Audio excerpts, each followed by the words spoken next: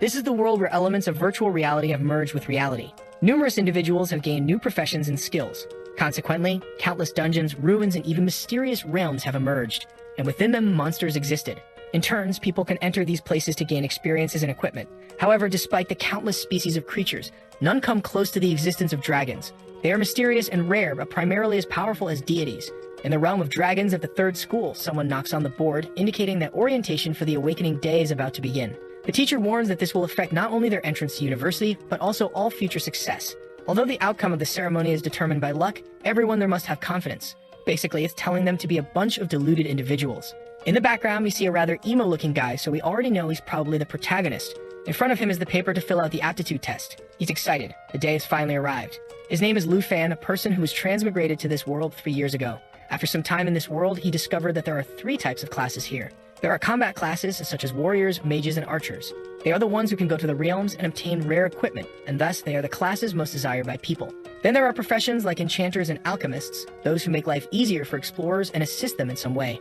And finally, there are classes like cooks and miners, which comprise the majority of people and can only survive on the minimum wage they receive. His aunt named Han Ki has been supporting him in school, sustaining them both with a bread shop. She takes care of him without worrying about herself, even though she is only 8 years older. To survive in this world and help his aunt, he needs to awaken a combat profession. Suddenly, the teacher receives a call and informs the class that he has received information that the awakening platform is available, and they are going there now, and everyone is excited. But our emo protagonist is a bit hesitant. The teacher, whose hair looks like a headset, comes to ask him why he's so apprehensive. He's one of the best students. He doesn't need to be anxious.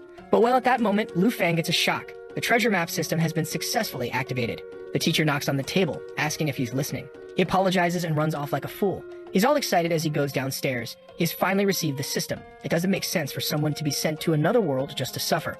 He has no idea what this system does. But now the boy knows that something good awaits him. He's eager to get to the ceremony and awaken his profession soon. All the students gather in front of the principal. Lu Fan passes through the crowd, where everyone is talking about being anxious to awaken a class profession and make millions. Gandalf announces that the ceremony is about to begin and that the priest over there will assist them this year. Looking at the priest, Lu Fan realizes that the guy has a dominant aura. The system gives him the first function, the Eye of Analysis. As he looks at the priest, an interface with his face appears, and he clicks. Profession, level 29 priest with the ability to awaken professions. He gets a shock when he sees that the guy is worth 5 million. Gandalf tells everyone to be quiet.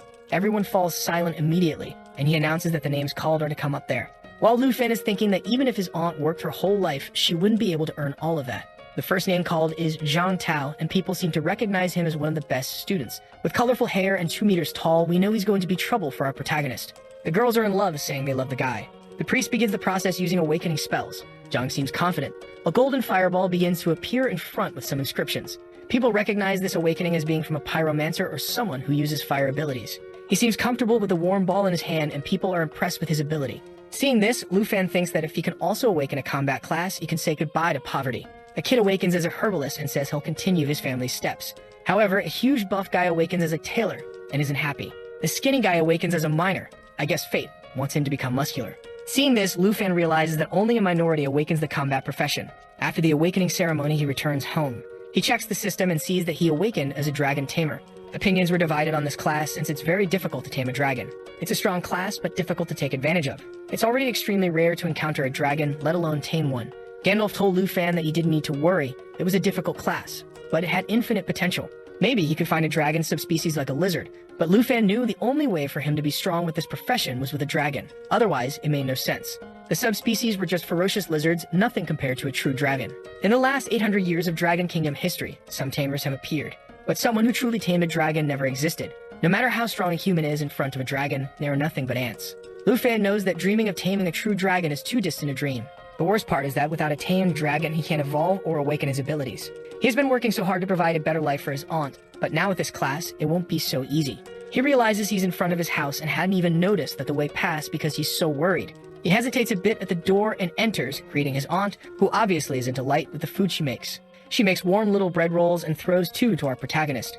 She grabs his hand, saying she's sure today was the most fantastic day of his life. Sitting at the table, she asks what profession he awakened. Poor aunt doesn't know that, in fact, there's a failure in front of her.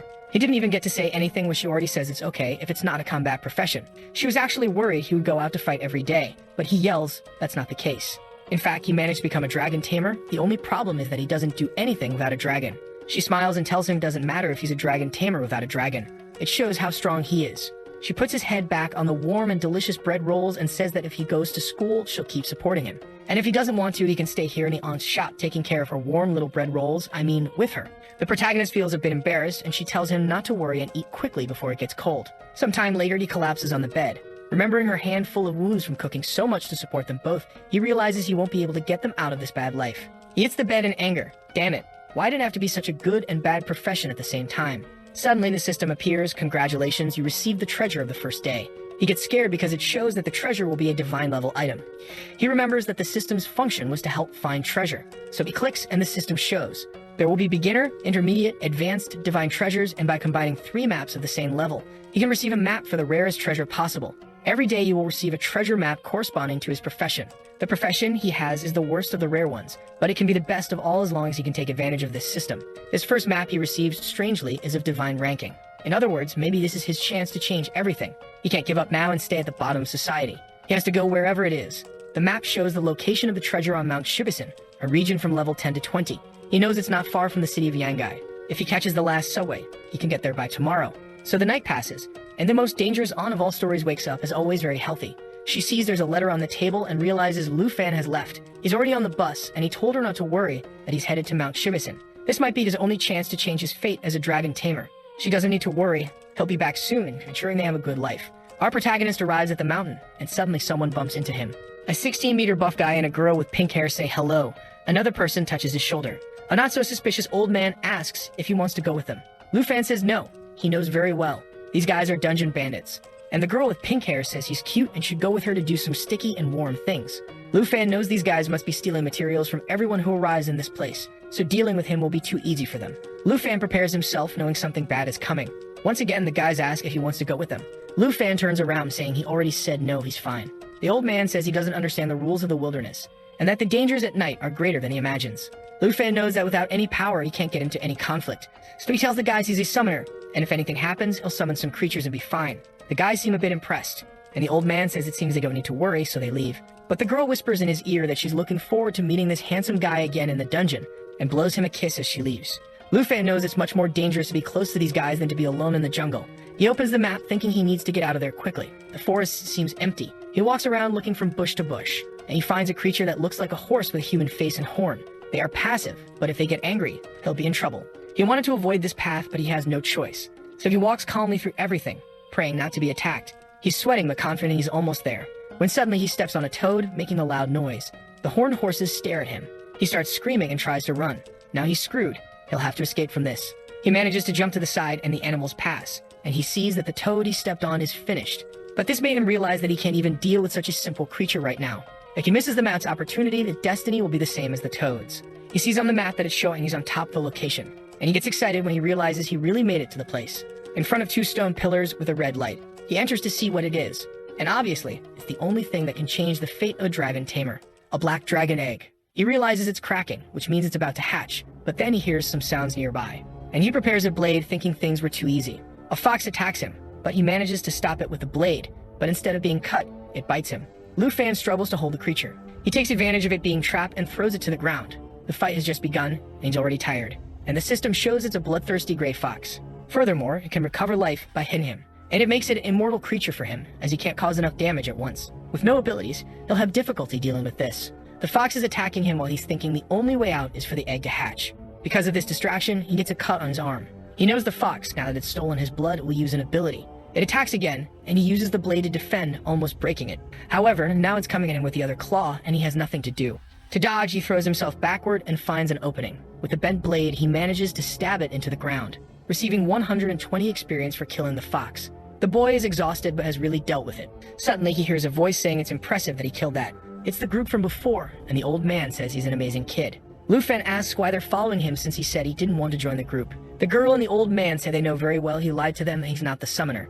Lu Fan hesitates and kicks the fox, saying if they want it, they can have it. The fox falls at the old man's feet, who smiles, picks it up by the tail, and says it's only worth 80 coins. What they want isn't that, they're staring at the dragon egg. Lu Fan is startled, and now he's screwed. It's his only chance to change his life. Before he can move, the giant and the girl are already face to face with him. He takes a punch and ends up dropping the blade, being dragged across the ground. Suddenly, the girl has the blade at his neck, telling him not to move. He's on the ground suffering from the 3 weapons she's pointing at him. Suddenly, the buff guy comes running and tells them to look at what he found. Lufan is startled, and the old man says it's perfect. Now they just have to kill him. With her tongue out, she says it's a shame, but they'll have to say goodbye. Lufan can't believe he's going to miss the only chance to become a dragon tamer. Suddenly, the egg starts to crack and something comes out of it. Everyone looks up, and there's a little dragon in the sky. It descends towards the guys to attack. The old man tries to stop it by throwing a green potion, but the dragon observes it and easily dodges it. The buff guy approaches to try to punch it, but the dragon opens its mouth and claws and goes through him, tearing him apart. His head falls to the ground, and the old man is shocked. The dragon faces the old man, and he's desperate. He looks back asking for help from Lufan and the girl. Our protagonist is impressed. He never imagined that a newly born dragon would be so powerful. She's startled and asks him what he's talking about. Is it really a dragon? Suddenly blood spurts near them, and the old man who was there disappeared. In the dragon's mouth, you can only see the remains. The protagonist says she's an idiot and throws her to the ground, calling her feminism. He runs towards the dragon and activates the dragon taming technique. The dragon, confused also. A red aura appears in front of Lufan as he tells her he's not a summoner. In fact, he's a dragon tamer. In the system, it appears that the contract with the black dragon has been established. Desperate, the girl begs, saying she didn't know it was a dragon egg. But Lufan doesn't forgive her, not even the hottie. So he commands the dragon to attack since she's a bandit. Blood spurts, and a while later, he's resting with his little dragon. While he's applying some bandages, the dragon is looking into his backpack. He grabs him by his little arms and lifts him, saying he's a very lively dragon. Now confident that he has finally reduced the distance from weakest to strongest. The dragon has just hatched and is already so strong. He can't imagine how powerful it will be when it has more levels. And touching his face to the dragons, he says finally dragon tamers won't be considered a useless class. He starts wondering about the most important thing. What will be the name of this dragon? Will it be Little Charcoal Ball? Black Diamond? He decides to give it a name when suddenly the dragon starts shaking in his arms. A red aura starts to come out and he flies. From the flames, a face appears. Red hair, a little tail, a little wing, and it turned into a girl. Thank God she's not the waifu of this story. Otherwise, the police will knock on everyone's door in this video. Lufan is impressed that she has a human form. She shakes her head there, saying obviously yes. In his system, it appears that the dragon has a formed contract. While he observes the information, she's eating dirt, clearly not right in the head. He receives some skills like, for example, a buff for the dragon and a claw strike. Her attributes at level 1 are much higher than some humans at level 20. Not to mention that the power of the bloodline doubles his stats just for making the contract. This is proof of the strength of dragons, truly one of the strongest classes. Observing her, he realizes that even though she now has a human form, she still acts like a complete dragon, and he's wondering what name to give. He says since she was born just before dawn, her name will be Xioi. Petting her, he thinks that this was dangerous but well worth it. Now it's time to hunt to fill her belly. Now that he's received this opportunity, he has to strengthen himself to the maximum until university starts. With her by his side, the dream of entering the best educational institution became possible. They were walking when they noticed something. Upon looking, they noticed a herd coming. It was a group of hyenas without level, and Lufan knew it was much more dangerous than that gray fox. Suddenly, smoke rises and Xiaowei goes to the skies. He realizes she wants to take the lead, and if that's the case, this mountain is no longer a danger to him. She jumps, filling her belly with air, and throws a barrage of fire, and experience reigns for the two. With one of her abilities, he gained a level, and she gained 2. The boy is impressed with the sweep he made. He then tells her it's not even worth wasting time with these little things. While he keeps gaining experience, he's looking at a cave, saying there's something waiting for them. A paw hits the ground and 3 lion heads appear. With the most original name of all, this is a 3-headed lion, a level 25 boss. Lufan knows that normally a giant group would be needed to hunt this, but now that he's with Xiaowei, there's no need to fear. The lion suddenly roars, increasing his power. It starts to cast a fireball spell that takes some time to activate. Lufan warns Xiaowei they need to interrupt this skill. She activates a power of flames around her while Lufan is advancing. Seeing all this madness coming, the lion is even afraid. Lufan is already on top of Xiaowei, who is turned back into a dragon form, and uses a jaw attack to bite his head. With this, they interrupt the skill, and Lufan takes advantage to attack, giving a precise blow right on top of the head. With that, the lion falls to the ground. He realizes the beast died way too easily. Not to mention he's already up to level 14 and she's up to level 9. Also, the system's cooldown just reset, so he's going to receive another treasure map. He's already excited to see what comes this time, and calls the little dragon for a stroll, in a part of the depths of the Kabaxan Mountains. The girl with blue hair tells the knight that the opportunity is very good and they can't let it pass. The knight named Sunji responds that to enter the realm of fortune they need at least 5 people. The girl named Kai, who has the profession of Heart's Bandit, says that even with her agility, this journey will take a day. However, the girl carrying a staff explains that these realms appear once every 24 hours and are extremely rare. She is Kinshu and her profession is a mystery. Sunji tells her not to worry, with so much skill, she will get into a good college and receive many resources. But suddenly, he hears something and the 3 turn around. It's Lufan saying they don't need to be scared, he's just passing by. Sunji sees in his clothes and says that an adventurer of that level shouldn't be there, it's dangerous. But Kin Q touches the knight's hand, talks to Lufan, introducing herself and making an offer. She invites him to join the group to enter the fruitful realm without even needing to do anything and still receive 100,000 coins at the end. Lufin seems to recognize this name of the fruitful realm and asks if she really will give 100,000 coins.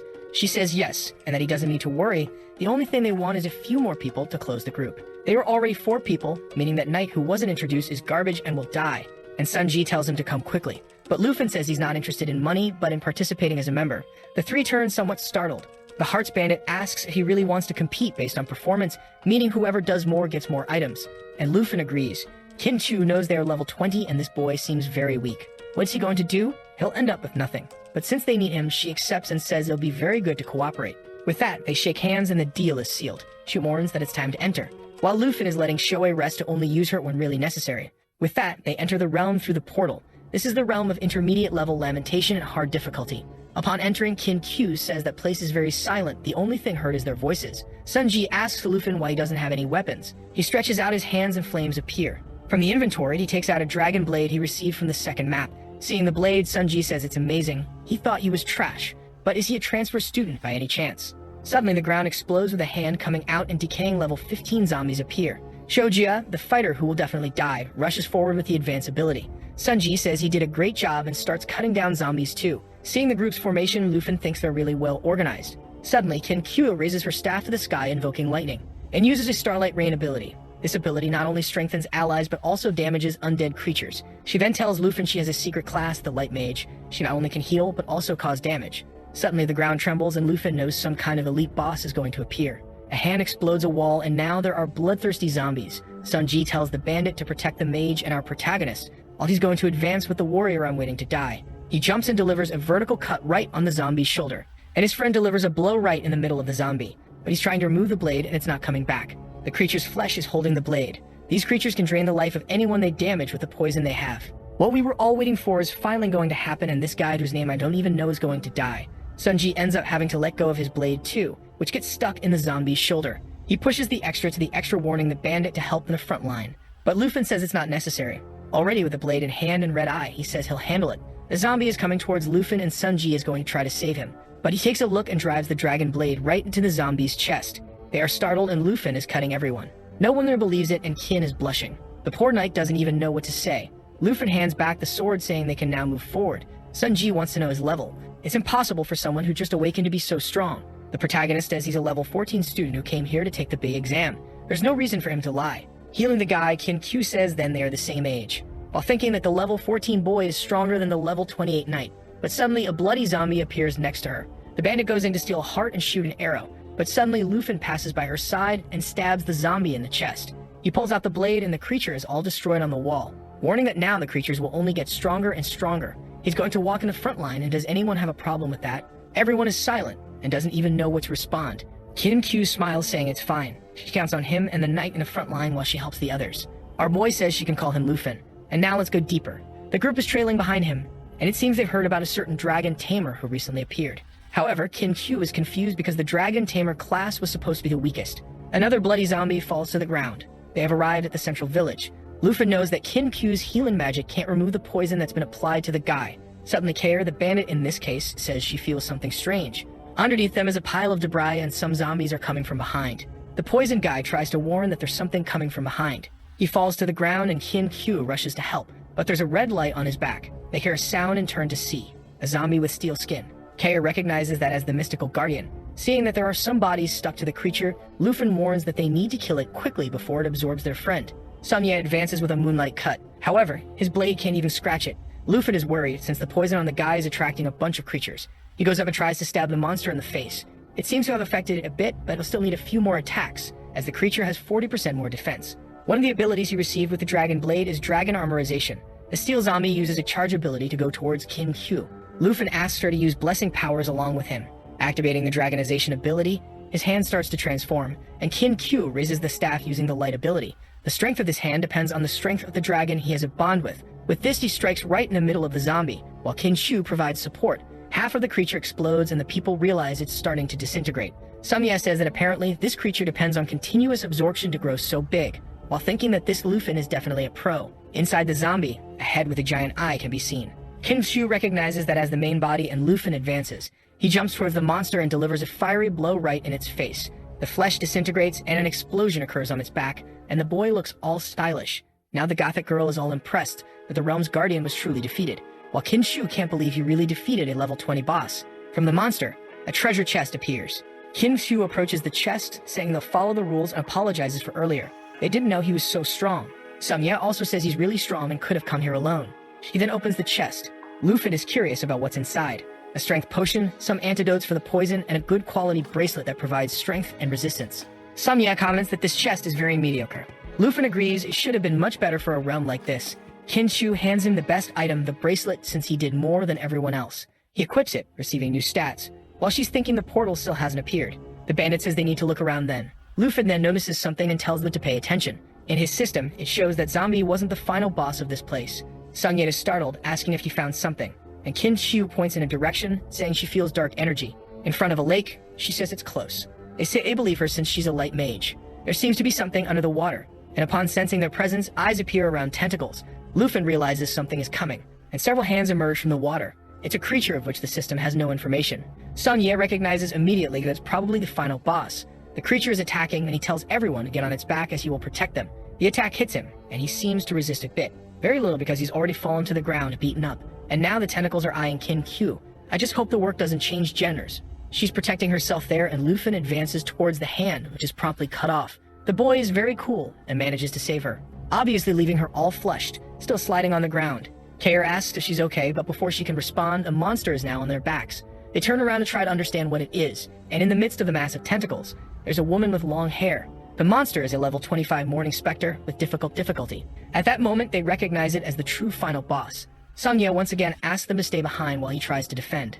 The hand is coming to attack, and he tells everyone to move back immediately. While he defends against the creature, he tells Lufin to keep up the offense. Lufin advances, thinking that only he can deal with this since everyone else is struggling to defend themselves. Seeing the woman in the middle, he's sure that hitting her is the only way to kill this creature, but suddenly she screams. The ability she emits reduces everyone's stats by 20%. She slams a tentacle on the ground, and Lufin manages to dodge. He takes advantage of it to land with both feet and leaps towards her. The monster seems startled, and Kin-Chu warns him to watch out for the chains.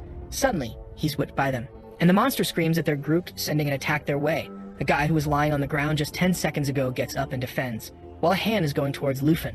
Suddenly, an arrow hits right in the middle of the hand, and he realizes that even though they're struggling, the group is still trying to help him. He grabs one of the chains and uses it as a foothold to launch himself towards the creature, and he cuts through all the tentacles that were hindering them.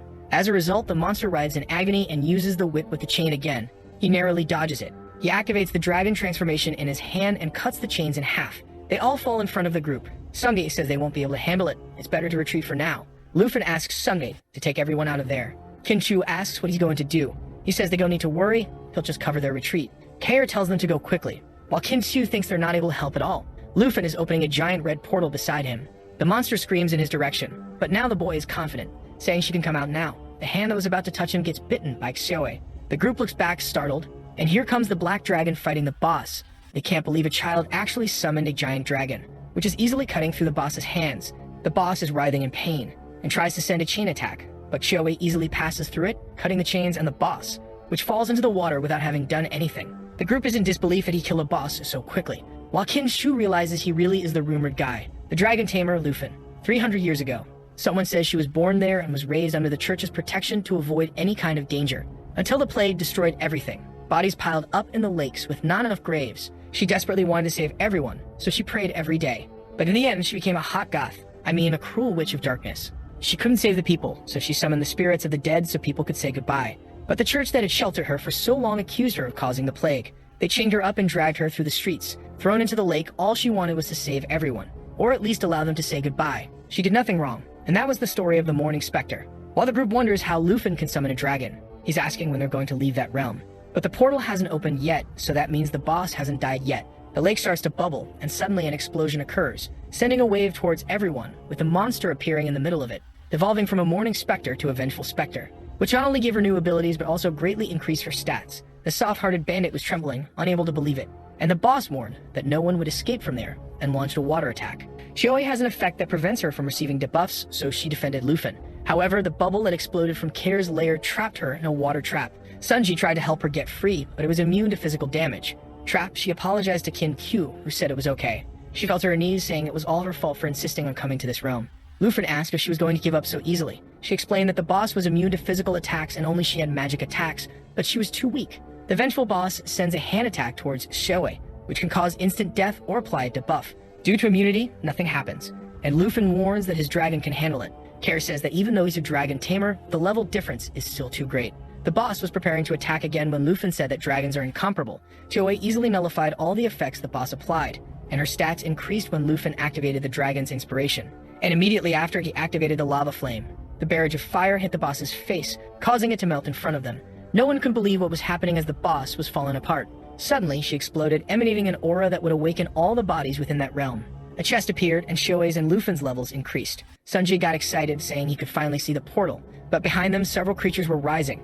Suddenly, Shoei flew past them, and with a flame attack, she swept the entire field. They recognized her as the giant dragon, and Lufin said her name was Shoei, and these monsters were nothing but toys to her. And he turns around, saying it's better to worry about the rewards. He says that according to the rules, he will choose first and asks if anyone objects, and obviously, no one says anything. So he opens the chest, which emits a light. Inside, there's an excellent quality sacred light staff, a twilight cloak also of excellent quality, a morning ring of rare quality, and what Lufin chose was a class change scroll. It allows someone without a hidden class to have a chance to advance to a higher class. Kim Chu said it didn't make sense. That wasn't the best item he could take. He could take the rest for himself. But Lufin said it was okay. This is the item he wants, and these equipment items suit them more. She goes to the chest all greedy, saying that if it weren't for him, they would have died. And because of that, she offers him the ring. Lufin says if that's the case, he'll accept it then. And with that, the group is ready to return. While Kim Chu wonders what other secrets he holds. 4 hours later, he returned home, and this auntie came to be cute, throwing bread at his face. He told her to wait a little longer. He's still dirty and needs to take a shower. But suddenly, she started crying, saying she was worried, and hugged the boy. He apologizes for leaving only a note, and says it won't happen again. He pets her all sweetly, telling her to stop crying. This aunt is a dangerous national wish that. I've seen less passionate couples than those two. She pets Joey, saying she's impressed that this cute girl really is a dragon. Lufin wants to give the scroll to his aunt while she's petting Shoei. He says that if she gets a better profession, she won't need to keep the store anymore. But she says it's too valuable and doesn't want to accept it. Why doesn't he sell it for money? But he shows the boy's bank account, which is already becoming a millionaire, saying he doesn't need that. She asks him to explain where he got it, and he says it was all a reward from the dungeon he participated in. He hands the scroll to her and tells her to make good use of it. When she opens it, it starts to emit a blue aura and her hair starts to float. Guys, this scroll activates a lot of nice things. He asks if she felt anything. She says it worked and her class has advanced to chef with enchantments. Sometime later, Joey gorged herself on all the little bread rolls. That night, Ken Q was questioned by someone about the boy who was the dragon tamer. She explained that due to her recklessness, almost everyone died. It was lucky he was there and saved them. The blonde guy asked if she didn't tell anyone about the dragon. She said she didn't tell anyone because she promised him she wouldn't tell anyone except the Kim family. The guy's name was Kim Shanghai, and he said she did a good job. Since it's dangerous for people to know that information, she calls him Dad and says he saved everyone. What is he thinking of doing? Is he not thinking of getting that dragon? Dad laughs, saying he's not that kind of person and she should worry about how she's going to thank him. She says she gave him 100,000, but she doesn't think it was enough, and her dad tells her to give him a purple card. Kim Chu asks if her dad doesn't want to go since he's so curious about him. Dad says it would really be good to meet the dragon tamer, but he has something to do tomorrow morning. The princess of the Taiji kingdom is going to study in the city of Zhengai.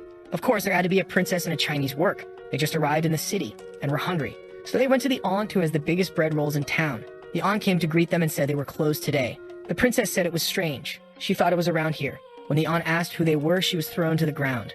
Let's join forces and kill this guy who hit the aunt. The princess asked her if she knew someone named Lufin. The protagonist came down the stairs asking if they were looking for him. But he was shocked when he saw that scene. His aunt had been beaten, and the princess was saying it stank there. Lufin went to talk to his aunt asking if she was okay, and the princess said she came to see him. Lufin turned around and asked who they were. The guys introduced themselves as Princess Jinzu and the guy is Kwai Hante. She said she had an incredible opportunity for him. Lufin was curious about this opportunity. She said that being a dragon tamer must be difficult. He was shocked when they opened the briefcase with a dragon egg, and she said that if he accepted the terms, it would be his. She asked what he thought and said the conditions were simple. He would only have to be her absolute slave and never disobey any order. Thank God we don't have to worry about the FBI because he'll probably beat her. Confidently, she says that this is the reward she received and it's the only dragon egg in the world. She asks why he isn't responding. He must be impressed with this incredible dragon egg. However, our protagonist is a bit disappointed. Compared to Xiaoei's egg, this one is very weak. With a look of dissatisfaction, he says that indeed the attributes seem interesting. The princess thinks he's an idiot who doesn't know how important a dragon egg is to a dragon tamer, while Lufin tells his aunt not to worry as he'll handle him. Jinzu says that without the dragon egg, he'll be useless. He should be excited about this news. Lufin says it's really amazing, but he refuses, disappointing the girl. Jinzu says he's refusing the chance to become her slave and still make history as a dragon tamer. Funny that she spoke as if the first part were a great opportunity. Lufin says that if that's all she's there for, she can leave because he's not interested in being anyone's servant. Kwai Hante gets angry, saying he's being disrespectful to the princess who came there. Lufin laughs, saying that being someone's slave is ridiculous. Suddenly, Jinzu points and says it's up to her knight to teach the kid a lesson.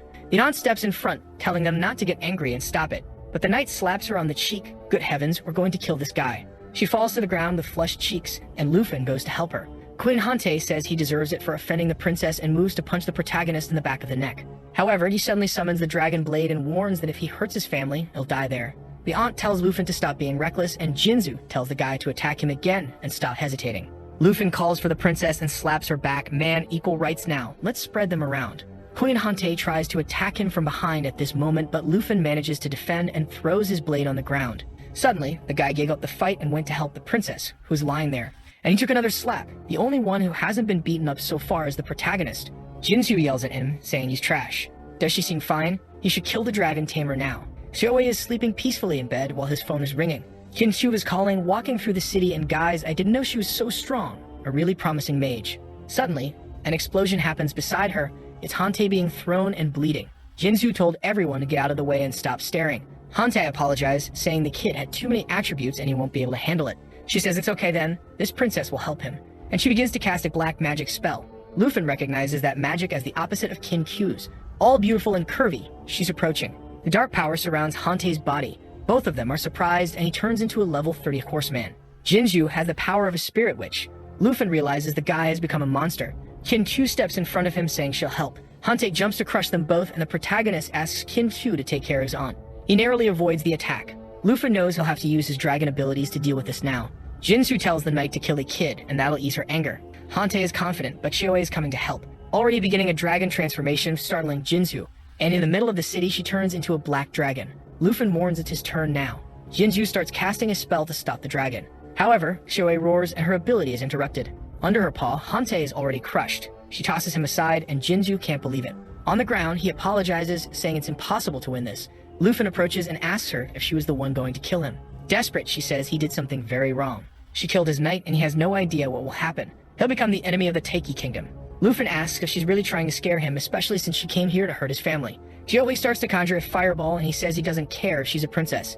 Even if she were a goddess, she would have to pay with interest. That's what happens to those who hit the aunt of the warm bread. However, from the sky, someone on a griffin shouts for him to stop. It's Qinqiu's father, and she tells him to be careful. Xiaowei looks in his direction with a fireball. Lufin tells her to stop and cuts Jinzu's staff, while the griffin is passing by Xiaowei, who's just giving a glance. The guy descends from the griffin and tells Lufin to hide the dragon since many people are watching. From the back, Qinqiu tells him to obey her father already. So Lufin orders Xiaowei to untransform, turning back into a little dragon. While Qinqiu is calling the protagonist, her father goes to talk to the princess. Talking to his aunt, they hope her father can handle the situation. But Lufin already knows things won't be so easy. Shanghai says it's the first time he's seen the protagonist and he's already causing trouble.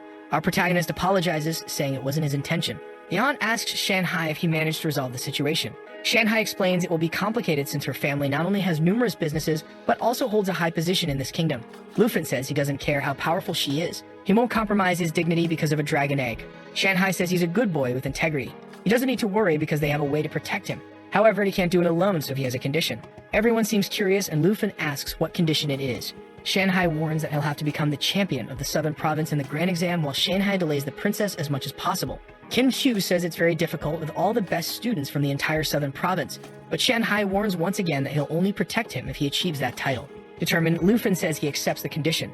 Meanwhile, in the hospital, Jinju is walking around desperately asking why that guy hasn't died yet, and says to pass the order to the family to kill him. The next day was the grand exam, and everyone there was talking about the items and abilities they had. But everyone was stunned when Lufin showed up. But nobody there knew he already had a dragon, so they found it ridiculous that he had the courage to come there just to try to get into a university. Lufin thought he was too lazy to deal with all this nonsense. Gandalf appeared and told everyone to be quiet, and warned that the exam for the Southern Province was about to begin. Lufin is waiting to transform all the scrolls he's receiving into one of better quality, when suddenly someone asks if he's really going to participate in the grand exam. When he turns around, it's that teacher from the beginning who gives him a teleportation stone. The teacher says he believes in his determination, but he warns him to be careful because it's a place where people can die. Lufin knows that the points you earn in this exam are determined by the difficulty of the portal you enter, and he's aiming for first place. Someone calls him, and when he looks, it's Qinqiu bringing another curvy girl named Xiaomin, and she's extremely strong. Blushing, she asks Lufin if he wants to team up with the two of them, but her friend doesn't seem to like it much. However, he apologizes, saying he'll participate alone this time and wishes them good luck. Sad, Kenchu also wishes him good luck. While she thinks that with the strength he has, she would only be a hindrance. Her friend wants to know why she wanted to team up with the person who is the weakest here.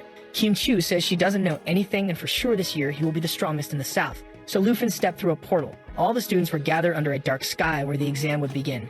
Gandalf appeared on the projector and said the places were divided into normal, difficult, terrifying, and nightmare, and they should use teleportation stones to enter. In the normal level, the creatures are just projections and you can't die. In the difficult level, the monsters are real and you can use a teleportation stone to escape. The terrifying level gives 3 times more points, but it's extremely common for people to die, so it's not recommended to go alone.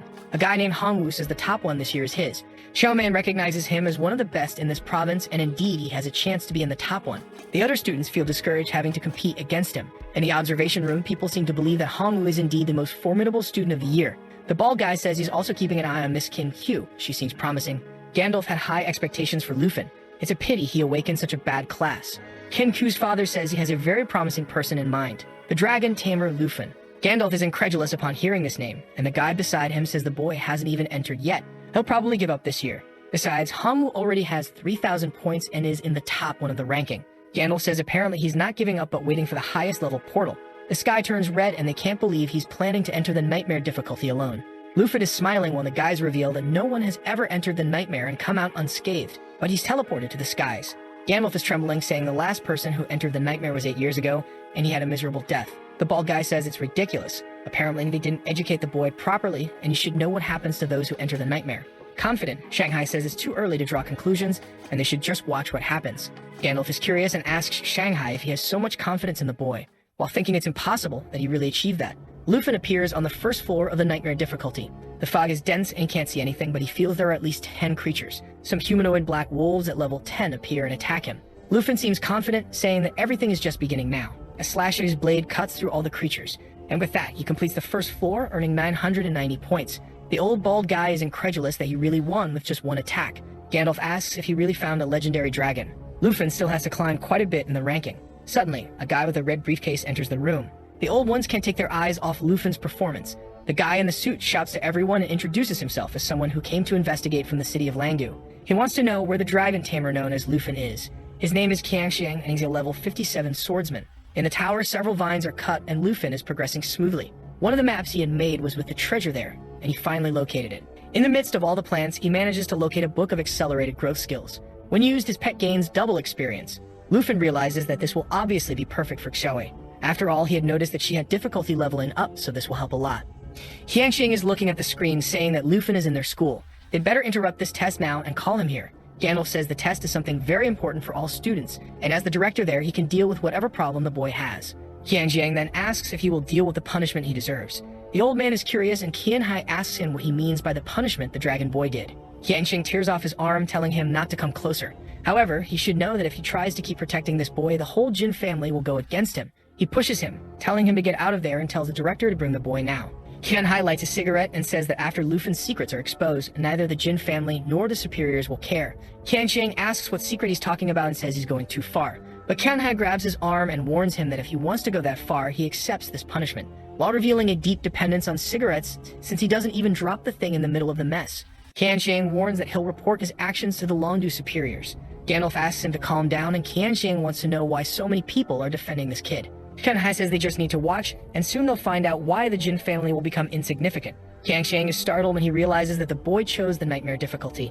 In the challenge, Lufin says he wanted to see how far he could get without Xiaowei's help, because with her passive, he has twice the stats of someone at level 15. But maybe it's a good idea to bring her along because then she also gains experience. The old ones are discussing because he defeated the creatures with one attack, when suddenly they hear a roar and Lufin summons Xiaowei. They can't believe it, and she already prepares to attack with her claw. Qianhai says he's seen it once, but seeing it again is still terrifying. She strikes the wall, shattering everything. Qianhai says now everyone has seen the secret. He's the first dragon tamer in history to have a dragon. Gandalf is sweating, incredulous that he really managed to tame one. On the second floor, everything was burned, and he passed easily by cutting through. The guys say it's unbelievable. If this kid gets stronger alone, he'll be able to challenge an entire country. He's already on the 13th floor with 58,000 points. Easily, the duo is defeating everything and manages to complete another floor. Gandalf says it's not just the power of the dragon. The boy also seems to have incredible strength. He has at least over 100 points in each attribute. Hianhai asks Xiang if he really wants to challenge the boy, who responds, saying that now it's explained where he got so much confidence. And then he says to just send a video of Lufan's performance to that professor. Marcus Tu Jing. Lufan is already on the 20th floor of the nightmare. Some black knights seem to follow a busty monster as always, a level 15 creature called Black Sacrifice. Lufan grabs Shui's chin and says she's about to level up, and activates the lava flame. The explosion is sent and the creatures are evaporated, with the 20th floor being completed. She goes up to level 11 and Lufan to level 16.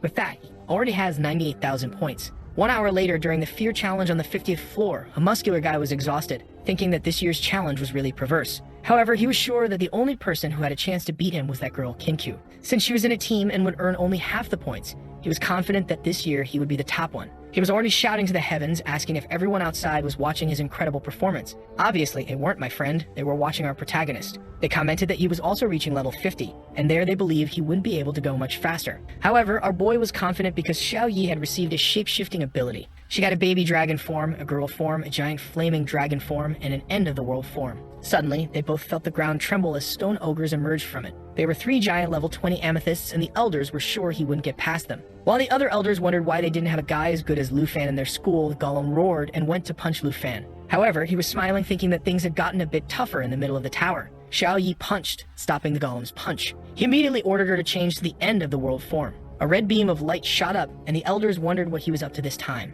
Xiao Yi had risen towards the sky, and the transformation was happening. Her eyes started to resemble the one from Lord of the Rings. She advanced to the end-of-the-world form, and her strength went from 400 to 2,900. The elders didn't even know that dragons could change combat forms. They were all scared of our boy's strength. Once again, the golem came to punch, but he easily dodged. He was activating the pet inspiration that increased all his points by 10%. But to be honest, it seemed more like 30% from the numbers. He then ordered her to bite the golem's head, and it was a perfect hit. The elders were incredulous that it had been damaged so easily. Professor Gandalf was sure that to do something like that, it must have had more than 2,000 points of strength. Another golem tried to grab Lufan in mid-air, but our Matrix boy easily dodged. At the same moment, he pulled out a transformed dragon claw and threw an explosion at the golem's head. The old man started poking the fool, saying he was lucky not to have provoked Lufan, who was about to be hit for the 3rd time. But this time, he didn't dodge. It was Xiao Yi who roared and weakened the golem. The rascal was confident, saying he would deliver the final blow. However, I think his was stolen because she smashed the ground and destroyed the last golem. Seeing that both leveled up, he realized that the nightmare difficulty was the right choice.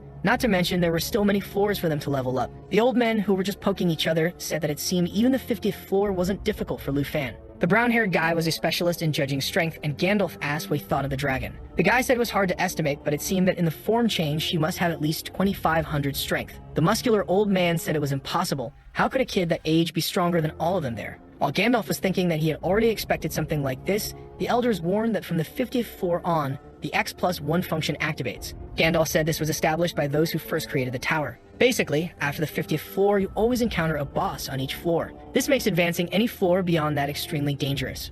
And obviously for Lufan, who will only face bosses on nightmare level, is even more difficult. A guy smoking a cigarette said to stop talking and better watch Lufan, who at that moment was finishing off another boss. With that, he and Xiao Yi leveled up again. However, he was starting to realize that each floor was getting much more difficult. But with Xiao Yi in the World Destroyer mode, he didn't need any strategy. The elders were commenting that it was unbelievable that he was already on the 70th floor, while another one imagined it was possible to pass the 80th. But now seeing how he was doing it, the truth was that it was quite simple. He set fire to the fleeing creatures. A big-mouthed worm came, and he used the blood transformation. Xiao Yi grabbed it, and it was over. He leveled up to 19, and the 83rd floor was completed. In the room, they were discussing if he could overcome the great final challenge. The great geniuses of generations always managed to get there, but all lost in this last challenge. However, Gandalf was confident, saying that Lufan was different. He would be the first in the last decade to conquer all 100 floors. Some still doubted until one of them announced that he had reached the 99th. Walking through the dungeon, he found himself in front of a throne. Around the throne were 4 headless knights. Suddenly, the candles in the place lit up, and a headless knight with a blue flame arose.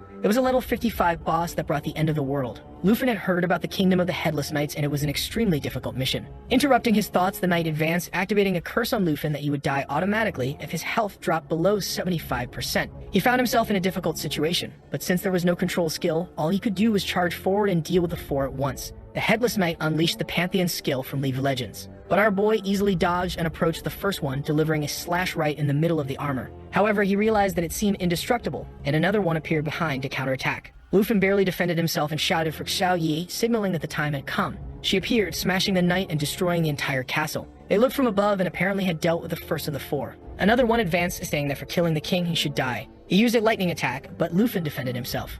However, there was one coming from the front and another from behind. He managed to escape the 3 attacks by jumping up while thinking that he needed to reach the 100th floor quickly. In front of the fireball, he told Xiao Yi to finish it, a ridiculously overpowered attack because it caused damage and also restored her health. The poor knights tried to resist but soon began to be vaporized, and the 99th level was cleared. Once again, they leveled up, and now the Elder was eager to see what would happen on the last floor. The Smoker said that today would go down in history. Gandalf, on the other hand, was beginning to get apprehensive. The 100th level on Nightmare difficulty was theoretically impossible. He approached the throne and raised the sword when suddenly a strange red aura began to envelop the place. His weapon disintegrated, and he quickly realized that it was the last floor. In a split second, he found himself once again in front of the throne, now surrounded by the undead and with the king sitting on it. The monster was the level 60 Emperor and World Annihilator. Seeing that they would have to face multiple creatures, Lufin decided to test the destruction mode, and the rascal was still smiling confidently. He pointed to the king and told her to switch to the destruction form. The dragon roared and her body was covered in flames. With that, her physical strength had dropped, but her spiritual strength had increased to over 7,000.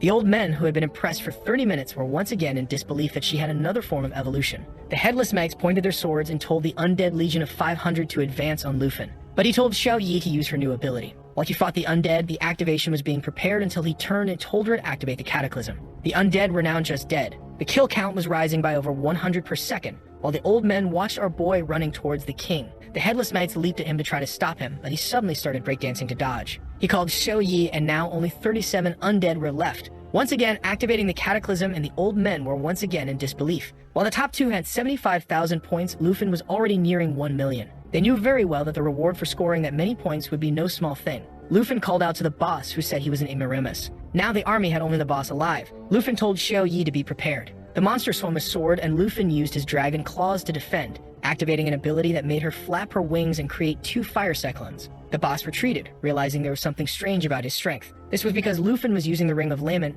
and now the more the boss got hit, the more negative statuses were applied. The monster called Lufin despicable, but he just called for his dragon and charged forward. The poor boss was now surrounded by about 20 fire tornadoes. The king retreated to near the throne, but Lufin appeared instantly from within the flames, landing a hit squarely in the chest and pinning him to the throne. With that, she leveled up to 17 and our boy to 22, and the monster counter had reached 0. Now the elders just wanted to know what this kid was going to receive, while the rascal only wanted to go home to eat his aunt's cooking. Delicious. He was congratulated for completing the 100th floor, and the first item he received was an Ice Dragon King's Fury skill book, a ring blessed with a wind spirit, and a cloak that granted resistance to fire and ice elements. Now it was just a matter of going home. Exiting through the portal, he was eager to see what the results would be, until the elders came up to him, saying he was the pride of the school. While the elders scolded each other for doubting him, our boy was confused. Kin's father came immediately, saying that even knowing how strong he was still surprised. Lufin only mentioned that he had met the conditions he had asked for, meaning he shouldn't have any more problems with the princess of the Taiki kingdom. Shanhai replied that he could rest assured that it was resolved, and the man in the white hat overheard the conversation and left immediately. There, they were talking about how no one had broken the record for over 30 years. Meanwhile, in the Dragon Kingdom on the northern border in the level 60 region, a man was watching our boy's performance while drinking a bottle of wine. He looked like Reinhardt from Overwatch, but he was actually Marquis Tu Jing. Someone knocked on the door and brought some books, saying his deduction was correct. An official from Dragon City named Huan Shan Feng was negotiating with that Princess Jinsu. The old man was angry, and the white-haired boy said it seemed they had been receiving various privileges from the Jin family. Reinhardt said that now it was clear why they wanted to imprison Lufin. He got up angrily, saying they would have to deal with this Huan Shan Feng. He gave the order immediately to strip Shan Feng of all his rights and positions, and he was never to set foot in Dragon City again. Obviously, if he had any issues with it, he could just come and talk to him. With that, he turned and also said to keep an eye on this boy Lufin and ensure he received good resources. Looking out the window, he thought that once his mission there was over, it would be great to meet the future legend. But staring in a red globe of light, he wondered if this would ever end. Meanwhile, in her room, Princess Jinsu had just discovered that Huan Shanfeng had lost all his positions. However, the person on the phone informed her that they had found another dragon tamer in the city of Kinzhao. She got excited, saying she hoped it was someone who understood the situation she was in. Hong Wu, the muscular guy, was now finishing his test with 89,000 points. The poor guy was exhausted, thinking he barely made it out alive. However, he was confident, having passed 72 levels, so he was sure he was top 1. He saw the elders with their backs turned and wondered what was going on there, already imagining that as soon as they saw him, they would all be praising him emotionally. Full of confidence, he called for the director, who asked if he had finished. He said yes, scored 89,000, and was sure he was top 1. The director just put his hand on his shoulder and said it was okay. He would still get into one of the top 10. Hong Wu was confused about why the director was speaking with such a pitying tone. At that moment, he concluded that this was a lesson to stay humble and not let being top one go to his head. 7 days later, it was the date for the announcement of the exam results. Everyone wanted to talk to our boy and his aunt. Shanghai appeared, and she replied that it was better to talk inside. The official announcement showed that Lufin was in first place, but the number of points was confidential. Shanghai then announced that the government had also sent some special rewards: a book of the Blue Dragon's roar that granted a thunder ability, a bottle of lightning potion that increased damage by 20%, green wind armor that reduced damage received by 30%, and boots with arrow wings that provided a teleport ability with a 30-second cooldown. Lufin was happy. Having an ability exclusive to mages just in the boots was already incredible. Qin Chu entered the house saying that the 10 directors of each of the top universities were calling them for an interview. Lufin was impressed since the announcement had just been made. Shanghai told him to get used to this treatment, but then whispered that his results were being kept confidential to avoid attacks from other nations, as was the case with the princess. Lufin thanked him and said he wanted to meet the person who did this for him in person. The man replied that there was no need to rush because he would soon meet them. Qin Chu then handed him a card saying it was a gift of thanks. Seeing it was a purple card, he knew it was worth 10 million coins, though they had agreed on only 100,000. Shanghai asked him to accept it as a thank you for saving Qin Chu's team. She then shouted for them to go to the village. Lufin was confused, but she pulled him, saying he had to meet all the representatives. Meanwhile, in a nearby forest, Jinzhu was asking Hong Tai what level the guy was at. He replied that he was at level 19 and the dragon at level 14. Smiling, she said that tamers were really different. The dragon she once wanted to give to Lufin was now in the hands of another guy. The white-haired guy was named Chen Tianzi, and the boss in front of him advanced. He jumped and sent his dragon to advance. A tail strike made the creature fall, and he went to lance its chest. With that, the dragon leveled up to 15 and he to level 20. The princess praised his talent, and he responded, saying he hoped not to disappoint her. She informed Hong Tai that the dragon's lance would be given to the guide, who said it was fine. Chanzi thanked the princess, saying that with the dragon, the lance, and her buffs, he would defeat the guy who ranked top one. Chanzing had scored 210,000 points, and she estimated that Lufin had around 300,000. So with all these new items, he would surely win. Remembering the humiliation she endured, she ordered Chanzi to kill the protagonist and steal a black dragon. She pointed at him, saying he would become the strongest tamer in history. Chanzi replied for her not to worry. It would be an honor to serve as her knight forever. Our boy was now arriving at Qin Chu's house to be welcomed by the people. She asked which academy he would attend, explaining awkwardly that she didn't want to be too far away. Her father had told her to go to the same one he did. Lufin said he trusted in teamwork, so it would be good if they stayed together, and whenever he went hunting, she would be a priority. However, he mentioned he hadn't chosen an academy yet, but would let her know as soon as he decided. Embarrassed, she shouted that she would try to enter the same one as him, and he smiled back, saying that was a good plan. As he entered the room, he was stared at by a priest and 3 healthy-looking girls. He introduced himself, greeting everyone, and the priest came over, saying he had watched the video and was impressed. Facing the people, the priest said he would receive 10 million dragon coins and access to any kingdom. The gray-haired girl said it was shameful for him to come all the way there with such a horrible offer, saying that with her, he would receive 20 million and access to a secret kingdom that the public couldn't enter called the Snow Kingdom. Everyone started arguing, each one touting their offer. Then an alternative-looking girl told our boy that if he entered her academy, he would have the right to compete in the national exam. The other said it made no sense, as he was just entering college, so how could he compete at the national level? But that piqued his curiosity. She explained that the national exam involved 23 countries worldwide, each allowed to send 1 representative under the age of 25 to compete. Of course, the rewards were extremely rare treasures. The priest and the gray-haired girl kept saying it was too much for someone just entering college, but our friend with the piercing insisted that from what she saw in the exam, he had the potential for it. Lufin knew that this wasn't just a competition with great prizes, but also a chance to elevate himself to the rank of the strongest. At that moment, the system updated, indicating that he had received a treasure map. He was thoughtful because the first one had led him to the Black Dragon Egg. The map showed it was at the Dragon Capital Academy in a safe region. Gohan was about to increase her offer, but Lufin immediately said he had decided. He would go to the Dragon Capital Academy. 4 days later, he was closing his aunt's shop. She said she never imagined she would leave there and was a bit reluctant about not having to work anymore. But our boy told her he would take care of her. He was assembling the perfect team, and 2 girls in the car were already calling him Two. Of course, all of them applied to the same academy as him. Qin Chu said she hadn't applied there, but her friend revealed the secret. Lufin cared so much for his aunt that he even contacted Gohan to get her into the academy. It's the first time I've seen someone bring their aunt to the academy, considering how delicious her food is. I'd say he's smart. He'll always have good things to eat. Look how she thanks him, clinging to the boy and crying with joy. Everyone gets in the car, and before getting on the plane, our boy thinks about how he promised to give his aunt a better life. And he will. This is just the beginning. Sometime later, they are impressed by the Dragon Capital City until someone calls for the princess, and Lufin turns to see who it is, coming face to face with Jinzhu and her 2 lackeys. Hong Tai looks confused, and Lufin wants to know what they are doing there. Chanzi immediately wants to charge at our boy. Even the princess tells him to calm down because it's not time yet. The girls are all worried, wondering what the princess is doing there.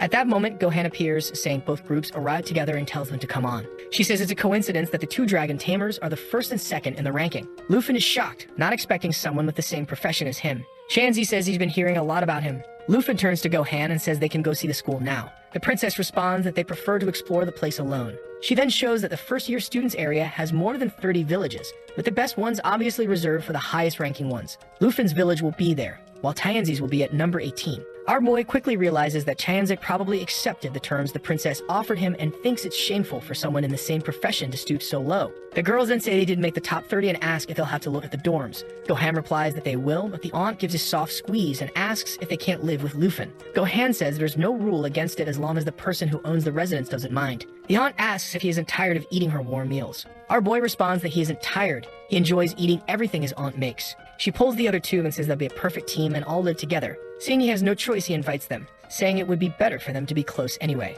Kin Chu, from a forbidden angle, says it's okay, and her friend says that the houses will indeed be much better than the dorms. While the aunt talks to Kin Q, her friend comes up to our boy and says they'll only be living together. But don't get any ideas, she said as they stood in front of house number 2. The system notified him that the treasure map was nearby. He turned to Gohan and asked who lived there. She says she only handled people from the southern region, so she didn't know very well. The only information was that it was a very dangerous goth girl. Man, Luffy is unstoppable. He immediately sent his aunt and friends to his house because he wanted to meet the neighbor. His aunt smiled and told him to take a gift to the new neighbor, but he replied that he was just going to meet her. His aunt thought Luffy had changed a lot. As soon as he heard it was a girl, he ran to meet her. Kin Ku's friend was impressed. The boy had 3 girls at home and still ran to meet the neighbor. He rang the doorbell, carrying a cake his aunt had made for her. When the girl opened the door, he introduced himself as Luffy, the number 1 from Yangai City. It was obvious she was extremely dangerous and carried high-density weapons. My warrior was ready for extracurricular activities. She said nothing, and he said he brought a gift because they were neighbors and he wanted them to get to know each other better. Silent as she was, she just took the box without saying anything and then just mentioned the province and that her name was Jiang Ying. The woman said 2 words and he was already thinking her voice was very cute. I didn't know our boy was so bold, he already asked to come in and asked if she could offer him a glass of water. She said nothing and just nodded. As soon as she moved to the side, he rushed in. He knew he couldn't stay long, so he had to find the treasure as quickly as possible. He checked the bedroom, the bathroom, until he opened a door and found the treasure map with the jade dragon egg. Finally, he read his second dragon. He immediately ran out and met her in the hallway with 2 glasses of water. After attaining the egg, he thanked her for her kindness and left. She looked to the side and saw that he had come out of the room where she had left a dress, already thinking he was a pervert in her house. That night in village number 1, Xiao Yi was observing the jade egg. He activated the incubation ability, and the egg began to crack. They both were anxious, and a small jade dragon with 2 little horns emerged from it. It seemed to be a support-type dragon, as it had various abilities to heal and apply buffs. Luffy seemed intrigued by the fact that it was a support dragon. The most impressive part was that it had a jade dragon lineage ability that doubled the abilities and extra points someone received for having a connection or being a dragon, in addition to 5,000% life recovery. This would not only double his strength, but probably also Xiao Yi's since she was connected to him. Doing the math, he got excited, realizing that Xiao Yi would reach almost 12,000 spirit points. She was happily playing with the dragon. Additionally, she had an equipment assimilation ability that allowed her to absorb any item. Luffy had no idea how strong she would become or in what form. While he was thinking of a name, the dragon bit Xiao Yi. In a stroke for creativity, he named it Xiao Fei. He picked it up and gently stroked its wing. The next day, walking around the campus, they discussed how his aunt, being in the life profession class, didn't need to attend the ceremony. The girls asked why it was so noisy in his room the previous night. When he was about to explain, someone called out to them. They were actually calling for the 2 girls who felt embarrassed when the guys said they would enter any dungeon with them, that it would be great to die alongside such beauties. They assumed the boy next to them wasn't their boyfriend. This scene seemed just for the artist to draw the girls as the scene shifted to the moment they entered the ceremony hall. Xiaomin and Kin Q's friend had to sit in the back because they didn't have special professions. Meanwhile, the muscular guy who came in second was staring at Luffy. He remembered him as the martial artist from the entrance exam, seething, while our boy smiled. He remembered very well the shame he had felt because of the damn protagonist. While Xiaomin invited Kin Chu for being able to sit next to Luffy, it revealed her feelings towards him. Something caught our boy's attention. It was the incredibly powerful goth girl in the chair staring right at him. Kin Chu asked who she was, and he said she was the neighbor from number 2. She was impressed, noting that the girl was both very strong and very beautiful. The guys in the back were getting increasingly angry with Luffy, the bastard surrounded by beauties. Then the director ordered everyone to shut up. His name was Zhao Sheming, and he was also the Combat Academy's professor. He said he didn't like idle chatter, so he just informed them they would receive some cards. These would function as credentials and shopping cards within the academy. Points, which were basically the currency there, would be stored on these cards. Points could be used to access secret realms, buy weapons, and even potions. The initial amount present on the card represented their ranking position. One of them complained that in easier provinces, weaker people topped the rankings, but the director assured them that everything had been taken into account for the calculation of the amounts. Lu Fan understood these were the academy's funds. The director explained that in a month, everything would be recalculated. He also mentioned that the top 30 in that place had access to the blue class, where they would receive various privileges including secret abilities and realms that only they could enter. People realized that staying in the top 30 was very important, as it not only got them their own village but also entry into the blue class. The director then warned that being in the blue class also had its disadvantages. Any student could challenge someone from the blue class to steal their place in that position. If the blue class person lost, they were obliged to give up everything they had. Additionally, no blue class member could refuse challenges. He announced that for this first month, the top 30 from the exam would be the blue class, and the first and most important place belonged to the dragon tamer from the southern province, Lu Fan. People were commenting again about that bastard surrounded by women and still being top one. Others noted that his test videos were completely private. At that moment, Tianzi said that if the princess asked, he would finish off Lu Fan. She replied that it was fine, there was no need to rush. Meanwhile, Qin Q expressed her insecurity, noting that what the director did would make everyone hunt him down. After the ceremony ended, they were leaving the auditorium and our boy was eager to activate his new dragon. He mentioned that they should enter a secret realm when someone called out to him. It was Hong Wu who obviously wanted a challenge. Everyone was apprehensive since the announcement had just been made. Lu Fan asked if he was sure and Hong Yu told him to stop stalling, noting that the director had said those in the top 30 couldn't refuse any challenges. Hong Yu thought our boy had passed by summoning various weak dragons. If that were the case, you could just take him out before the summons and win. With no choice, Lu Fan accepted, and Hong Yu placed 200 points on the bet. Considering that being top one with 1.2 million and having received 13,200 points were significant for the guy. From the corner, the princess and her group were eager to see how Lu Fan would perform. Hong Yu started the count from 1 to 3 while Xiaomin seemed insecure. Qin Shu told her to relax because she hadn't yet seen Lu Fan in action. The professors were also curious. As the count reached 1, Qin Q said now she would understand who Lu Fan was. Hong Yu leaped towards him, activating a punch with accumulated Kai. Strangely, our boy vanished into thin air. The guy realized it was a teleportation ability from second-class mages, but the boy was a dragon tamer. Lu Fan appeared behind him and told him to come on, asking if that was all he could do. Hong Yu concentrated energy into both hands, saying that he was asking to die, and launched a series of palm attacks. But our boy advanced, dodging easily. The fool was confident, thinking that as long as the boy didn't summon a dragon, he would win. Suddenly, Lu Fan was about to kick him in the chest. He activated his shield, sure that someone with less than 280 points of strength couldn't break it. Of course, the shield was broken in the middle. The poor guy spat tomato sauce as he was thrown to the ground. Even Lu Fan was disappointed, wondering how someone could lose so easily. The crowd was asking where the dragon tamer's dragon was. Our boy approached, saying he didn't even try hard and that losing like that was ridiculous. The princess asked Tianzi what he thought his chances of winning were. He said that from what he saw, he had a 30% chance. But with the princess's buffs, he had 70%. She seemed excited, saying that was a good probability. Lu Fan then swiped the guy's card, taking the 200 points. Han Yu noticed he had 13,000 points. The professor had shown the calculation of how the points were determined. During a quick calculation, he realized Lu Fan must have scored at least 1.3 million in the exam. He knew Tianzi, the top two, had scored 210,000. Watching our boy walk away, he thought it was the most embarrassing moment of his life to think he could beat him. In the entrance hall of the secret realms, his aunt appeared, worried, asking Lu Fan if he was okay. Our boy said yes, while Xiaomin was commenting that she hadn't imagined the boy was so strong. If his kick caused that much damage, she didn't want to imagine when he summoned a dragon. Lu Fan then called everyone over, presenting where they were going to enter. It was a dungeon known as the Forest of Poisonous Spiders, one of the best places to gain experience. His aunt mentioned that she was there but didn't know how to fight, so it would be very dangerous for her to go along. Of course, our boy said not to worry, that he would take care of his aunt. He then mentioned that the only problem was they needed one more person to make 5. Qin Q suggested they take a look around. The number 2 girl and neighbor were right there. She was definitely the best option to join them. Lu Fan approached her awkwardly, calling for Jiang Ying. Seeing the look of disdain on her face, he was sure she didn't like the home invasion.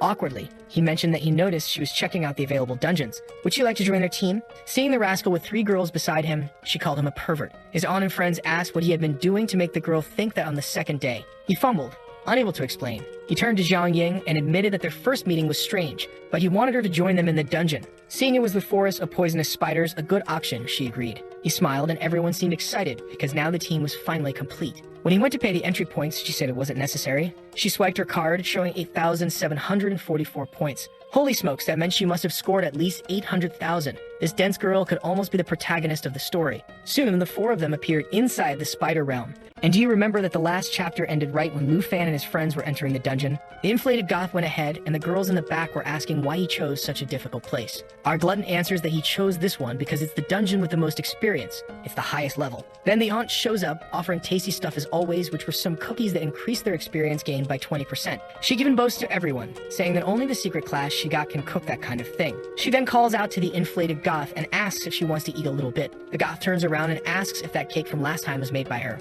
She asks if she's talking about the one our boy delivered and says yes. While Jianying watches, the other girls start praising the aunt's cooking. She lets out a small smile and our boy immediately notices something moving in the bushes. He tells them to be careful. They've been found. At that moment, a level 40 black-scaled python rises in front of them. Man of Xiaoman throws herself at it, calling out to Shizen. She strikes the creature's mouth, but it doesn't seem to deal any damage. Qin Shu comments that these level 40 creatures won't be easy to defeat. The aunt was even thinking about cooking some food to give them strength, but our boy says it's not necessary. They should focus on the fight while he handles these problems. So they understood, boy, the problem is the fight, but what are you going to do? Jianying already knew what the boy was up to. They thought a crazy dragon was coming, but our boy summons the latest novelty. Xiaoman asks if that's a dragon, and our boy tells Xiaofei not to sit on his head and be so unruly. The girls all realize that apparently our boy had two dragons. At that moment, the python attacks Xiaoman, and our boy tells Xiaofei to use the Emerald Light. But my goodness, how many Xiaos are in this story? A shield is summoned and defends Xiaoman. She falls to the ground like a fool and Qin Q rushes to help. She gets up, legs splayed, saying that apparently she didn't take any damage. The Emerald Light increases defense by 30% and withstands 3 attacks.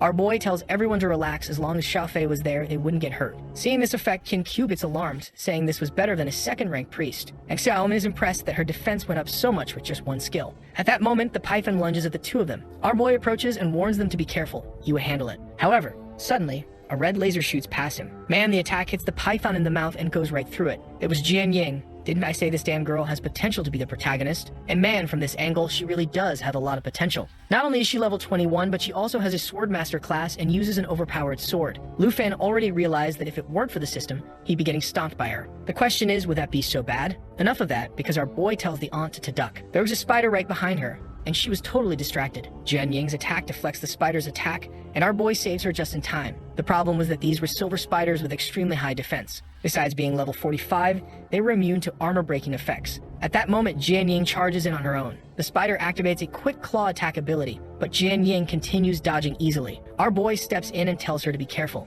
He defends the spider's attack, but to be honest, the girl was handling it just fine. She even gives our boy a scolding, telling him not to let his guard down. That's because there was an entire nest of spiders ahead of them. He then summons an army-destroying sword and says there weren't just silver spiders there. In that place, there were also black web spiders. This spider could kill any creature after trapping it in its web for 60 seconds. Rushing toward the creature, our boy tells Jianying that she has multiple class weapons, which is impressive. She says that the Swordmaster class can forge its own blades, and they've been with her since level 1. And now, from this dangerous angle, she says it's not the time for talking. Our boy quickly realized that while this class improves dragons, hers seemed to enhance various swords. In a way, they were similar. But at that moment, a spider creeps up behind Jianying. Our boy defends her and calls for the dragon's Emerald Light. Then Jianying prepares the army destroyer and strikes the spider on its backside. She manages to kill it and thanks him, saying that the 30% attribute increase was very helpful. While our boy can't stop being impressed with Jianying, commenting that her class is very versatile, they suddenly hear a scream. While he's having fun with the goth girl, the aunt and the others are in trouble. He runs, saying he's going to help them while telling Jianying to hunt down the black web spider. She stands there, moved for a second. With that, the girls were all using a bunch of skills. The dragon, Lu Fan slicing left and right,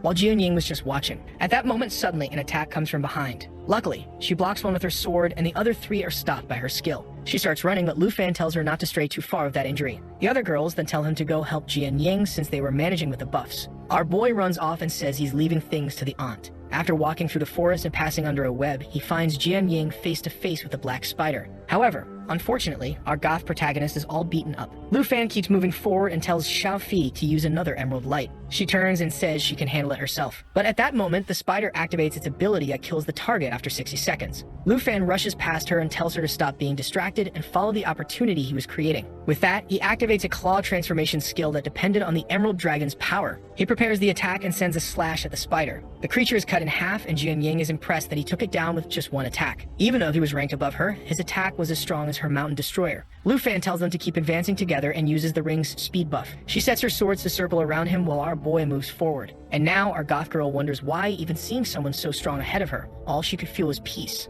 Lu Fan is all happy that Xiao Fei had leveled up to level 3. Meanwhile, depression has hit Jian Ying, who feels down for having been helped. Just then, the rest of the group calls out to them, saying they've handled the silver spiders. Lu Fan turns to Jian Ying and says she's strong, but regardless, they wouldn't let their allies fight alone. Once again, she's healed and left speechless, hot boy. At that moment, the girls all approach and ask if his little dragon can heal. He says yes and activates the life fountain skill, which creates a regeneration area around everyone. Jian Ying is left thinking that the team she found wasn't so bad after all. Some time passes and they're confused, trying to find the exit. It seemed like the end, but they hadn't found anything, and they ask what Lu Fan was seeing. When Qin Xiu approaches, she gets startled. In front of them was a crater full of spiders. That was the lair of this place's secret boss. Looking down, he knows about its mass absorption and madness abilities. The boss could use other creatures to recover its own life, not to mention it could boost all their stats. They would first have to deal with all the spiders. The girls tell the aunt, who's just starting to go into dungeons, to look at the scene or she might get sick. She says she's strong and decides to take a look. A second later, she's vomiting against a tree, saying it's too disgusting. Jian Ying says that no matter what they decide to do, they'll first have to deal with the smaller ones. And Xiaomin mentions that other teams use a strategy of luring the small ones while others handle the boss. The problem is that this would take about 4 days, and the aunt says she didn't bring that much food. Obviously, Lu Fan raises his hand and says they don't need to follow other teams' strategies.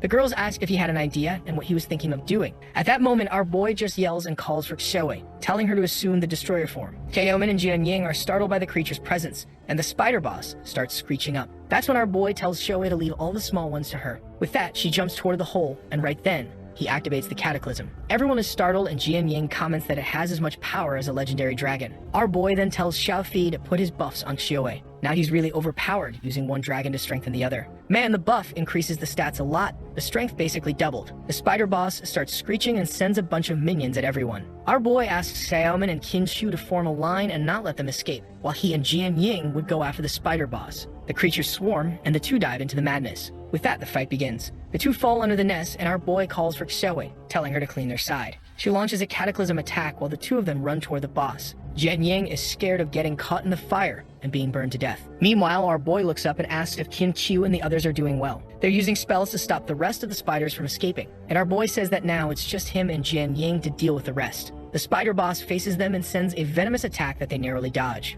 With that, he activates Xiao Fi's buff to protect Jian Ying. Man, in this spider boss's web, anyone caught dies in 6 seconds. Our boy slashes, but a touch of the web leaves a cut on his face. He then tells Xiaowei that the time had come. Xiao Fei seems to activate another buff and smiles. With that, he tells her to activate the ability to burn the whole place. She flaps her wings, creating a blaze around the entire cave. Jian Ying is scared, wondering if that wasn't enough power to destroy a nation. With that, the creatures are flying up burning. Meanwhile, our boy cleared the webs and calmly walks toward the boss. The Jade Dragon leveled up to level 5 and even received a new ability. And now comes the moment everyone was waiting for. The evolution of the little green healing dragon too. A little dragon girl, right guys? There's always got to be one. But to forgive the Chinese, the art turned out pretty cool, so it's all good. The green light begins to shine from the heart, so to speak. And at that moment, a paw swings down toward Jian Ying's head. She barely dodges and now receives the Emerald Blessing, which also gives her 3 attack buffs. She commands her swords to strike, hitting the boss head-on. Her attack, which previously couldn't deal damage, now went straight through the monster. The buff not only amplified her attack, but also used the creature's own attributes.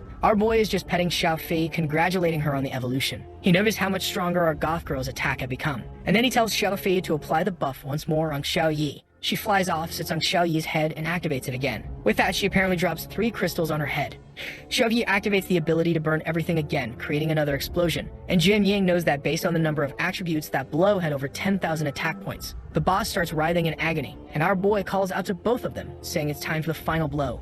The artist isn't stupid. In this angle, there's no protagonist, right guys? That's because he's already up above, blade in hand. And from there, the man strikes the boss's head, activating the blood pact with the dragons. Xiao Fei applies another buff on our goth girl, who sends a barrage of swords to assist our boy. With that, everyone levels up and the 2 dragons revert to their forms. Nisha Jian Ying asks our boy how many points he made, and he says about 1.3 million. She comments that with that power, it should have been much more. And he explains that it's actually because that's the limit for nightmare difficulty. Nisha Xiao Fei runs to hug him, and Xiao Yi is already getting angry. Meanwhile, our boy calls the other girls, and they show up. With that, poor Jian Ying is left despondent, realizing that while she wasn't far behind in points in terms of power, it was a gap that couldn't be closed. With that, the mission was finally over, and they began opening the chests. And after all that had happened, Jian Ying agreed to join the team. Even the girls wanted the goth girl's number, but she said she didn't use a phone. To celebrate the new permanent team, the aunt prepares a dinner for everyone. In the following days, he kept hunting in the dungeon with the group so that everyone could level up. During the day, they had lessons on combat theory. But half a month passed, and there were only 2 days left until the freshman evaluation.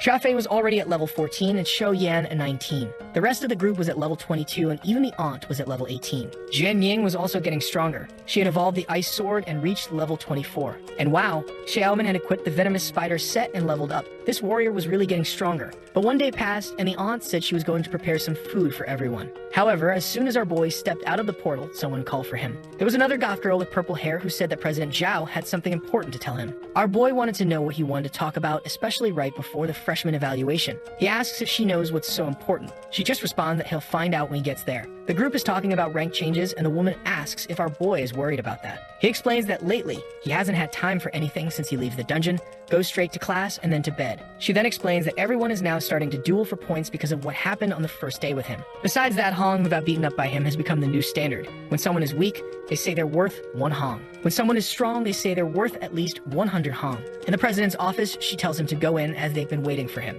As soon as our boy opens the door, the guy tells him to come in. He explains that the national test, which he had promised our boy would participate in, had been moved up. It was supposed to be in 5 months, but it was pushed forward to 2 months from now. It seems a certain Jin Chengyan is about to reach level 60 and go through the 3rd transformation. Lu Fan quickly realizes this looks like a plan to give this guy an advantage over everyone else. The president says that pitting a bunch of people in their 2nd transformation against this guy will make him an easy winner. The president stands up and says it's a shame that the promise they made will be fulfilled in such an unfair way. At best, he'll be in his 2nd transformation, and facing level 50 experts might just get him killed. He tells our boy that he won't have much time to prepare and asks if he really still wants to be part of this. To make it dramatic, he calls out President Zhou's name, and he says this is his chance to join the expert ranking, so he's not going to miss it. Besides that, he's going to win. The president says that if that's the case, he'll still receive some resources to help him out, and tells him to perform well in the freshman exam. On the day of the exam, the president announces that he'll go over the rules for everyone. It will be a 2-on-2 arena, and first place will earn 5,000 points per person. Everyone is confused by this, since not everyone is friends. Since our boy's aunt is in a combat class, they have 4 people, which is perfect to form 2 teams.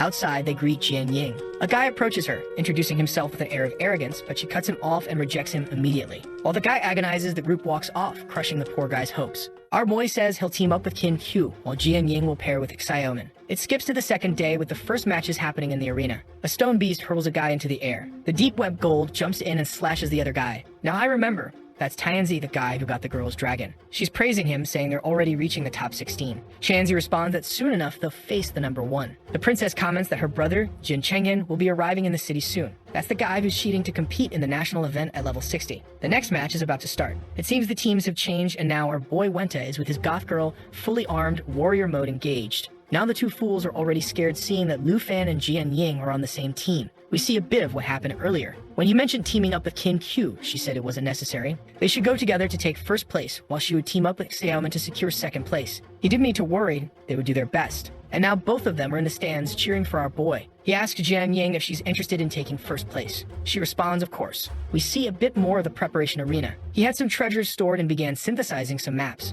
Luckily, the quality increased and he received another one. With that, he got a location in the Flying Dragon Cemetery, an area from level 45 to 60. That's when the announcement was made that it was time for the 2 of them to enter the field. And our boy was excited for the freshman test. In the arena, Jian Ying asked if he was confident against another dragon tamer. He said they could bet that they would win alone. She asked if he wasn't going to summon anything, and he said it wasn't necessary. All this time fighting alongside her, he realized they were quite similar. And if they won, he wanted to know the characteristics of the Swordmaster class she had. At that moment, the test begins and Tianzi charges at the 2 of them. Angrily, he says he finally has the chance to stomp on Lu Fan. He extends his spear toward him, but our boy disappears. However, our boy just tells Jian Ying that it's too late for her to back out of the bet, and he slashes the guy's dragon. Man, he even throws a punch to the chin, destroying part of the armor. Tianzi asks why the goth girl wasn't doing anything and why he wasn't summoning his dragon. Our boy, to humiliate him, says it's because, for this fight, he doesn't need to use everything he has. Meanwhile, the princess is over there saying she finally got her chance. It seems she wanted to humiliate him again, but she was going to pay the price tenfold. Tianzi then sends the armored dragon to attack him, and our boy jokes, saying that without a tooth, it looks a bit asymmetrical. He leaps toward the creature, saying he'll fix that face. In midair, the dragon stares him down, but our boy lands another solid punch. People are shocked that he knocked down a dragon with a single punch. The princess points at Tianzi and tells him to finish off Lu Fan quickly. He jumps toward our boy, saying he will obey orders. He commands the dragon to activate a tail strike. Knowing that the boy is a tamer, he shouldn't have many movement skills. And with attacks coming from both sides, there was nowhere for him to dodge. However, the blows hit the ground and nothing happens. Our boy was already sitting on the remains of the creature's prey and asks if that's all he can do. Tianzi knows that this earth dragon is many times stronger than a beast of the same level. But even so, our boy wasn't having any difficulty. Suddenly, the princess tells Tianzi to get out of the way. She asks how he's at such a disadvantage when the boy hasn't even summoned his dragon yet. She couldn't recommend him to her brother or even send him to the Taichi kingdom. She uses her ability on the dragon, saying that apparently the princess would have to solve this. Lu Fan remembers that this ability turns the person into a monster, and the earth dragon becomes all distorted and shrouded in a purple aura. It roars upward, and Lu Fan knows things just got complicated. In the arena, everyone comments that the creature looks more like a demon from hell. A frightened Jian Ying starts activating her swords, but our boy tells her to wait and not forget about the bet. He'd already experienced this ability once before. At this, the princess tells Jian Ying to attack and take advantage of the buff she gave her, while thinking she's going to steal that damn black dragon from this loser Lu Fan. The princess asks where the attributes are that he claimed were so strong he didn't even need the dragon. But then our boy activates the ice dragon's fury ability. With that, Tianzi's creature is completely immobilized. Also, the two of them are freezing and can barely move. Our boy says that this black magic of hers really strengthened that creature beyond him, but attributes weren't enough to overcome what he does. He runs asking if she really wants his black dragon, and launches an attack in her direction, saying she wasn't worthy. However, Tianzi steps in and defends her. At that moment, the earth dragon breaks free and launches an attack at Lu Fan. He teleports to its back. He activates another spell and uses the blue dragon's roar. People can't understand how it's possible for someone to have such physical strength and magical power at the same time, and Tianzi watches from the side, incredulous. They were both dragon tamers, so why were they so different? Our boy asks why he only uses simple spear attacks and no dragon strikes. Why doesn't he, for example, use a dragon claw strike or something like that? Tianzi is confused because he's never heard of these abilities.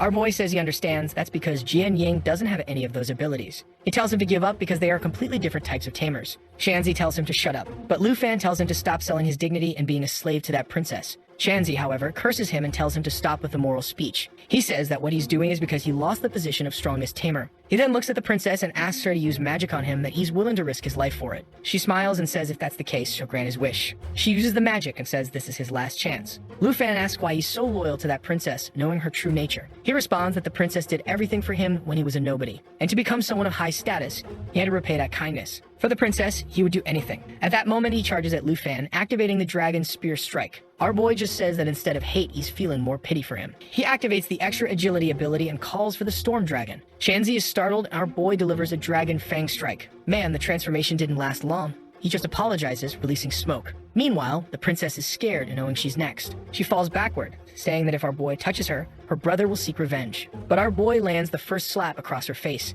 and tells her to go ahead and let her brother know because there's something he owes him. With that, she's left devastated while everyone laughs at her. The president asks everyone to be quiet. He announces the end of the match with our boy and Jian Ying having won. To be honest, I would have preferred if she had participated a little more, right? She was just watching. What's up with that? However, the president turns to another staff member and tells them to take Lu Fan to his office right away. In the office, the president says he's learned about his connection with Princess Jinzhu, but he'll have to understand that now he'll face criticism because of it. Our boy says he knows the princess was manipulating Tianzi. The president then hands him something, saying this is why he was called there. He also tells him to stop participating in the event because there's no longer any need. Our boy asks if his performance was bad, and the president says it's actually the opposite because they realize he's strong enough to participate in the national test. On the tablet, there are some secret dungeons that are extremely expensive to buy. The president says he can choose one and they'll try to win it at auction. Our boy comments that it's expensive, but the president says they won't spare resources to help him get stronger. That's when our boy says he's found what he wants: the Flying Dragon Cemetery, which is a dungeon above level 55. The next day, the semifinals with our boy's group are announced. However, the president announces that Lu Fan's group has withdrawn from the competition. Everyone is confused, wondering if it's because of yesterday's incident. In the dungeon, our boy apologizes to Jian Ying, saying she can't participate because of him. She says it's fine since they'll get the points either way. Besides, she was excited to be in this secret realm with him, as there would be a lot more experience to gain. At that moment, a red-haired guy from above calls out to them. He comes down and tells them not to worry. He introduces himself as being from the secret guild of hunters, known as the Black Rat. Our boy points upward, and the guy says it looks like they're here for the Flying Dragon Cemetery, and he informs them that since they won the bet, they should follow him or her. I'm not sure. Up ahead, she says they spent a lot of money and asks for their levels. Our boy says he's level 25 and Jian Ying is level 24. The Black Rat is shocked and asks if they've lost their minds since that place is meant for level 55. He says he'll contact the academy because they must have made a mistake. Our boy was about to tell him not to worry when part of a tree got cut down. The trunk toppled over, and everyone started running. In that moment, Lu Fan activated the blue dragon's ability and electrocuted the flying creature. The black rat was confused and asked if he was really just level 25. After all, that was a level 50 creature. Our boy simply told him not to worry, that those creatures weren't a problem for them. I think the guy says, all right, and then says he'll show them the way. A bit later, he opened up some bushes and said that was the entrance to the dragon's cemetery. The teleport was connected to that tree. He then departs, saying his job there was done. However, our boy wanted to befriend him, as this guy manages secret dungeons and he might need more information. The black rat was a bit confused, wondering why. Lu Fan told him not to worry, he would always pay for any information. Since he was looking to negotiate just for locations, he figured there wouldn't be a problem. The guy says, all right, 100,000 for the information, and we'll be friends. Our boy shakes hands and says the deal is done. The black rat is impressed, wondering if all the people at that academy are this rich. Meanwhile, Jian Ying says she's heading out because he talks too much. Lu Fan is excited because at the top of the tree is where the map is pointing them to go. But at that moment, both of them are startled. A horde of level 50 flying dragons was coming their way. Our boy tells Jian Ying to get ready. There's a girl at level 25 killing level 50 creatures. She throws her sword into the air to get the dragon's attention. But one of them comes straight at Lu Fan. He summons Shou Yi, who arrives with her mouth full of fire. At the same time, Jian Ying feels a creature coming from behind. In full swag style, she dodges. She curls a sword at its head and finishes another one off. However,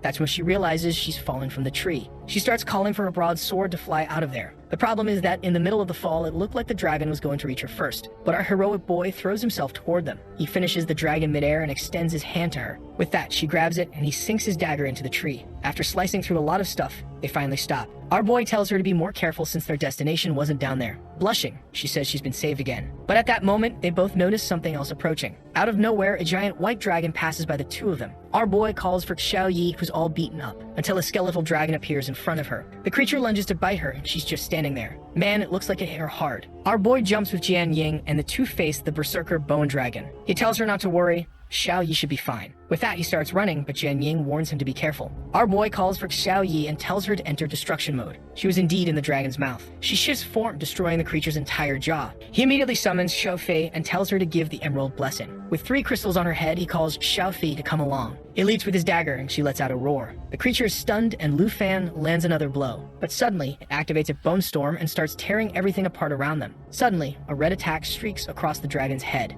and a sight starts dismembering it. Lu Fan didn't know what was happening. Jian Ying says she'll explain it all at once. It's time for her to fulfill her promise and explain how the Swordmaster class works. Our boy tells Shou Fei to get ready. Jian Ying explains that her class gets a new weapon every 5 levels, and the Calamity Scythe was her trump card. That weapon permanently increases its attack by 0.1% every time it kills a creature. She activates an explosion of sin that starts breaking the skeleton in half. Lu Fan realizes that Swordmasters don't gain new abilities, but instead gain new weapons. He then tells Shou Fei it's her turn. She approaches Shou Yi and places the 3 crystals on her head. With that, he commands her to use Earth Smash, extending her claw and striking down on the bone dragon. The entire ground crumbles and the creature is buried. Shou Fei levels up to 15 and gains another transformation form. Meanwhile, Jian Ying is sad that she used her trump card, but most of the power came from Shou Fei's buff. Our boy then thanks her for saving him and says that even Shou Fei evolved. She unlocked the form of the eternal dragon and the form of the spiritual light. He congratulates her by giving her a pat on the head, and Jian Ying says it's time to climb this tree again. Suddenly, a barrage of fire comes from above. Everyone starts running, wondering why they're being attacked by magic. Our boy hides, knowing that the noise from the fight with the bone dragon must have attracted more people.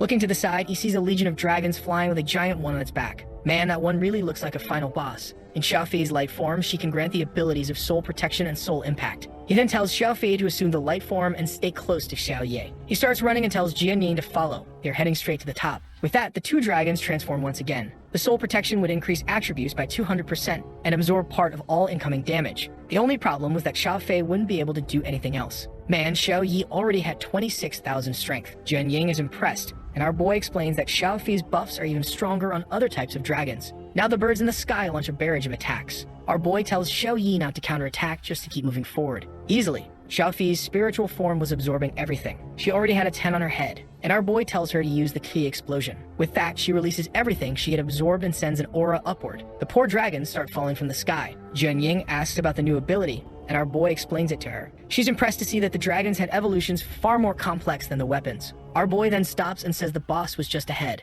A level 60 steel dragon. It uses a steel charge attack that destroys any creature with less than 10,000 points. Jian Ying warns him to be careful, but our boy tells her not to worry. And once again, he tells Shou Fei to activate the soul impact. With that, Shou Yi is surrounded by a green energy, and our boy says now it's her turn to handle this. He activates the dragon's inspiration. And man, with that, she reached 34,000 strength points. She slams her paw into the steel dragon's neck while Xiao Fei fires a laser. Whoa! They tore off its paw. The dragon immediately turns to the two of them, and Jian Ying activates her power, saying they need to run. Trying to create an escape opportunity, she activates the explosion of sin and hits the dragon's neck. Who would have thought our goth girl was this strong? Or maybe not that strong, since the steel dragon tanked the attack. She tells Lu Fan that, unfortunately, she can't deal any damage, and he says it's okay. He understands her desire to contribute to the team, so he tells Xiao Fei to link with him. He stretches out his dagger and withstands the dragon's attack. At the same time, Xiao Fei strikes its head from above. With that, they finish the boss and everyone celebrates. Xiao Fei also gains a new intimidation ability. Jian Ying, as impressed as always, also levels up to 25.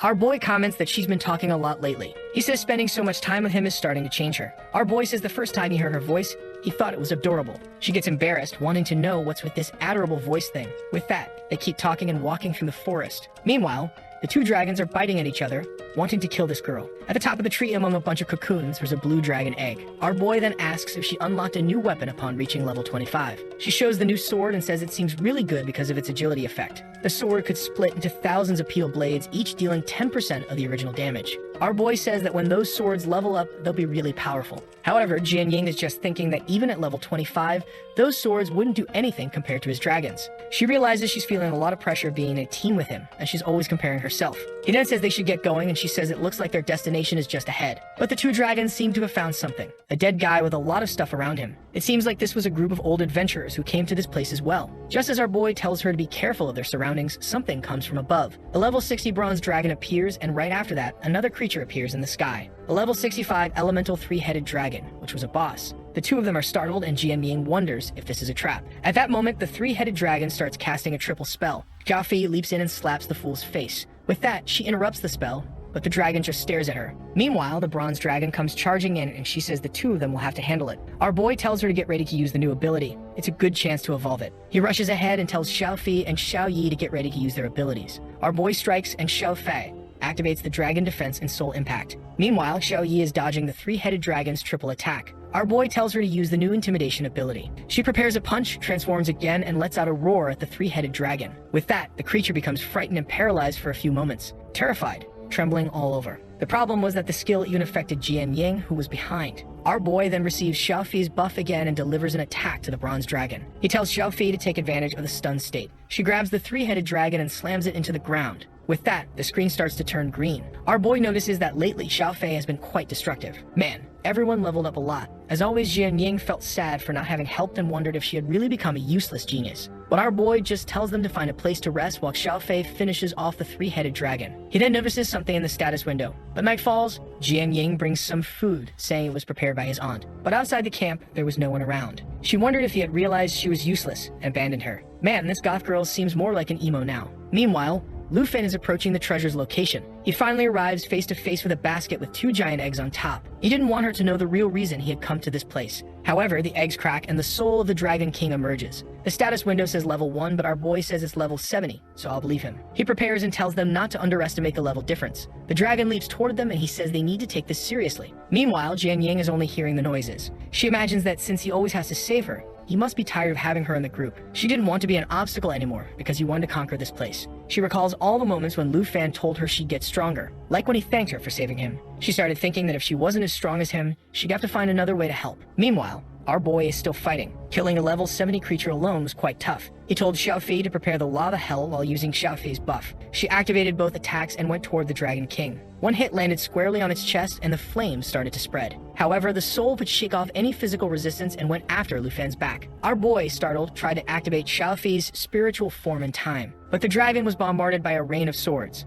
Our boy didn't know what had happened. Obviously, Jian Ying had arrived to help our boy. This was the new ability she had received, and she told our boy not to worry, that she wouldn't take any risks. Our boy just smiled and said he understood. He activates a new ability from Xiao Fei that grants 2 buffs, not only to her, but to everyone around. Additionally, she now had 12 attack buffs and 12 defense buffs. Our boy tells Xiao Fei to go after it. With that, she charges at the dragon and slams it down. Lu Fan prepares a spell and uses the blue dragon's fury. But suddenly, a golden light shines in the sky, and our boy recognizes it as a boss's magic. It replaced the boss's abilities with the dragon language abilities, which were much stronger. He sends an attack in Xiao Fei's direction, who creates the Apocalypse Fall, dealing 2,000% damage. Man, the whole place gets wiped out. And when the smoke clears, Xiao Fei had saved the poor souls. Otherwise, everyone would have died. Apparently, the dragon killed itself to make that attack because even Jian Ying leveled up, saying she was scared she might have died. Once again, everyone advanced, with our boy reaching level 29. Our boy noticed that Xiaofei was jealous and kept complimenting her. That's when Jian Ying says she now understands why he didn't take that fight in the arena seriously. He then explains that he wasn't trying to abandon her, but was looking for something when he stumbled upon the boss.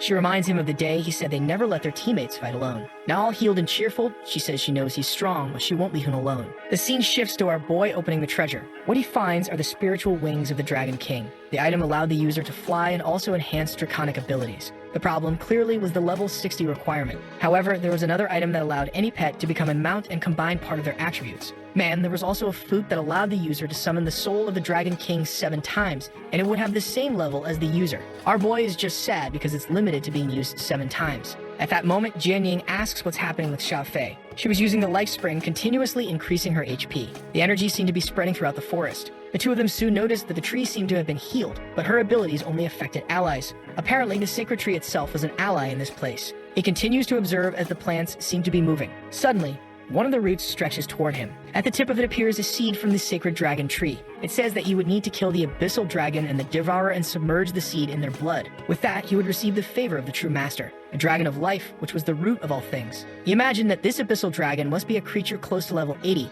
so he would have to wait a while before attempting it. But he praises Xiaofei, saying that if it weren't for her, they would never have found this secret treasure. Then he gets an idea and asks if Xiaofei could eat that flute. This is because she had a natural assimilation trait that allowed her to devour equipment and convert the stats into abilities she possessed. He gives it to her to eat, saying it might not work because it was a consumable. Immediately, she swallows it, and our boy knows that if it doesn't work, he's lost the item for good. However, the flute is assimilated and he gains its ability. Right away, she uses it, and the shadow of the dragon appears on her back. Since Xiaofei was level 18, the dragon that appears is also level 18. Jian Ying is shocked, realizing he has a pet that has his own dragon pet. She says they need to return because everyone must be worried. However, he tells her she can go ahead, as he still has something very important to do. It seems we will see what happened with the egg because we're back at the academy. Our boy, arms crossed, says it's time to talk about this. He complains about the two constantly fighting and tells them to look at that egg. Another family member was about to arrive, so they should treat this new one well. The item is a stellar dragon egg, and our boy says to consider it a new member of the family. He uses the ability, eager to see what will hatch this time. However, the talent doesn't activate, and the egg remains intact. That's when he sees that to hatch another creature, he needs to become a dragon master by reaching level 30. But considering he was already level 29, it might not take too long. He then tells the two that tomorrow will be another day in the spider forest. The next day arrives. Qin Shu and Xiaomen are knocking on the door, wanting to know where our boy is. He wakes up groggy and she tells him he needs to check out this post that's been circulating around the school. He's confused, wondering if he was woken up to look at a social media post. The message said that Lu Fan dropped out of that championship match because he was afraid of losing. He asks who these people from the Fengyun Pavilion are, claiming he's scared. She explains that the group has the Academy's number 6 and number 3, with more than 30 members. Our boy feels a bit disappointed that he's the school's number 1, but everyone thinks he's afraid of these Fengyun Pavilion guys. Xiaomen explains that the leader of that group, Jiang Fengju, said he's going to take Lu Fan's number 1 spot. This could also cost him his qualification for the national championship, and our boy already understands what Jiang is trying to do. However, he just smiles and says that if they want fun, they'll get it. He borrows her tablet and says he's going to respond, as that's what they're looking for. The scene shifts to the arena area. A member of the pavilion named Xu Jing sees the message on his laptop and informs the leader, Jiang Fengju, that Lu Fan has responded. At that moment, two side characters charge at him. However, the real side character activates his power and sends out a bunch of clones. The side characters of the side character are impressed with the side character. But that's it, right guys? He smashes them and they fall to the ground because, well, you know how it is. Kayaman shows the post and says he needs to check it out. The leader says that Lu Fan is very arrogant for challenging the entire pavilion. He tells them to respond, telling Lu Fan to come to this arena after tomorrow's final. And obviously, the entire pavilion gathers because that's what he wants. He's going to show this guy who the real number 1 is. In the post, our boy called him trash and said if they really want to know who's number 1, they should challenge him to a duel. The girls commented that today the pavilion would be participating in a semifinal, and they could go watch. However, our boy was far more interested in going to the secret realm to keep farming. That older aunt is still growing, guys. She tells our boy to be careful and not to be too overconfident. However, Qin Q says that since he's number 1, people will think he's scared if he just goes to watch. The aunt suggests disguising him, and the next second, he's in the arena looking not suspicious at all in this outfit. But with a smile, Hank says no one will recognize him like this. Except at the moment they announce the match is about to start, Lu Fan stands up. She asks why, and he just says this isn't interesting and that he's going for a walk. Meanwhile, the director is just observing. Or maybe he's not the director because he's knocking on the director's door. He's asking the person inside if they've heard about the challenge between Lu Fan and Jiang Fengyan. But their voice tells Shengming to let others handle the matters between the freshmen, as he doesn't want to be informed. However, Shengming is worried about what might happen and that the pavilion members could end up in a hospital like Lu Fan's last target. But their voice says he should be more concerned with the envoy from the Dragon capital who's coming to check on Lu Fan. He then asks how Lu Fan's preparation is going. Shengming says Lu Fan is about to advance to the second class and assures him that a guy he knows named Qian Xiang won't cause trouble for him. However, the voice warns that the envoy this time would be a man named Ruan Chengfeng. The president knows that this Ruan Chengfeng was affected by the dispute between our boy and the princess. And the voice says this guy once held a high position but has been losing rank, and now he's just a city envoy. They ask why he is silent and apologize. They explain that if this guy is the envoy, Lu Fan will face many difficulties. However, the voice just says that Lu Fan is his personal selection, and that's why he's being sent. The president says he understands and will help the boy advance to the second class as quickly as possible. The voice then says they are looking forward to watching the exciting event tomorrow. Meanwhile, in the training room where points can be earned, a guy is thrown out. People were saying that there was someone inside at level 29, but it was impossible to beat them. Our boy wanted to farm the spider dungeon, but he was there waiting for them to finish the match. At that moment, another challenger appears. And man, what arrives is clearly the biggest danger in the story. The girl shows up with 36 frames, waving to our boy and asking if he wants a fight. He calls her miss, and she replies that since his level is lower, she'll let him start. Our boy just says there's no need for that, and she can go ahead. She smiles and says that if that's the case, she won't hold back. She summons a flame in her hand and warns that she's coming. However, Lu Fan realizes something is wrong with this girl. She's already transformed and even pulled out that little devil's trident. In a second, she vanishes and reappears behind Lu Fan, saying she's different from the others. She goes in for a stab, saying it's good that he's giving it 100%. He turns, manages to defend himself, but is thrown far away. Already wondering what level this girl could be to be so strong. Man, I don't know what level she is, but I agree that she's strong. She's not the type to hold back and says that if he's only going to defend, she'll have to teach him a lesson. Our boy says he understands, and with that, the two charge at each other. A frantic exchange of attacks begins.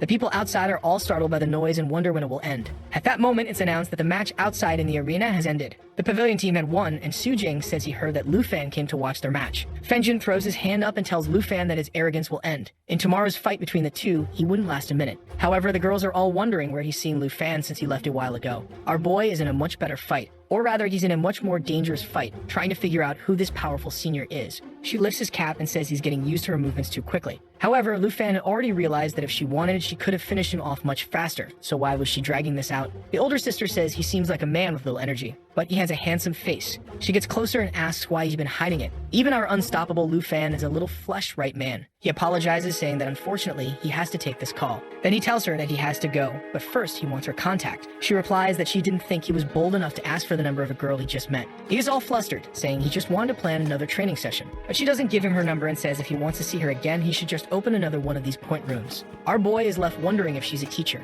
After all, he clearly didn't stand a chance against her, and in the end, he still earned the 100 points. He runs out, desperately calling for her, wanting to at least know the identity of this crazy woman. However, at that moment, someone calls out to our boy. It's his aunt and her friends wanting to know why he's in such a hurry. He heads toward them exhausted, wanting to know who that mysterious woman was. The next day, it was the match between the pavilion and our boy. Fenjin brought everyone, wanting to know where that so-called number 1 Lu Fan was. At that moment, someone comes running, and everyone gets ready. Our boy apologizes, saying that unfortunately, he made everyone wait. He walks in with bread in his mouth, saying to get started because he has other things to do later. People were about to complain, but our boy says he arrived right on time. Lu Fan then says he doesn't know what level everyone in the pavilion is, but they could start with everything right away. The bald guy, who is probably going to be one of the first to get beaten up, asks if our boy is looking for death. However, Fengyan says enough talking and announces he's betting 7,000 points on this fight. Our boy says he forgot about that detail and says he alone will bet 17,000 points. Su Jing says they don't have that much, but Fengyan tells him to shut up. If they won all those points, they wouldn't have to worry about anything else at the academy. So he declares that the pavilion will bet all the points they have in this fight.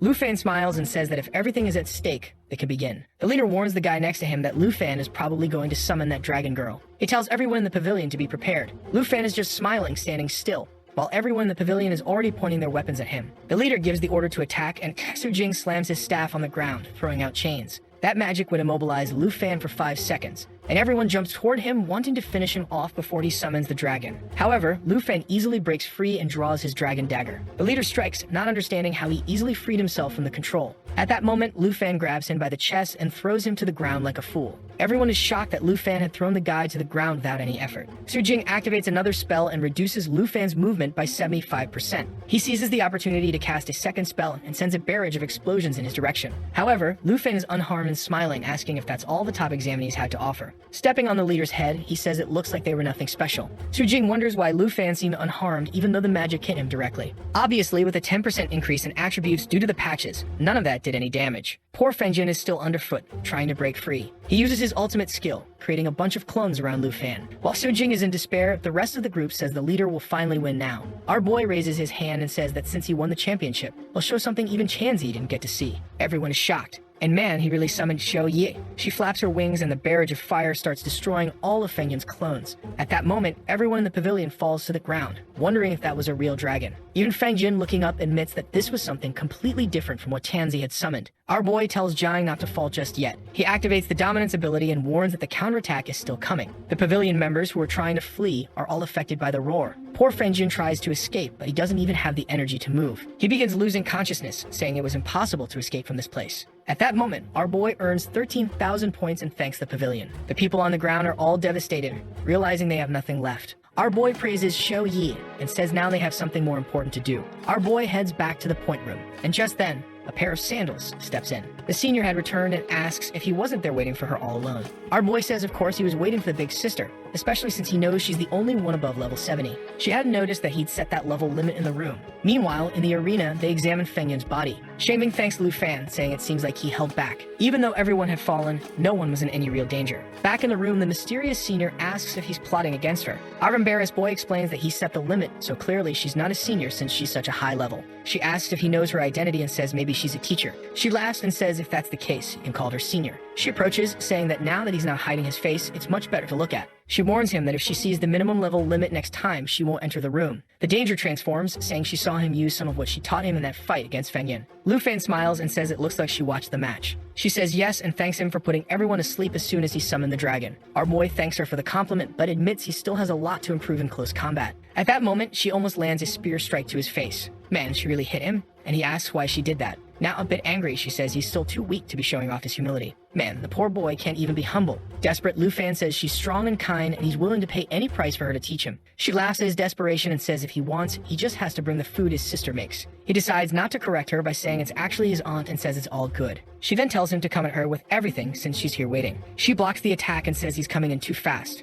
In that case, she bets that if he manages to knock her down once today, she'll give him a new weapon. That's because the weapon he's using is no longer suitable for his fighting style. Just like her, he should have a high-quality weapon. However, our boy explains that it's only with this weapon that he can partially transform into a dragon. She jumps to the ceiling and asks if that's the case, then what else is he asking for? He dodges and says what he's asking for is a level removal enchantment. The 70 Kilothai asks if he knows how rare and expensive those items are. Lu Fan tries to defend himself as he sees her coming at him with full force. She warns him she'll beat him up for having the audacity to ask for something like that. Sometime later, he's getting a massage from his aunt, saying he didn't manage to land a single hit on the girl. Jian Ying says she must not be a teacher from the capital. And Qin Chu comments that our boy is on the forums again. But this time, it's our boy, and in this photo, he looks like he's in Yujio, with that card in his hand. Jian Ying says that now, with this, he must have taken over the pavilion and will be idolized by its former supporters. However, Lu Fan says he's not too interested in that, as he just wants to focus on his objectives. Jian Ying then wants to know what those objectives are. Next scene, they're back in the arena dungeon for our boy to level up. After numerous tries, this had become incredibly easy.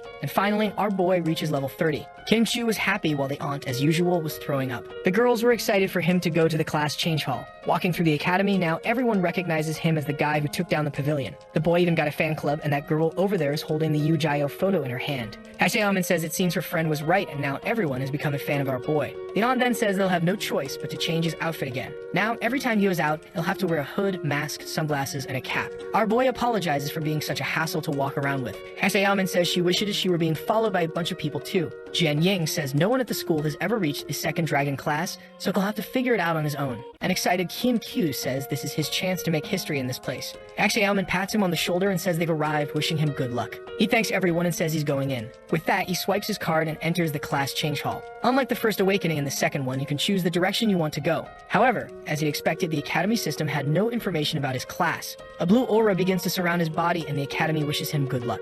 Our boy then starts seeing the various paths he could choose for his second class change. He had the Dragon Priest, which, let's be honest, is garbage. He's never going to pick that filthy trash. He also had the Dragon Summoner, which is probably trash too, and the next one must be insane. Lastly, there was the Dragon Flame Knight, which was way more stylish, so of course, that's what he's going to pick. He's got that dumb look on his face like he doesn't already know what he's going to choose. But then we're surprised. There was a fourth class, the Dragon Knight. Clearly, because it's bigger and more stylish, that's the one he'll choose, especially considering that this profession had more abilities that synergize with pets. Obviously, our boy says it's the one that suits him best, right? Outside, everyone's talking about the class changes, and I found it strange that it was taking so long. The aunt asks for patience because this must be a very important moment for him, and Jane exaggerates, saying his choice could change the direction of the era they live in. When Qin Shu mentions the importance of it, our boy appears. All the girls, excited, turn around eager to know what his new class is. Our boy says he'll explain everything at home. His stats had increased a lot, but the most important thing was that the contract now had 3 slots. On the way, the aunt asks if he'll have to learn how to ride a dragon. He says one of the reasons he chose this class is that he already has an item that will help him do that. All he needs is for Fi and Shoei to reach level 30, and then it will be available. However, the aunt is concerned, saying that riding dragon girls sounds a bit strange.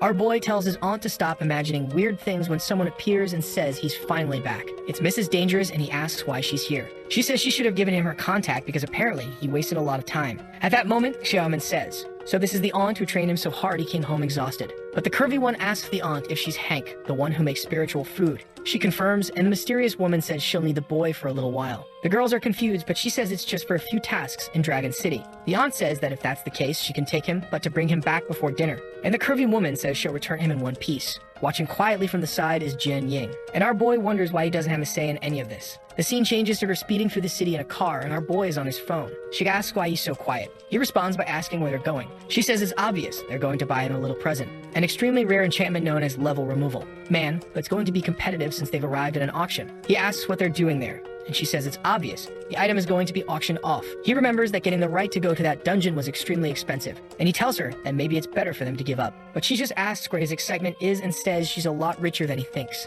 Our boy doesn't want to owe her too many favors and says he'll find a way to pay for all of this. With that, the announcer welcomes everyone to the Tianhua auction house. Man, the first item up is the level removal scroll. The materials to make it are extremely rare, and there's only a 0.35% chance of success. The bids start at 950 million, but within seconds, they're already at 2 billion. Another guy bids 2.3 billion, and she tells our boy that she's going to teach him something. If you want to win an auction, you have to be decisive. But just as she's about to bid, a guy behind them raises his hand and offers 3 billion. Man, it was none other than the damn princess with a lunatic by her side. At that moment, both of them recognize her, and the curvy woman says it looks like they're going to have to spend a lot more. However, she tells our boy not to worry. She's going all in. She raises her paddle and says the enchantment will be his, offering 4 billion. At that moment, the princess and the idiot in front of her are shocked. The guy next to the princess says they brought 5 billion, so they could raise the bid. But at the same moment, the curvy woman raises the bid to 5 billion. Everyone is confused, wondering why the woman made a higher bid than herself. What our boy is thinking it's better to let the princess have it because there's no way he'll have 5 billion to pay for it. However, with that, they congratulate the girl whose name I still don't know. That's when the two in the back realize it was Lu Fan. They start heading to the VIP room. The princess is furious, saying that despicable person was trying to mess with her again. She leaves the table, saying that as soon as her brother arrives, they'll deal with those useless people. The scene shifts to the VIP area. Wow, it can't be that with all this detail and attention, this woman came just to deliver the scroll. The nameless curvy woman hugs her and asks who the boy accompanying her is. She introduces him as her junior and says the scroll is a gift for him. However, her friend sees some mischief and asks if he's that kind of junior. She introduces herself to our boy as Du Yakshu, the owner of the auction house. Unfortunately, she's the wife of the curvy woman's brother. If you think about it, she donated 5 billion to a place her brother owns as well. So that's pure money laundering. Immediately, our excited boy opens the scroll he's been wanting so badly. Meanwhile, Big Sis swipes her card, already realizing her account is about to be emptied. She turns to Lu Fan and tells him he better think about how he's going to pay her back those 5 billion. Then she turns back and tells him there was another reason she brought him here. She explains that at the auction house there's something called the Codex. As long as you bring an item they've never seen before, you can earn some money just by showing it. It's different from from selling and you earn 3% of the item's value just for displaying it. She explains that this way the auction gets some publicity with your item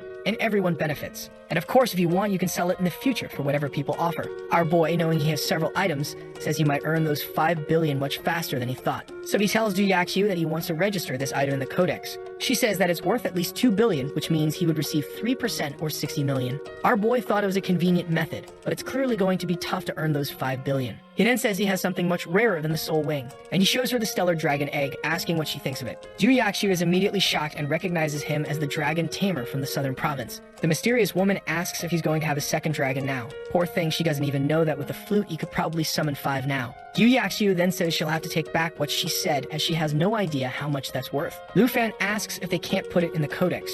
She grabs him immediately, saying that's definitely not the case. They have to put it in the codex because it'll mark history. And the mysterious woman is standing there, thinking she clearly bet on the right person. Du Yaxiu says that if he agrees to put the egg in the codex, she'll let him take 1 item from the auction house per month. She says that if that's the case, she can register both. Excited, she tells him that his bonus of 1 item per month has already begun. Our boy smiles, saying there's already something he wants for free. With that, he leaves the room. Obviously, he chose the scroll for free, so now he doesn't owe the curvy one anything. She's angry since he paid off the debt so quickly, and she couldn't even take advantage of this favor. Our boy leaves, excited that now, once a month, he'll get a new item. At that moment, the treasure rankings begin to update, and he wonders if he'll show up. Suddenly, his egg appears as the #1 treasure. Everyone starts screaming in a frenzy, wanting to know why there was a real dragon egg there. And our boy realizes the value of the codex. After much effort, they finally escape the crowd. Our boy realizes that maybe he could have asked for more things. He asks the mysterious woman where her car is, but she spins the key and says they're back on the motorcycle. She tells him not to stall and to hop on. Our boy blushes a bit, seeing that she enjoys riding. Or maybe he's blushing for another reason as she tells him to get on quickly.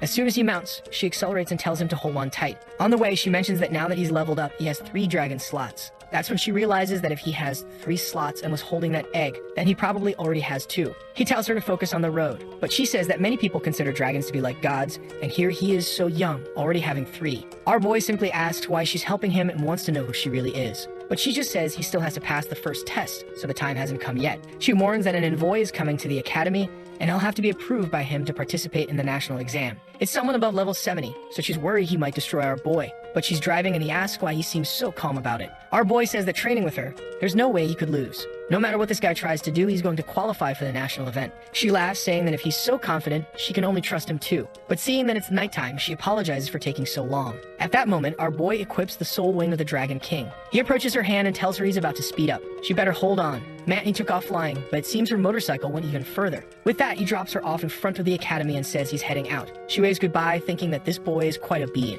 She thought she would have to escort him to the door and ask him to go in, but that's fine. She likes it when the guy is a bit more passive. Man, this woman was definitely having some thoughts about our boy. Meanwhile, our boy is back home with his dragons, all asleep like him. But now, with no other distractions, he finally pulls out the stellar dragon egg. He tells the 2 that it didn't work out last time, but they better remember to get along with whoever comes out of it. He begins activating the taming effect, telling the 3rd one to appear. A light starts to shine and the 2 are curious to see what's coming. A bunch of stars and constellations begin appearing in the sky. When our boy looks down, the stellar dragon, all blue and black, was right there on the ground. It had a damage absorption ability and an ability that caused area damage. And our boy immediately sees that it's a combat type with physical damage. The most impressive thing is that it seemed to have doubled Xiao Fi's initial stats. Not to mention that at level 20, with these base stats, it would already surpass 10,000 points. He thought Xiao Yi was specialized in physical attacks, but now he sees she's a bit more magical. Not to mention it had a stellar scale ability that seemed really good for absorbing damage for 60 seconds. As soon as our boy turns around, the dragon goes to punch Xiao Fei. When he sees them all surrounding him, he says it's time to name their new sister. Here he goes again, certainly with another Xiao name.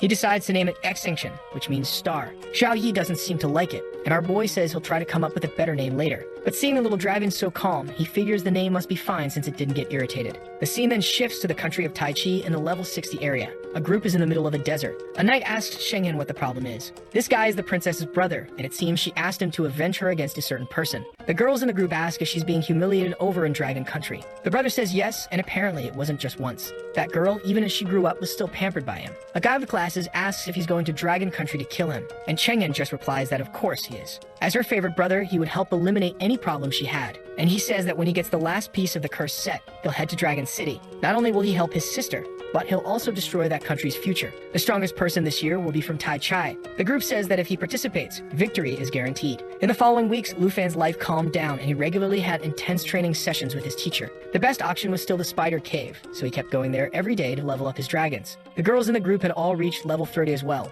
Now they were excited to evolve to the second tier. And now that his entire team's about to evolve, they can finally go to a more advanced dungeon. Jian Ying unlocked the Sword Dancer class. Since she's not the strongest, it's a class with effects that can help the group more. Qin Shu, on the other hand, decided to follow a more aggressive path, given that Xiao Fei handles the healing. Our boy comments that only one more is left. Xiaomin seemed really excited and Qin Shu asked what class she got. With all that excitement, it seemed like it must have been something secret. What she unlocked was the Water Ripple Swordsman profession, which is part of the magical fencing set, one of the hidden classes. Jian Ying congratulates her, saying that unlocking a hidden class in the second evolution is much rarer. Our boy comments that she was a bit weak for the team anyway, and she threatens to take him down. However, he gets a call from the president informing him that the national envoy was arriving. The next scene shows them all in the auditorium. Gu Han tells him that the person coming to evaluate them is called Xian Feng, a level 76 knight. On the stage, our boy sees a guy holding a staff, and he remembers that staff was the second most valuable treasure in the auction codex. He then asks Gu Han if she knows who the person in the cloak is. She explains that it's the new president of the Dragon Academy, who took over 2 years ago.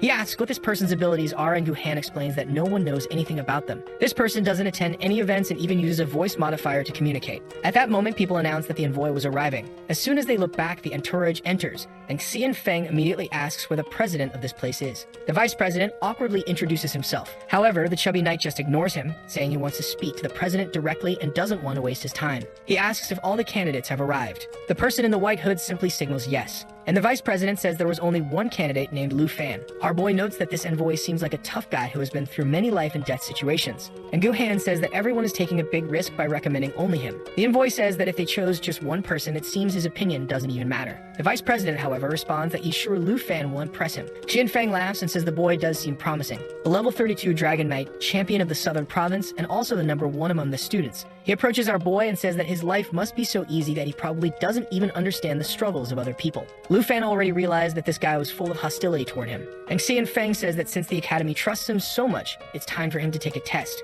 Man, he immediately strikes, and our boy defends himself. The people tell him to take it easy, because he's a level 76 testing someone at level 32. But the envoy keeps throwing attacks, saying that since he was chosen, he must pass the test. His mission was to select 22 people to represent the nation, so he couldn't go easy on this guy. Lu Fan can't defend himself and can't summon the dragon because there are too many people in the room. Xian Feng insists on hitting him, saying he wants to see what he's capable of. He lands a strike on his hand, wanting to see the person who made him lose his high-ranking position and reduced him to just an envoy. But at that moment, someone raises his staff and says he's getting way too excited. They strike the ground, saying they'll move to a different place. With that, a magic circle appears beneath everyone. In the next second, our boy, the master, and another guy had disappeared. In the middle of the arena, the president says that now they can fight with everything they've got. Xian Feng says it doesn't matter and tells Lu Fan to show what he's made of. Our boy says he now understands who the person was that let Princess Jinsu do whatever she wanted. That explains why this test didn't seem right from the start. He summons Xiaowei and says that since he gave him permission, he's going all out. Xian Feng recognizes the dragon as the one the princess wanted to get rid of. But since he's level 76, something like that is irrelevant to him. He raises his sacred shield, confident that those attacks will feel like child's play. Xiaowei launches toward him. She activates the pressure ability to generate a stun effect, but the guy's shield blocks any negative effects. The vice president says it looks like it's going to be tricky since last time that move into the pavilion. Xian Feng says that's not going to work on him, but suddenly, without realizing it, he drops to his knees. The fear ability had been applied. Our boy approaches and asks how the envoy plans to assess him while kneeling in the middle of the fight. Xian Feng activates an ability that removes any stun effects and makes him immune for 2 minutes. He jumps toward Lu Fan, asking how he dares to try and humiliate him. But our boy stretches his arm to the side and asks if he really thought he was still taking it seriously. 2 portals appear and they're confused about what's coming next. Lu Fan simply says he's going to do what was asked. He's going all out, and it's time for Xian Feng to take this seriously. Xian Feng is shocked, wondering if Lu Fan really has 3 dragons. The vice president was about to intervene, but the president stops him. Our boy asks what all this talk of 3 is about. He activates Xiaofei's ability and summons 2 more bone dragons. Poor Xian Feng is trembling. The 2 wyvern souls have entered the field. The vice president wants to know since when Lu Fan had 5 dragons. The person behind the hood says it's a surprise to them too. I'm starting to think it's that trainer, right folks? Probably her for sure. Our boy then tells the special envoy, "Do you think I'm qualified to go to the national championship now?" Xin Feng wonders if he's really going to be defeated by this kid. He activates the divine light protection, but Xiaofi's attack lands squarely on his head. The vice president is worried that the poor guy might have been killed, but Xian Feng had summoned his mount, saying that Lu Fan was too young to think he could kill him so easily. Everyone notices that he seems to have fled, and the president says no one ever imagined the envoy would be beaten like this. Our boy compliments him, saying his mount really is impressive. But Xian Feng is convinced that without the summons, Lu Fan is nothing, so he just needs to land a direct hit. The divine protection still has 4 seconds left, so he plans to make the most of it. He warns that an amateur will always be an amateur. He charges toward Lu Fan, saying that even with so many dragons, he's still full of flaws. He uses the judgment attack, telling him to die. But Lu Fan had already activated Xiaoyi's protection. Shen Meng is shocked to see that only part of the shield had been broken. The worst part is that now his power is depleted, so he's in trouble. Our boy says that if it's a special envoy, there's no problem with doing this. The guy starts flying, wondering what Lu Fan is planning. What he didn't see was that Xingqian was already in front of him. With that, he gets electrocuted and takes a punch to the chest. The chubby guy falls to the ground like garbage. Our boy tells him to take a good look at himself. Where had the special envoy who came to teach him a lesson gone? Xin Feng was about to beg him to wait. But man, without mercy, our boy blows him up point blank. Smoke rises, and when it clears, poor Shen Feng is completely defeated. Our boy apologizes for killing his mount, but since he believes the national exam is something brutal, this kind of thing can happen. The vice president says that this should be over since it's clear that Lu Fan has already qualified. But Shen Feng tells him to be quiet because he's the one who decides when it's over. The vice president was about to say something, but the president says he won't last much longer. Considering Lu Fan's abilities, he knows that in theory, Lu Fan would be a perfect candidate. But Shen Feng won't allow it. No, not this guy who made him lose his position and brought him shame. Xiaofei was about to do something, but Lu Fan tells her to stay put. He easily dodges Shen Feng's attacks as Shen Feng complains that Lu Fan killed his mount. Regardless of what happens today, he's determined to kill him. He goes in for a slash but takes a kick to the chest. Man, the chubby guy goes down again. Our boy says losing your cool in the middle of a battle is extremely dangerous, and he warns Shen Feng that if he's trying to avenge Jinchu, he'll always be around for him to do whatever he wants. But he should remember that next time he shows up, he won't hold back. Shen Feng tries to get up but collapses on the ground, unconscious. At that moment, the vice president runs, telling someone to call a priest. The person behind says that Lu Fan hides it well, and she didn't expect him to have 5 dragons. The president asks how much power he really has, and Lu Fan explains that he hasn't even used the dragon's abilities. She then says that choosing him was the right decision. We all know who she is, right folks? It's definitely the teacher. While being hugged, our boy says she seems very familiar. The scene shifts to a level 60 region in the northern area. Someone sees that Lu Fan has qualified and comments that the boy is quite good. It's Reinhardt from Overwatch saying that Dragon City seems well represented. He calls for an officer who asks what the Lord wants. He tells him to prepare at Griffin because he's heading to the Longdew Academy. The officer wants to know if he's really planning to abandon the northern front. He says not to worry, he'll be back soon. He just needs to meet the representative and handle a certain matter. Back home, our boy is frustrated. This time, the treasure points to a place over 1,000 kilometers away. He thought treasure hunting might be a good idea at the moment, but it looks like it's too far away. He then merges the treasure and receives a new map. But this time it's at God level 1, and he immediately calls his friend from before, saying there's a place he needs some information about. But at that moment, a meteor is heading toward his house. Our boy was about to talk about the extreme northern region when something explodes right in front of him. Man, a hooded figure observes the destruction. He pulls an emblem from his pocket. As shadows emerge, Xiaofei is already attacking. Not just her, our boy had summoned everyone to escape from the flames. The guy seems to be trying to teleport, and our boy tells him to stay put. He lands a solid hit to the face and immediately recognizes the man as the professor who was beside the president that day. Meanwhile, the girls are trying to escape, calling for the firefighters. The guy says that now that he's been seen, he has no choice. He throws a chain around our boy's arm and activates an ability to self-destruct and take Lu Fan with him. Lu Fan is confused for a second, but quickly realizes this guy's plan. The girls tell him to calm down, they'll help him. But the guy's fire core keeps building up. He starts swelling, telling Lu Fan that there's no escape today. Death awaits them both. Lu Fan tells Xiaofi to prepare the Eternal Guardian to protect everyone. The whole group is then enveloped in a green aura. The value is already at 96%, and our boy knows this guy is about to blow himself up. He jumps toward him, saying the guy is crazy. But suddenly, a staff pierces through the man's chest, interrupting the ability. Lu Fan sees that it's Brahma's staff, the president's weapon. And with that, the chubby guy seems to be consumed by his own power. The staff moves and returns to the hand of the hooded figure. He then descends to talk to everyone, telling them not to worry, that he's fine. Auntie is crying and Kin Q wants to know who that mage is. Looking at the corpse, he says he remembers seeing that person close to the professors. The vice president apologizes, saying he didn't expect an assassin to be after Lu Fan within the school. Our boy, however, asks why that man would do such a thing. The vice president tells everyone to calm down that they'll investigate to understand the situation better. The next day, the president is shocked as this man had been at the academy for years and she never expected there to be a traitor like this. Though the entire academy was within her reach, had she been delayed even a little, the consequences would have been unimaginable. However, Reinhardt interrupts, saying that this boring place is quite dull. He tells her not to get upset, that he wasn't really listening, and asks why no one is questioning what he's doing here. The president apologizes for her selfishness and asks if he completed the mission in the north. He says no, but that he came to help with the problems they're having here. She asks what he means by that, and Reinhardt says he's planning to take this kid up north. That's because if everyone is hunting this boy here, he could take him to the north or by his side. No one would kill him. The president agrees that it would be safer with him, but asks why the Duke of the North wants to spend time with the boy. He says he's been following Lu Fan's progress from the beginning, and besides, there's something he can help the boy with. The president understands, but says he must ensure that Lu Fan won't be put in danger. Reinhardt assures her not to worry, that he'll bring the boy back in one piece. Meanwhile, at the main gate of Londu Academy, the princess's brother, Chenghin, had just arrived, and she happily runs to hug him. Chenghin tells her she's more important than any equipment. Jinju asks if he'll help her get revenge. He replies that he'll definitely take down anyone who made her sad. Meanwhile, our boy had just received the map from that black rat. Jian Ying asks if he's going far, and Lu Fan admits that this time he's a bit intimidated by the place. The area on the map is vast, and he doesn't have much information about it. She then tells him that if he's going, he should say goodbye to everyone first. Just then, the doorbell rings, and he says he'll answer it, thinking it's the vice president. He opens the door, already talking, but who he finds is Reinhardt. Reinhardt says he hasn't brought the results of the investigation yet, but there's no need to worry, he's not a bad person. He explains that the bodyguards are asleep due to a misunderstanding and asks if Lu Fan can heal them. Startled, Lu Fan grabs his blade since the bodyguards had been prepared by the president. But Qin Chu recognizes Reinhardt as her uncle and asks why so many people are passed out.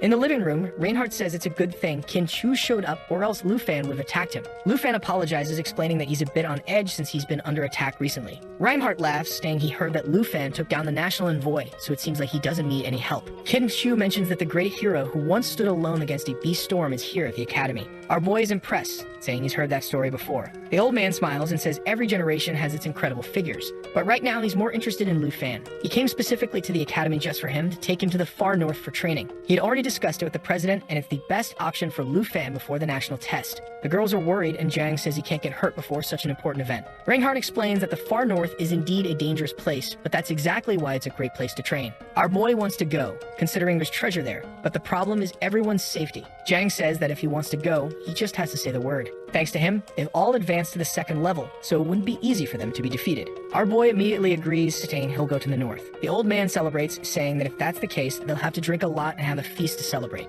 Our boy says he'll buy everything and wake the rest of the people for dinner. Later that night, we see them at the city's training academy. Look who's visiting again. Folks, we know who it is already. She says she's been really busy lately, but if he's up for some practice, they can start. But our boy says he's there to say goodbye. She looks confused. Lu Fan explains that he's heading to the far north, so they won't see each other until the national test. She grabs his face, saying that in that place, he'll definitely learn a lot more than by sparring with her. Our boy is a bit embarrassed. He says he has to go because he still needs to say goodbye to everyone. But she grabs him. She says she doesn't have much to give him, but she puts a necklace in his hand, saying it will keep him safe. Then she tells him to do his best in the far north and that the national test will be easy. She asks him to bring her a piece of ice that doesn't melt when he returns. With that, she vanishes and only her hair sways. This boy is a bit crazy, isn't he? He's just going to tuck it into his pocket. Sometime later, he's heading home, but someone is following him. Our boy asks how long this person is going to stay on his tail. It's Chenghin, who says it wasn't easy to find him. Lu Fan asks why he's being followed. Chenghin opens his arms, saying that he's heard a lot about the boy and introduces himself as Jinju's brother. He is here to leave a like in this video.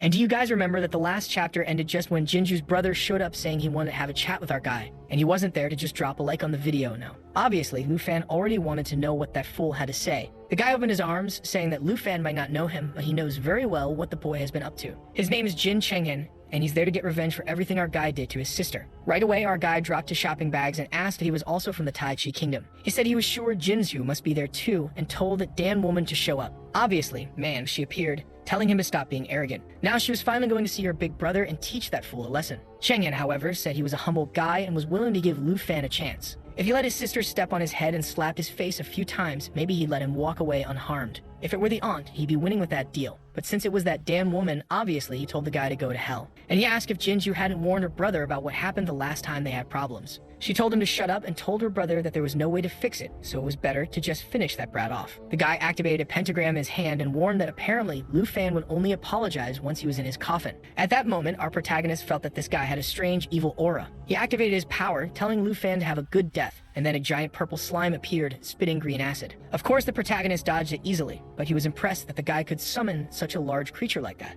And the worst part was that the monster seemed to be transforming, and now it had turned into a woman with multiple legs, looking like some weird version of Naruto's Nine Tails. The guy ordered it to finish Lufan off, but right at that moment, something was coming from the sky. A frozen mountain griffin appeared and crushed the creature. The two idiot siblings were completely confused about what had just happened. Here comes the mighty Reinhardt, folks. Shaken might be strong, but he knows that this guy is no joke. And man, Reinhardt wasn't there to chat. He already drew his blade and rushed toward them. Chengen took a direct hit to the chest and was already coughing up some kind of black sludge. This guy clearly had something messed up inside him. The man asked if he recognized him and told him to just give up. He warned that this abyssal walker had no chance against the claws of a king griffin. Poor Jinju girl, everything always goes wrong for her. She got wrecked in 10 seconds. At that moment, Chengen said he knew very well who he was. However, my guy, I think, maybe it'd be a good idea to drop that spear because it looks like you're dying. Even Lufan was impressed that Mr. 2 just came in and killed the guy without a second thought. That's when the old man revealed that he knew very well that as long as that abyssal creature was still standing, Chengen wouldn't die. He started to disintegrate, and Reinhardt ordered him to show himself immediately, or else the abyssal creature would be destroyed.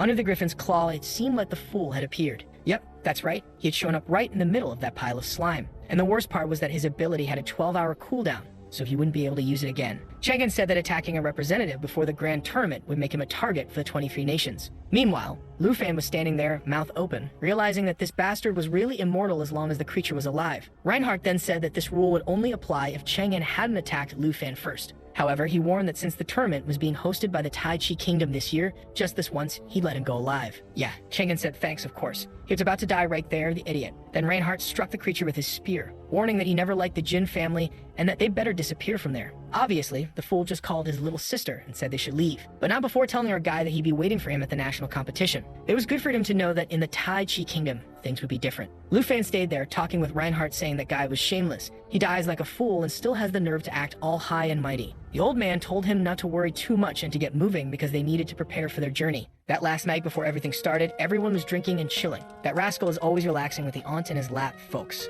Funny thing, when I first wrote down her name, I actually noted it as Hot Aunt. After a long night with the aunt and his waifu the next day, he was on the Big Griffin, traveling north. There was still 1 month left before the national test, and he planned to use this time to uncover the secrets of this region. The old man told him to be careful and not get frostbite, but Lufan was more interested in finding the level 60 secret locations. Then he spotted a strange red area on the horizon and asked what it was, to which Reinhardt replied that it was the reason he had been brought there. The scene then shifted to the northern military camp, and the old man told them to get ready. At that moment, they needed to explore 114 routes. And what they were looking for, the boy probably already knew. It was the red moon. They had no exact idea what this phenomenon was, but they referred to it as that thing. However, he was excited because the legendary young warrior was joining them on this adventure. For Lufan, this was perfect, since the military camp's interests were completely aligned with his own. Checking his objectives, he saw that locations 78 and 77 were the closest to the treasure he had to find, and he immediately requested to join those groups. Reinhardt replied that he could sense the boy had a desire for battle, but he should have known that bringing a level 32 there wasn't a good idea, since the place was full of terrifying beasts.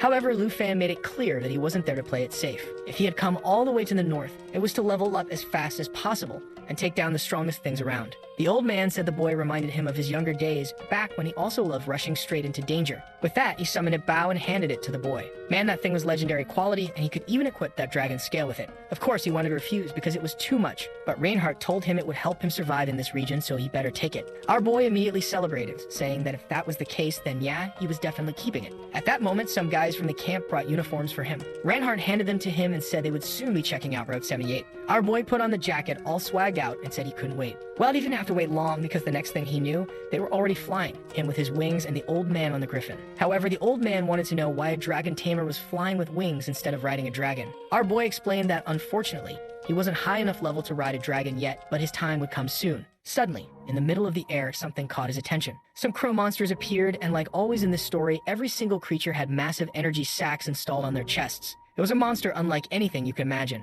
Our boy told Reinhardt to be careful while taking a sip of his drink. But the old man said the one who should be careful was the boy, while he was already spearing the first one in the chest. He kept killing the beasts, saying Lufan better get used to it because things move at a different pace around here. Lufan realized that despite being seen as a prodigy at that moment, he really wasn't qualified to be in this place. A while later, the old man said they had arrived. Looking down, our boys saw what appeared to be a massive red eye buried in the snow. The man explained that they had no idea if it was a portal, the remains of a giant beast, or something else entirely. Lufan observed that considering the shape of the mountains and the design of the eye, it looked like the head of a colossal dragon. But it didn't make sense for something to be so massive that they couldn't even investigate it properly due to the sheer size of the area it covered. The old man said he was sure the boy was scared. The first time he saw it, even his griffin got so frightened that it ran all the way back to base on its own. Unfortunately for Lufan, even the system couldn't identify this creature. At that moment, the old man explained that there were places in this world no one had ever explored. He was the first person to discover this creature while fighting those crows. During the battle, one of the men warned that an avalanche was happening, but the extraction team was still down below. In a desperate rush, they ran through the snow, trying to find the team and save everyone. But at that moment, something began to rise from the ground, and that massive, eerie eye appeared and started staring at them. He said that all of this happened a long time ago, yet even now, nothing had been discovered about it. Just then, Lufan noticed something approaching and said it must be the Griffin squad. However, the old man replied that yes, once they had been part of the squad. But at this moment, they were decayed corpses. Warriors who had died there and had been reborn as monsters. Lufan took the first hit and had to defend himself. He asked Reinhardt for help, and the old man admitted these things were indeed tough to deal with. Besides, he didn't want to have to kill his old friends. At that moment, the Griffin activated an extreme thread web. As soon as the monsters touched it, they got trapped. Lufan asked once again if those had really been his subordinates, but the old man didn't respond. He just told them to leave immediately. It was time to head back. The monsters landed on the ground and just stared at them. It seemed like those damn things could communicate somehow. The next morning, the old man asked if he was really sure about this. Lufan said yes. He wanted to go to the front lines and help push the investigation forward. The man called for some people to enter, and they immediately announced they had brought information.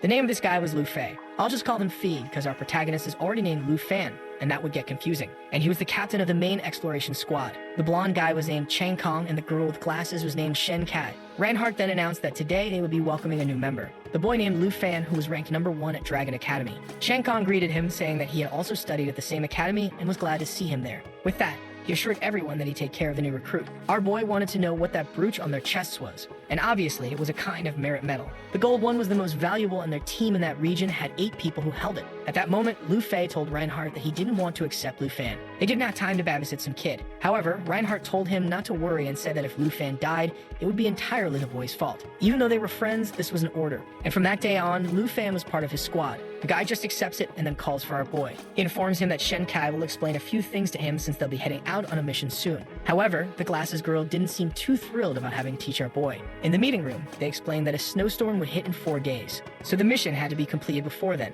They were heading to Route 78, but the problem was that the journey to the exploration site took 2 days, meaning they didn't have much time. With the addition of the new member, the goal was to explore another 100 miles of that region and return. If they did that, the mission would be a success. Shen Kai said that 100 miles might be too much considering the boy was just starting out. Lu Fan noticed that everyone was underestimating him, but he didn't care. His real goal there was to complete his system missions and claim the treasure. Right then, the leader gave the order for everyone to prepare their griffins and told Lu Fan to get his ready as well. However, Lu Fan revealed that despite being a dragon tamer, he didn't have a dragon. And on top of that, he didn't have a griffin either. Shen Kai immediately snapped, saying there was no way in hell she was letting that bastard cling to her back. But he told her not to worry. He had his own way of handling things. Next scene, the 4 of them were soaring through the sky. Our boy was impressed that Shen Kai even had other griffins escorting her. My god, that girl looked gigantic riding that griffin. That beast came with some weird buff. Up ahead, the others warned that they were about to enter the lightning clouds and told him to be careful. The group tried to stay alert, but in the middle of it all, Lu Fan started getting lost. Obviously, he couldn't fly as well as a griffin, so he just hovered there,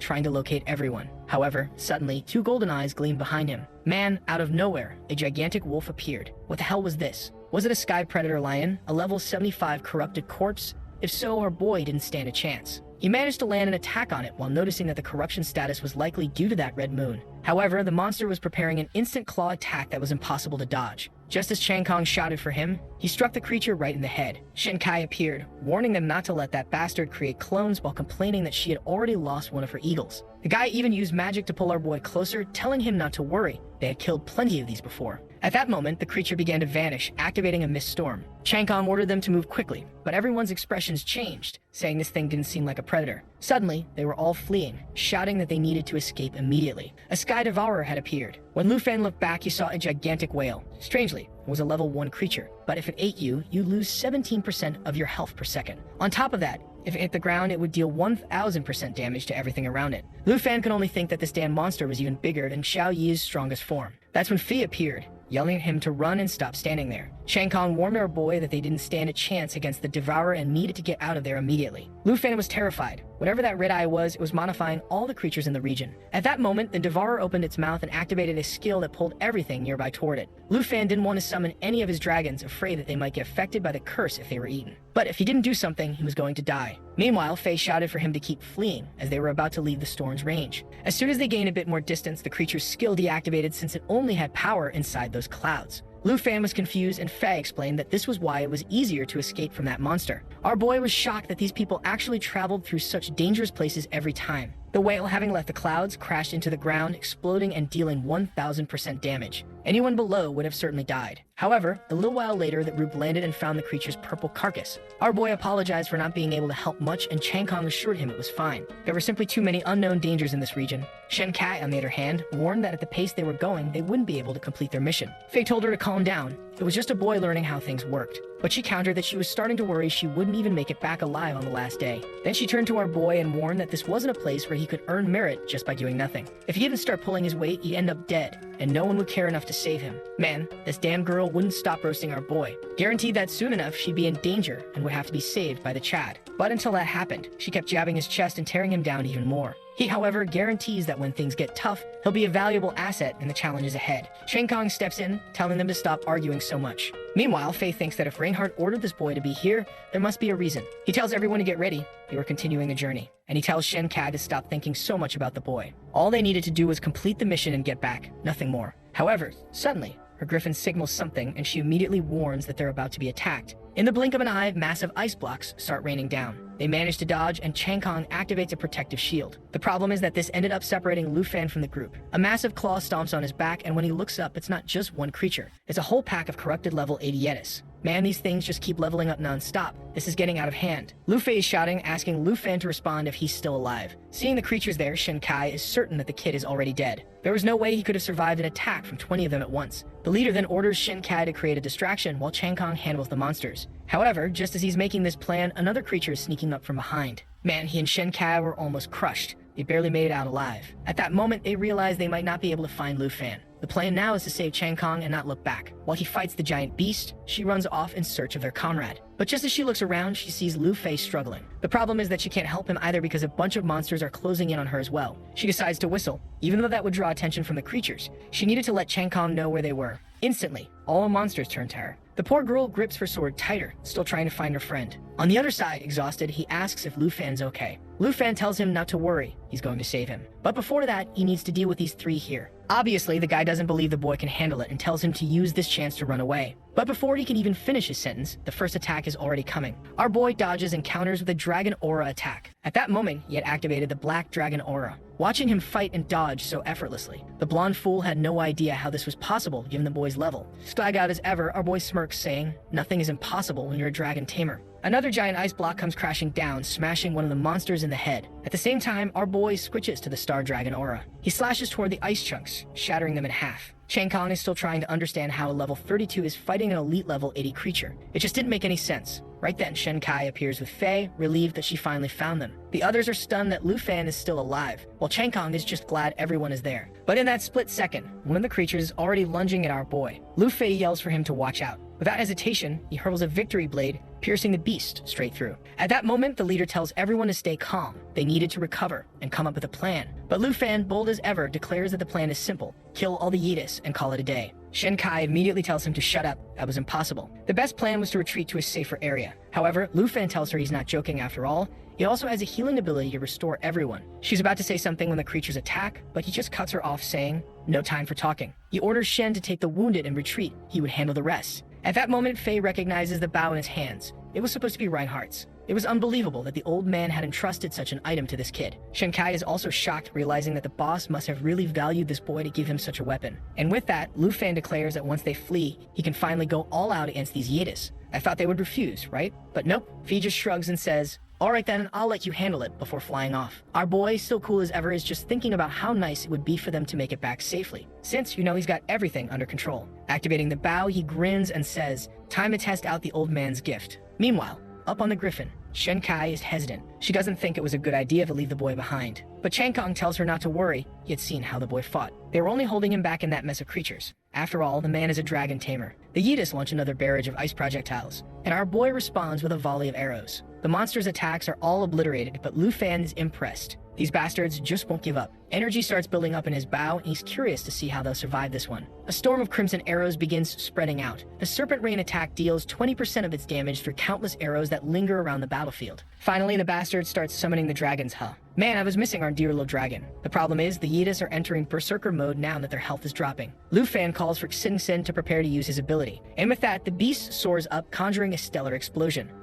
Bet you couldn't guess what this ability does. He grabs a star and explodes, dealing area damage. At least the name is fitting, right? But this time, things are going to be different. Our boy declares that he's going to destroy it. Just as the star was about to hit the ground, he struck it with a serpent attack. Actually, it wasn't just any arrow. It was the serpent arrow, and the serpent bit the star, causing a massive explosion. Man, the impact was so strong that even the fools fleeing on their griffins got sent flying. Poor Fai barely got saved in time. And Kang, that poor guy, was still knocked out on the ground. Staring at the massive crater left behind, the leader wonders if this was really Lu Fan's power. Xiao Yi, meanwhile, is absolutely thrilled. Our boy casually says that now that this mess is cleaned up, they can reunite with the squad. But at that exact moment, the captain appears, demanding to know if that attack was his. Before our boy can answer, the guy is already asking about the red-haired girl next to him. Our boy explains that it's his little dragon and tells her to change forms. Xiao Yi immediately transforms, and our boy announces that it's time to cleanse the area. She activates Cataclysm, instantly vaporizing all the monsters nearby. The fools standing around are absolutely stunned. Now they finally understand. He is the true dragon tamer of the southern province. Our boy could have made things easier for everyone and just told them up front, Now it all makes sense. He didn't realize he was that famous, so he asks how they know about him. Fei explains that the master of this place has always been talking about the dragon tamer, so everyone knows who he is. And just like that, Shen Kai's whole attitude has changed. She finally realized that the kid is the real deal. I kinda wish she had suffered a bit more before he saved her just to make it funnier, but hey, I'll take it. Our boy, ever the king of irony, apologizes for being a bit of a bother and asks the seniors to take care of him. Yeah, now everyone's attitude has changed, Fei immediately reassures him that he doesn't need to worry. He's actually impressed by the boy's calm decisions and sharp thinking. And Shen Kai, now she's apologizing, admitting that she really underestimated him. Our boy just nods, accepting it. At that moment, Xiao Yi levels up, reaching level 30. On top of that, she gains a new perception ability. The others ask what's going on, and he explains that she just leveled up. With her perception skill, she can now detect invisible creatures or anything hiding nearby. Shen Kai then comments that he had mentioned he was about to become a dragon rider. Right then, the mad lad smirks and says, "That's right, now it's time to ride these dragon girls." A little peculiar, but alright. Meanwhile, up in the sky, Xiao Yi is setting things on fire and bombing the battlefield. Everyone is in shock, wondering what's happening. Apparently, even he doesn't know, she's gigantic now and is already missing her cute form. That giant form of hers evolved, so this must be gigantic form 2.0. Fei tells him that if he wants to ride something that big, he's going to need a special saddle. They'll fetch one for him. But Lu Fan tells him not to bother. The Bravo already has his own. Star insists, saying that a military saddle would increase his stats by 10%. That's when our boy reveals that his saddle is made specifically for dragons. Not only does it increase her stats, but it also boosts his. And apparently it's boosting by 100%. Kinda busted, don't you think? Right then, Xiao Yi lands and Fan says, "Well, in that case, let's get this thing equipped." Comparing their military-grade griffin saddles to the one made for a dragon. Yeah, they were offering him garbage. And now Shen Kai is acting all different again, saying she's realizing just how talented the boy really is. She should have recognized his worth sooner. Lu Fan simply thanks Xiao Yi for always protecting him. From now on, he was a true dragon tamer, and they would fight side by side. The others are still a little embarrassed,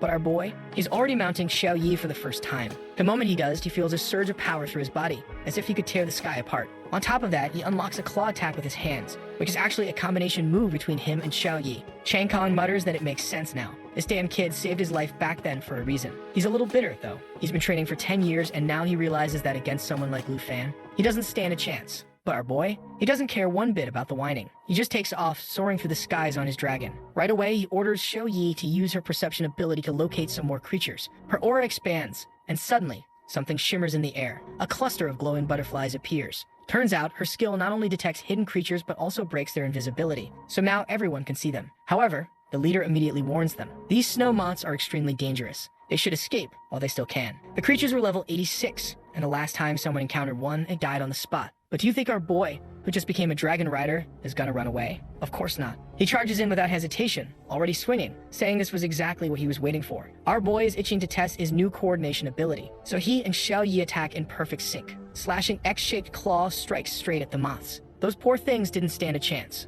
The fools watching from behind remember how these creatures had slaughtered countless allies before, But to our legendary protagonist, they were just another warm-up. And just when it looks like things are about to get really dangerous, our Chad of a hero drops a finishing move. He tells everyone to pay attention now that Shoei has her new ability. Creatures wouldn't be able to hide anymore. Man, he's the one launching those fire slashes with his new skill. Meanwhile, Shoei is spitting fire, burning everything down. Sometime later, when they're back on the ground, he had wiped out everything. Changkong is confident now, saying that with this boy around, they have nothing to fear. And Lu Fan, just as confident, declares that now that he has mastered Shoei, even if a snowstorm were to hit them, he's sure they wouldn't die. Even so, the leader looks up the sky and, judging by the disappearance of the stars, confirms that the storm is coming. It was definitely going to arrive sooner than expected, making things risky. The two of them discuss how dangerous it would be to continue, especially with Changkong still injured. However, Lu Fan is insisting, saying that now that the high-level creatures have been dealt with, their chances of completing the mission have greatly increased. He's starting to sound like one of those characters that convinces everyone to push forward, only for them all to die while he survives. But hey, he's the protagonist, so I doubt he'll let that happen. Because now he's holding out his hand, reassuring them that he would never put their lives in danger. Faye takes a deep breath and finally says, "Alright then, I trust you." He believes in the boy and is sure he won't let anything happen to them. With that, they continue advancing calmly through Region 78. Among the snow moths, our boy finally gets the item he was after, the unmelting ice and epic quality material. Right away, Lu Fan calls everyone over, saying that things are fine now. The squad trudges through the snowstorm, struggling, while our boy, he's completely fine. They want to know what he had to fight for that item, and he just casually says, just some snow moths.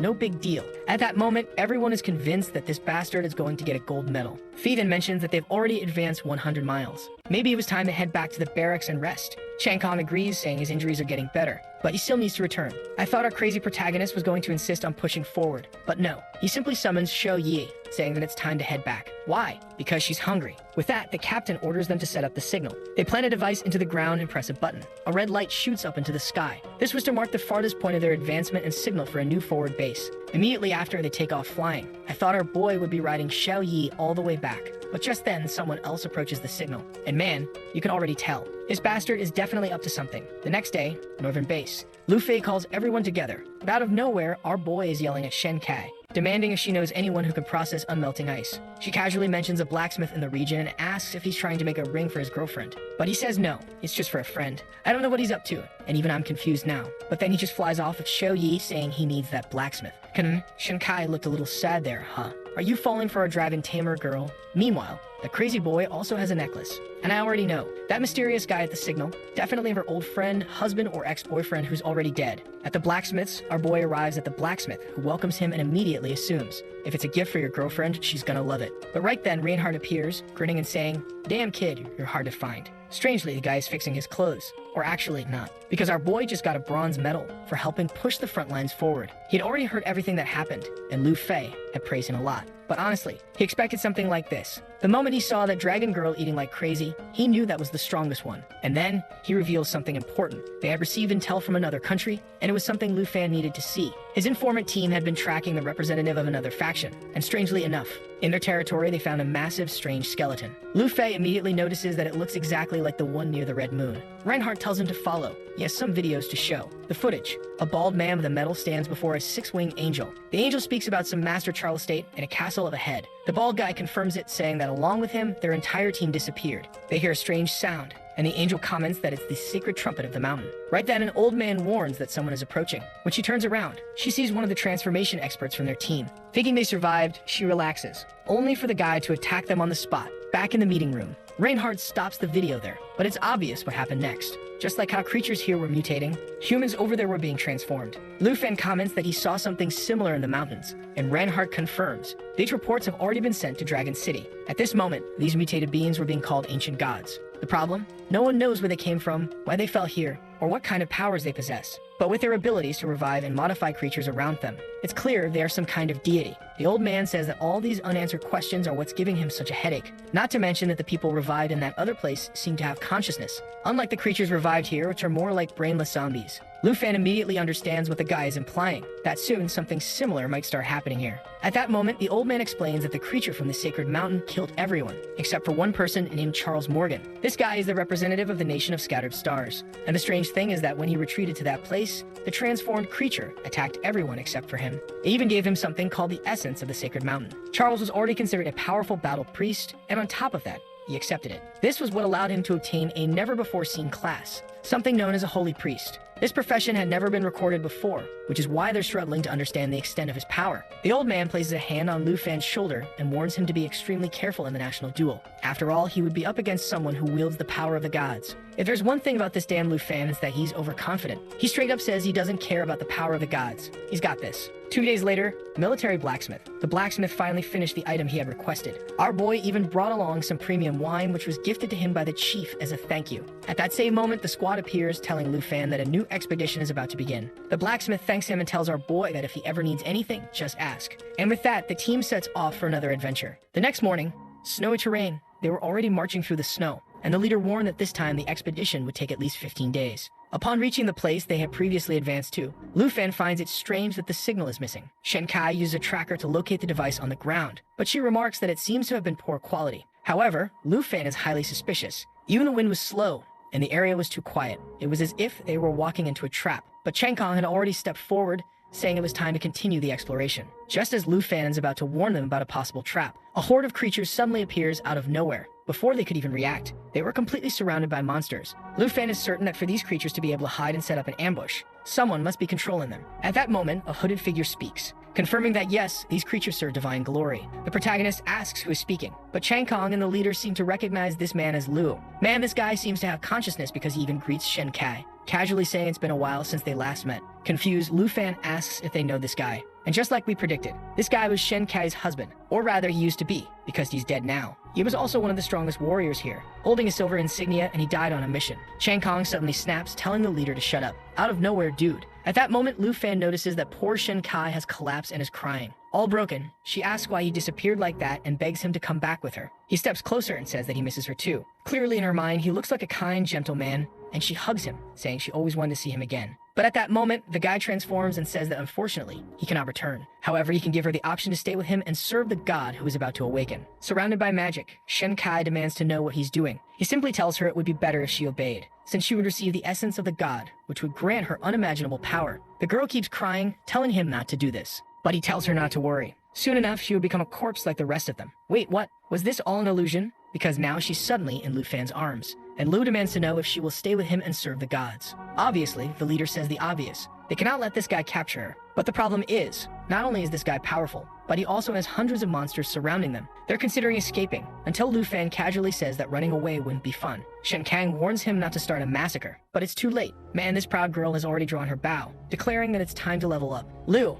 however, simply sighs, saying it's sad that the boy has to die this way. He orders all the creatures to attack, declaring that they will all soon become corpses. At that moment, Lu Fan orders Shen Kang to raise a barrier, while he prepares the serpent arrow attack. With the sanctuary raised, at least the rest of the squad is protected. They ask what they should do, and our girl simply says not to worry. The rest is up to him. The first volley of arrows is fired, slaughtering the monsters in its path, aiming straight for Lu. Shen Kang yells at Lu Fan to get real. They would have to help at some point, because his shield only lasts 10 seconds. Lu sees the first arrow approaching and barely dodges, but at that exact moment, Lu Fan was already behind him, and without hesitation, he activates the Dragon Destroyer form. Boom. Shou Yi appears, fully transformed, slamming down with a devastating claw strike. Meanwhile, down below, the leader, poor guy, can only say, I'm counting on that kid to win because the trainees are screwed. Lu Fan activated his new synchronized attack with Shou Yi and slashed right through Lu. At the same time, she was using Cataclysm, setting everything on fire. The sanctuary shield only had 2 seconds of resistance left, while the others inside the barrier were wondering if this was some kind of forbidden magic because it was way too powerful. The poor fool of a corpse was being burned and evaporated. By the time his shield hit 0, Shou Yi had already wiped everything out. A while later, Lu was lying on the ground, and the others were asking if he was still conscious. Shen Gong ordered Lu Fan to use his Sacred Chain skill to make sure this guy didn't escape. The young warrior knew that Shou Yi had taken so much damage that the enemy wouldn't even try anything. Shen Kai, on the other hand, was heartbroken, saying she couldn't even recognize the kind man who was once with her. At that moment, a purple energy began leaking from his body. Suddenly, he rose up and told her to leave this place immediately. He muttered something about the other corpses having left and heading for some deeper ruins, but before he could finish explaining, he died and Shen Kai screamed in despair, while she was there crying her heart out. Our boy? Yeah, he couldn't care less. To be honest, neither do I, and it looks like Lu Fan feels the exact same way. Once again, the chief thanks him, saying that if it wasn't for Lu Fan, everyone would have died. However, that strange purple energy was still floating around, even though the guy was dead. When Lu Fan noticed it was heading toward the red moon, he rushed forward to stop it and slashed through it. As a result, he obtained a corpse essence, a consumable item. He remembers that in the video, they mention something about the sacred essence that Charles received. Maybe this was something similar. Right away, the chief warns him to be careful with such a dangerous item. At this point, Lu Fan is certain that Charles made a contract with the sacred gods. He says they need to return and deliver this to Reinhardt immediately, and the chief agrees, especially since Shen Kai was still shaken. Our boy nods, and before leaving, they give the poor fool a burial. Shen Kai kisses the necklace. Lu Fan says he's in a better place, and that's it. Done. She cries a little, and now she's completely fine again. With that, the team prepares to return to base, but not before setting up the signal again. The next morning, back at base, Reinhardt was briefed on everything that had happened. Lu Fan explained that he had a theory about what was going on. To become a servant of the gods, one had to meet certain conditions. Creatures with no intellect but immense strength could, at best, become some kind of puppet. However, powerful individuals with intelligence could control the essence and retain part of their consciousness. As for Charles, he must be someone with extraordinary power and compatibility. That's why he was able to fully transform into a true servant of the gods. Reinhardt understands what Lu Fan is suggesting, that just having this stone isn't enough to turn into a corpse. Somehow, one must also be worthy of the god's power. Lu Fan confirms this, adding that Lu had mentioned that some of the corpses were leaving this place and heading for some ruins.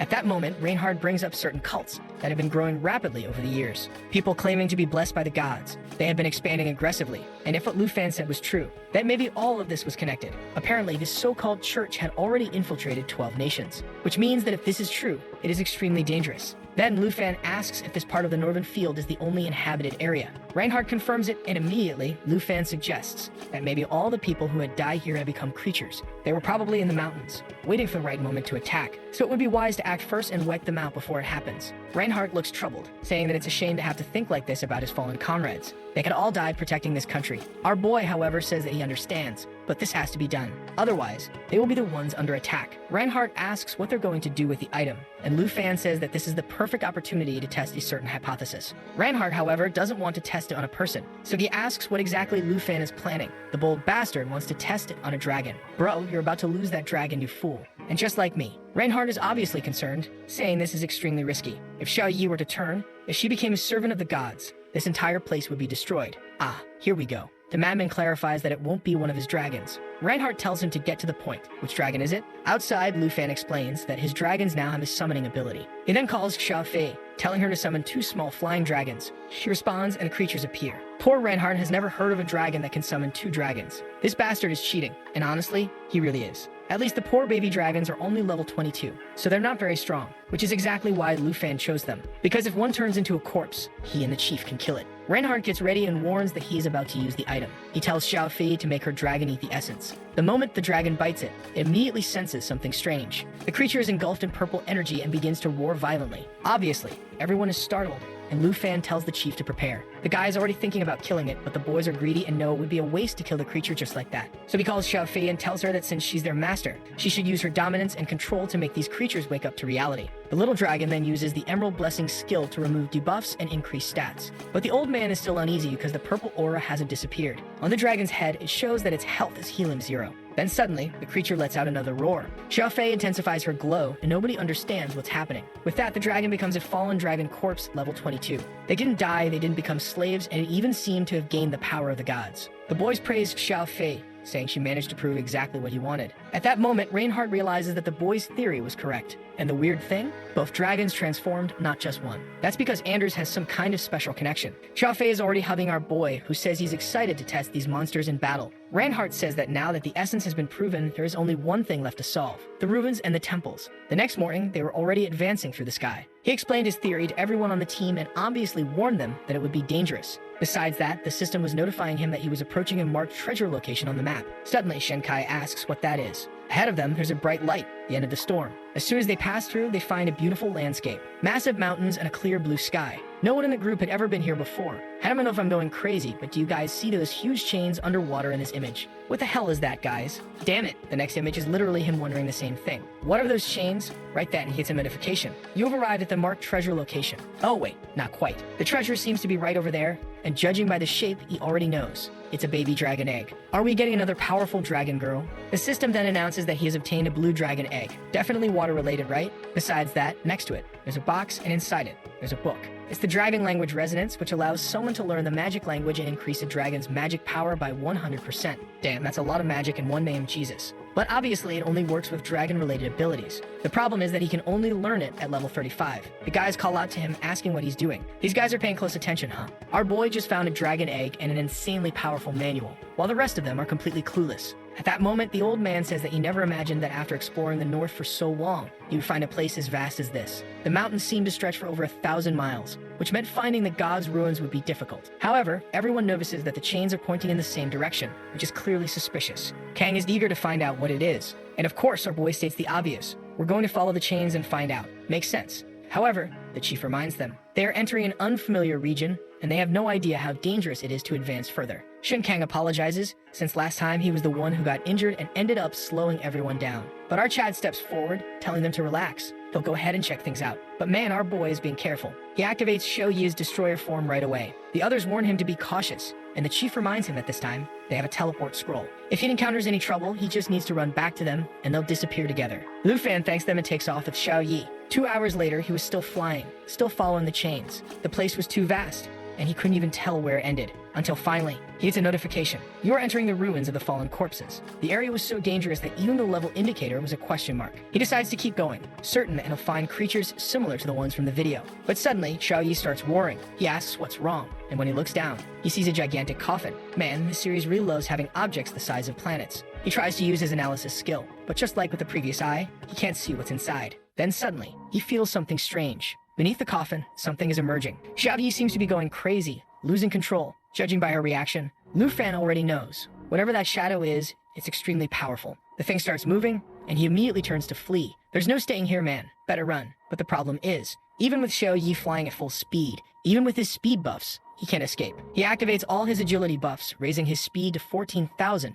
and manages to gain a bit of distance. But it was a close call. He barely escaped. If it weren't for the buffs and his new mount, he definitely would have died. Sometime later, he reaches the camp where the others had already set everything up. Shang Kong wants to know what he discovered, and right away, Lu Fan reveals the truth. Yes, the ruins of the fallen corpses were up ahead, but there was something extremely dangerous beneath the ice. They absolutely needed to teleport out of there immediately and get away from that place. At that moment, the team is shaken, because if Lu Fan is backing off, then it's definitely nothing good. A few hours later, back at headquarters, they are gathering all the information. Reinhardt announces that they will have to stop the expeditions. If they continue down this path, they will end up like the Morgan family. Lu Fan then reveals that even Shou Yi became uneasy when she got near that place. Reinhardt spreads out a map, saying it's hard to believe that even the legendary race of dragons feared something. That region should immediately be classified as a forbidden zone. He then orders Faye to cancel all expeditions near that area immediately, and to report it to Dragon City right away. All explorations of Zone 78 would be shut down. And everyone, of course, just salutes, practically thanking him, because nobody wants to go back there. Then Reinhardt turns to the protagonist and says, "It's amazing that you've been here for such a short time and have already made so many discoveries." He hands the boy a badge, saying it's a form of recognition for everything he has done. The fool tries to refuse, saying that he was just doing his job and all that. But obviously, the old man just pins it on his chest and tells him to shut up. The team praises him, saying that he really is incredibly helpful. They never imagined he would be this useful. At this point, though, I still feel like everyone's going to die. I don't know why, but do you guys get that feeling? You know that part in Sword Art Online when the MC meets a nice little party in the early episodes, and then they all die in a cave? I don't know why, but I still feel like everyone here is about to get eaten. Just look at how happy they are. This isn't right. As soon as the others leave, Reinhardt starts rummaging through his shelves, saying he would like to keep Lu Fan here. But unfortunately, the time has come. He hands him a book containing information on the national tournament, and tells him that in a week, he'll be heading back to Dragon City. Lu Fan knows that even though he wants to help here, the national competition is approaching, so it's time for him to leave. Reinhardt notices his hesitation and asks if he forgot something, or if he's just going to miss this place. Lu Fan says that yes, but he never forgot the reason he came here in the first place. With the experience he gained, he is certain that he is far more prepared for the national tournament. The old man praises his dedication, telling him to read carefully, since the book contains information on everyone participating. The story is really going to pretend he didn't pick up that blue dragon egg, huh? Is he never going to open it? I just remembered. These bastards. Open it already. Let's see what comes out of the live stream. At that very moment, in a different part of the Taishe Kingdom, Jin Chenghen, the little brother of that cursed girl, is standing there with some weird new power. And speaking of the cursed one, there she is, Jinshu. She asks her brother if his creature still hasn't evolved. They have been killing monsters for a long time now. Except, in this case, monsters meet people. He tells her that he just needs to devour a few more lives to advance it to the next stage. Then someone calls out, "Your Highness and Your Majesty, the Prince." A family appears, saying it's wonderful to see that he personally hunts monsters. Poor happy family, huh? They're about to get devoured. This guy is a lunatic. He kills everyone in his own territory. and now to be a real villain. He's going to start killing people from other territories too. Let's cause some chaos. Shanzi steps in, telling him not to harm the civilians. But honestly, I think he's already been doing that for a while. He casually responds that he just needs a few more lives. Killing this useless bunch of civilians was nothing special. In fact, it was an honor for them to become nourishment for his summoned beast. Then he walks away, saying it's ridiculous that Tianzi entered this family and still doesn't understand how things work here. Yeah, buddy, I think Tianzi is finally realizing he joined the wrong crowd. Meanwhile, in Hang Nation at the Spiritual Tower, the representative there is an expert in snake taming, and his name is Kieran. He says that in this national competition, they will be allies. And this girl, that's Wei Ji. And for the first time, a female character in a story is drawn with an actually realistic athletic chest. I mean realistic, but it never is. She warns that no one should leak the fact that they are forming an alliance. And then there's Discount Light Yagami over here. His name is Yasen Lai. He says that they have always ranked low, but this time, they will secure the best position possible. Everyone is just telling each other, pleasure doing business with you. Over in the Nation of Snow, we're now at an active volcano. It could have been called the Nation of Volcanoes to make more sense, but whatever. Some men in suits arrive, telling the young master that the family has ordered him to prepare for his journey. The guy shows up. Man, this dude has the perfect design for someone who's about to get wrecked by the protagonist. But damn, his name is Andre. Such a nice name, right? Man, what a shame. He's about to get beat down. Meanwhile, over in the Nation of Stars at the temple ruins, someone approaches and an old man with a monocle tells Charlie that he better be ready. The problem with gaining the six-winged power is that the fool now has to walk around with them sticking forward, making him look like an idiot. But he insists that he's ready for the national tournament.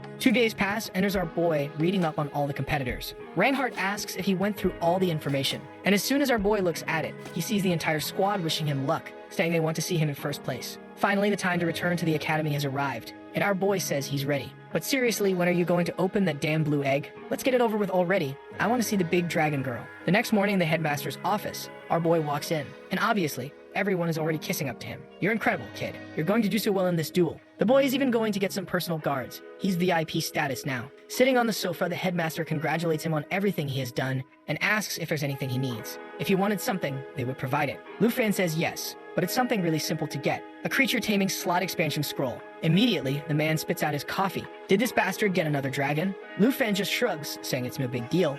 He's well prepared. The headmaster explains that it's not that expensive, but the problem is that it's not always in stock. Still, they could try to get one. Lu Fan thanks him, and also asks for the guards to stop following him, because he's a pretty independent guy. Sometime later, the guards are posted outside his house, and our boy is back home, in a place that has an extremely powerful cast. The most powerful auntie in all of Manhwa immediately hugs him, saying she missed him so much these past weeks. They had already prepared a huge banquet for the boy and were so happy he was back. The moment they saw him, they noticed he had grown even stronger over the past month. The conversation goes on for 2 hours, but our goth girl is sitting in the back of the table, and she doesn't look too happy. Give her some attention, Lu Fan. But instead, he's staring at that little necklace, thinking about a certain someone he needs to visit before he leaves. Kaoma notices this, and she wants to know who that expensive-looking gift is for. He tries to leave without saying anything, but these damn girls already know. It's for the senior Brava. 1 hour later, there he is, waiting in the reception room. This bastard loves getting beaten up by women, huh? He has 5 women at home, but he goes after the only one who isn't there. Men are a disaster, and at the same time, he's still thinking about the auction girl. But to be fair, he has his reasons. He's after that pet slot expansion scroll. While waiting, he makes a call to the giantess. Man, the artist's angles in this scene are crazy. Apparently, he called her to ask about the other girl, and her friend teases him, saying that it looks like he's missing her. But he explains that finding her will be really difficult, because she returned home to deal with some family matters. Still, since he's already in the capital, he should stop by the auction house to talk to her. Obviously, right after that, our boy was arriving there. Escorted, he tells them not to worry, saying those were just security guards that the school guy had placed near him. At the table, she mentions that his auction house is thriving, and she owes a lot to the boy since he placed that dragon egg there. Lu Fen wonders if maybe he should do something with that blue dragon egg too. However, he decides to leave it be, especially since he already has more than enough advantages in this place. At that moment, Yakyu says that mommy had left some little items for the boy. Man, this kid randomly gets some absurd stuff, seriously. Soon enough, a red sword appears infused with the fire of the legendary meteorite, obviously meant to help him in the competition. The rascal remarks that based on its weight and size, it seemed like it was made for him. And Yakyu confirms, saying it was indeed forged by one of the best blacksmiths in the capital. Lu Fen is sure she used the experience she gained from fighting him to create something that suited him. The book she had left behind contained a rare skill called Magma Explosion, which was only useful for a dragon tamer. Staring at the items, he thinks he'll have to properly thank her for all this. Taking a quick look at the letter, it says that it's been a while since they last saw each other, but unfortunately, she won't be able to be there. Something unexpected happened, and she won't even be able to watch the competition, but she hopes the boy liked the gifts. When she returns, she wants to invite him for dinner and then for an intense fight in the arena. Of course, guys. Also, as a warning, he better take first place or he'll be punished. Lastly, she hopes he remembered to bring the eternal ice she had requested. Takei asks if he's okay, to which he just thanks her for the items and for delivering the letter. He then focuses on business and asks if she has a pet slot expansion scroll. Unfortunately, she awkwardly replies that she doesn't. That's because it's a pretty rare scroll, as very few classes use something like that, so nobody really keeps it on hand. Regretfully, the protagonist decides he'll have to leave that blue egg for later. For now, he needs to focus on leveling up Extinction. Takei then closes the sword's case and hands it over, telling him not to worry. If a scroll like that appears, she'll definitely reserve it for him.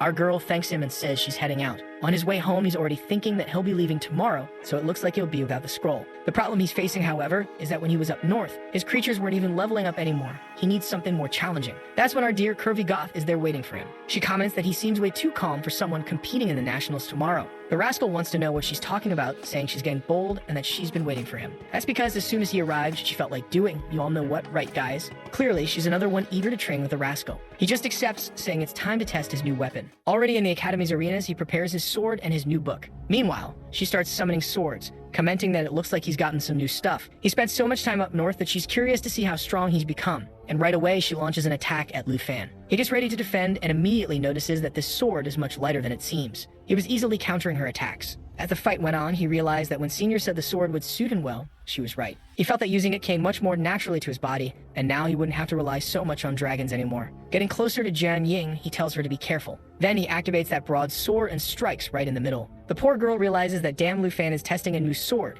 and even so, she's struggling a lot. And our cheeky guy takes the chance to compliment her, saying she's getting much stronger too. However, she was feeling a bit disappointed after all. Now she didn't stand a chance even in combat skills. At that moment, she felt a little insecure since he just kept getting stronger. Because of that, he better take first place or it'll be embarrassing for her. He just thanks her, saying she can count on it. The next morning, the ladies from the most well-populated house in Dragon City are waving goodbye to our boy. The time had come. 3 days remained until the start of the national championship. This was his chance to truly become part of the elite of the Dragon Nation. And obviously, he was going to make the most of it. The director then approaches and informs him that the supervisor of Dragon City wants to speak with him. Every nation needed to send a competitor and also a superior who would oversee to ensure the rules were being followed. This so-called superior would make sure our guy obeyed the authorities and would, in a way, educate him on how to interact with people from other nations. At that moment, the security guard kneels, and the man tells him to be careful with what he says. Lu Fan then asks what Zhao is doing there. It's the Gandalf of the dark web saying that apparently Lu Fan is the representative this year. The school director seems a bit embarrassed, saying that Zhao didn't mean to come all the way there. However, the old man replies that it was only right for him to come and meet the representative. But they kind of already knew each other, right?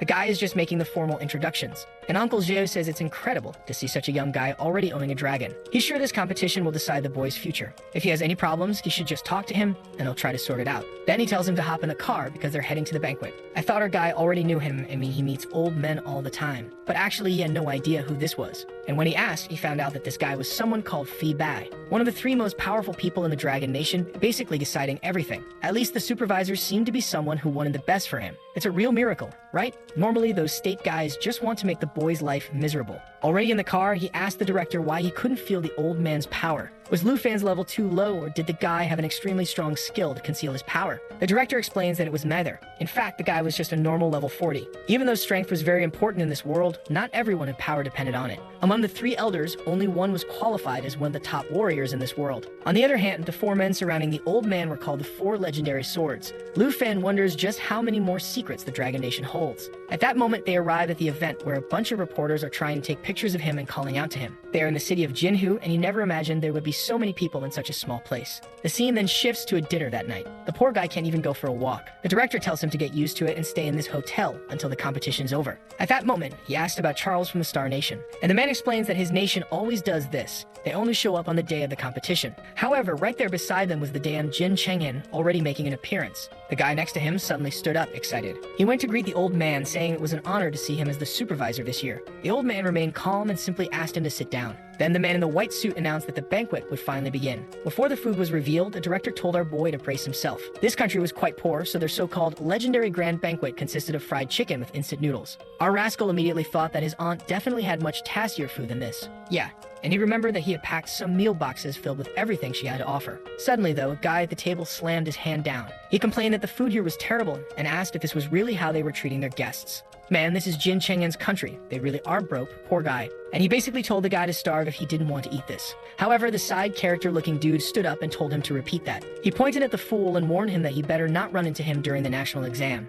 Man, poor Jin Chengyan was getting humiliated right there, staying completely quiet. What happened? Where's all that courage now? At that moment, the mountain of steroids walked off, saying he was going to find something better than this garbage. Until suddenly, he caught a delicious scent. Obviously, it was the auntie's buns, right guys? Since the first chapter, those have been legendary. And man, auntie had prepared a massive feast for the boy. The juiced up guy was staring at it like a starving cat, and our humble protagonist asked if he wanted to eat with them. Come on, man, you can't just give away the sacred auntie's food like that. And the shameless musclehead immediately sat at the table, just saying thanks. He grabbed a bun and took a bite so flavorful it practically exploded in his mouth. Our boy told him not to stand on ceremony and to enjoy everything there. With that, they started eating, savoring everything. Obviously, Jin Chengyan wasn't happy about this at all. And the worst part was that the other competitors were catching a whiff of the food and eyeing the boy's feast. Jin Chengyan was about to explode, but the guy next to him told him to calm down. Then he stood up and announced to everyone that the banquet was over. It was time to present the maps and the rules for this year's test. A hologram appeared showing various ecosystems. For Lufan, this was perfect. 9 different places with unique beasts that would help him level up his dragons.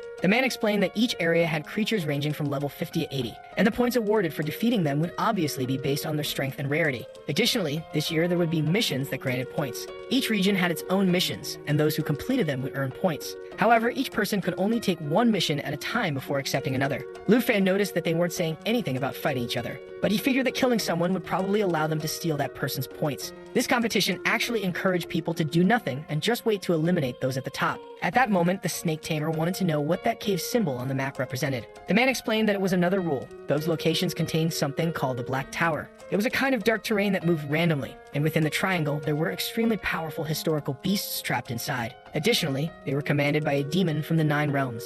Everyone knew that one of these 9 realms demons had nearly destroyed Taikis City. It was insane to have something like this as part of the test. Lufan asked how they even had something like that, and the guy next to him explained that these creatures had been sealed away a long time ago. According to records, the entire area was nearly wiped out because of those monsters and their armies. Fibai explained that these creatures were stopped by the 5 experts, who are now considered national treasures. While Lufan was deep in thought, the snake tamer knew that in these tests, monsters were usually a bit weaker than they would be in reality. So he asked how strong they were this year. The guy explains that, unfortunately, this year, the seal on the 9 realms demon would be completely released, and it would have its original strength. Immediately, the test participants start saying that this was basically sending them to their deaths. In the past, it took 5 experts to deal with this, so obviously, they had no chance. That's when Lufan, like those annoying nerds in class, asks if killing the 9 monsters would earn a lot of points. The Snake King tells him he's not understanding. These monsters aren't meant to be killed, just to increase the pressure. Even the test official thinks our boy is joking, but confirms that yes, if someone could actually kill them, they would earn a massive amount of points. If no one else had any questions, the meeting ended there. People start leaving, and the officials tell Lufan to head to his room. Meanwhile, they are already eager to see the boy's performance. Lying in bed, our protagonist is deep in thought, considering all these variables. He's not sure about Charles, but he at least knows that damn Chengyan will try to kill him. Just then, a notification pops up on his phone showing the ranking predictions. Above him are Chengyan, Andrew, and Charles, which obviously doesn't sit well with our boy. There's no way he's as weak as that damn Chengyan. Whoever made this ranking doesn't know anything, but at least he now knows to keep an eye on this guy named Musashi 10. The next day, the grand tournament was finally about to begin. Looking up, Lufan sees the official portal appearing, and everyone gets pulled in. Our boy, it seems, already eager to drop near one of those hellspawn lairs. Meanwhile, back in the most well-populated house in the country, everyone is watching his performance. Obviously, the folks from the north, along with Reinhardt, are eager to see how he does. The event's commentator asks who will claim the #1 rank this year. When Lufan opens his eyes again, he has entered the secret realm. He got lucky, landing in the northern region, which is similar to where he was training before. Since he's still ranked 23rd, everyone must be at 0 points. He remembers that there was a mission in the northern corner, so that's where he's heading. The only thing he needs to be careful about is that if he racks up too many points, he'll become a target for everyone. With that in mind, he summons Xiao Yi and Xingqian. He tells the new little dragon to team up with Xiao Yi so they can level up together. But the little creature just wants to stick close to him. Stogie starts heading toward the mission, seemingly searching for that monster lair along the way. Meanwhile, Chang'an appears in the desert region. He's already familiar with this terrain and activates his ability to create multiple clones. As long as one of these heads remains alive, he cannot be killed. This grants him 9 extra lives, making him basically immortal. At least until the first one gets a sword to the head, and Musashi casually remarks that now he has 8. Confused, Chang'an asks why. Weren't they allies? Why was he attacking? The guy apologizes and says he was just curious if killing summons would grant points. However, Chang'an tells him that if he wants to kill beasts, he should kill Lu Fan's dragons. Musashi tells him to calm down. He still has 8 lives left, and besides, they need to kill a lot of bosses, so he should relax. But Chang'an just brushes past him with a shoulder check, saying he has no time for arguments. Strangely, Musashi is now asking for cooperation, saying they really need to work together and protect each other. But Chang'an insists that their only agreement is that he will handle Lu Fan while Musashi deals with the Black Dragon. His plan is to use that place filled with demons. However, Musashi hesitates. While that damned guy can resurrect, he himself cannot. At that moment, Chang'an prepares something and strikes Musashi's chest, but it turns out to be just a buff. Too bad, it hurts like hell to install it, leaving Musashi writhing on the ground. At least now, if he dies, he'll also be revived by one of those beasts. On the other hand, if Chang'an dies, he dies too. When the national test ends, their contract will be dissolved, so now they are truly allies. Chang'an then says it's time to start farming points, leaving Musashi confused. But Chang'an explains that first they will rack up some points, and once the creatures have wiped out most of the competitors, that's when they'll kill Lu Fan and steal his points. Musashi then notices an exclamation mark on the ground and wonders if it's a mission. But Chang'an explains that it's a trap mission, and each map has one. Musashi wants to know what a trap mission is, and Chang'an simply says it's something that once accepted, cannot be completed.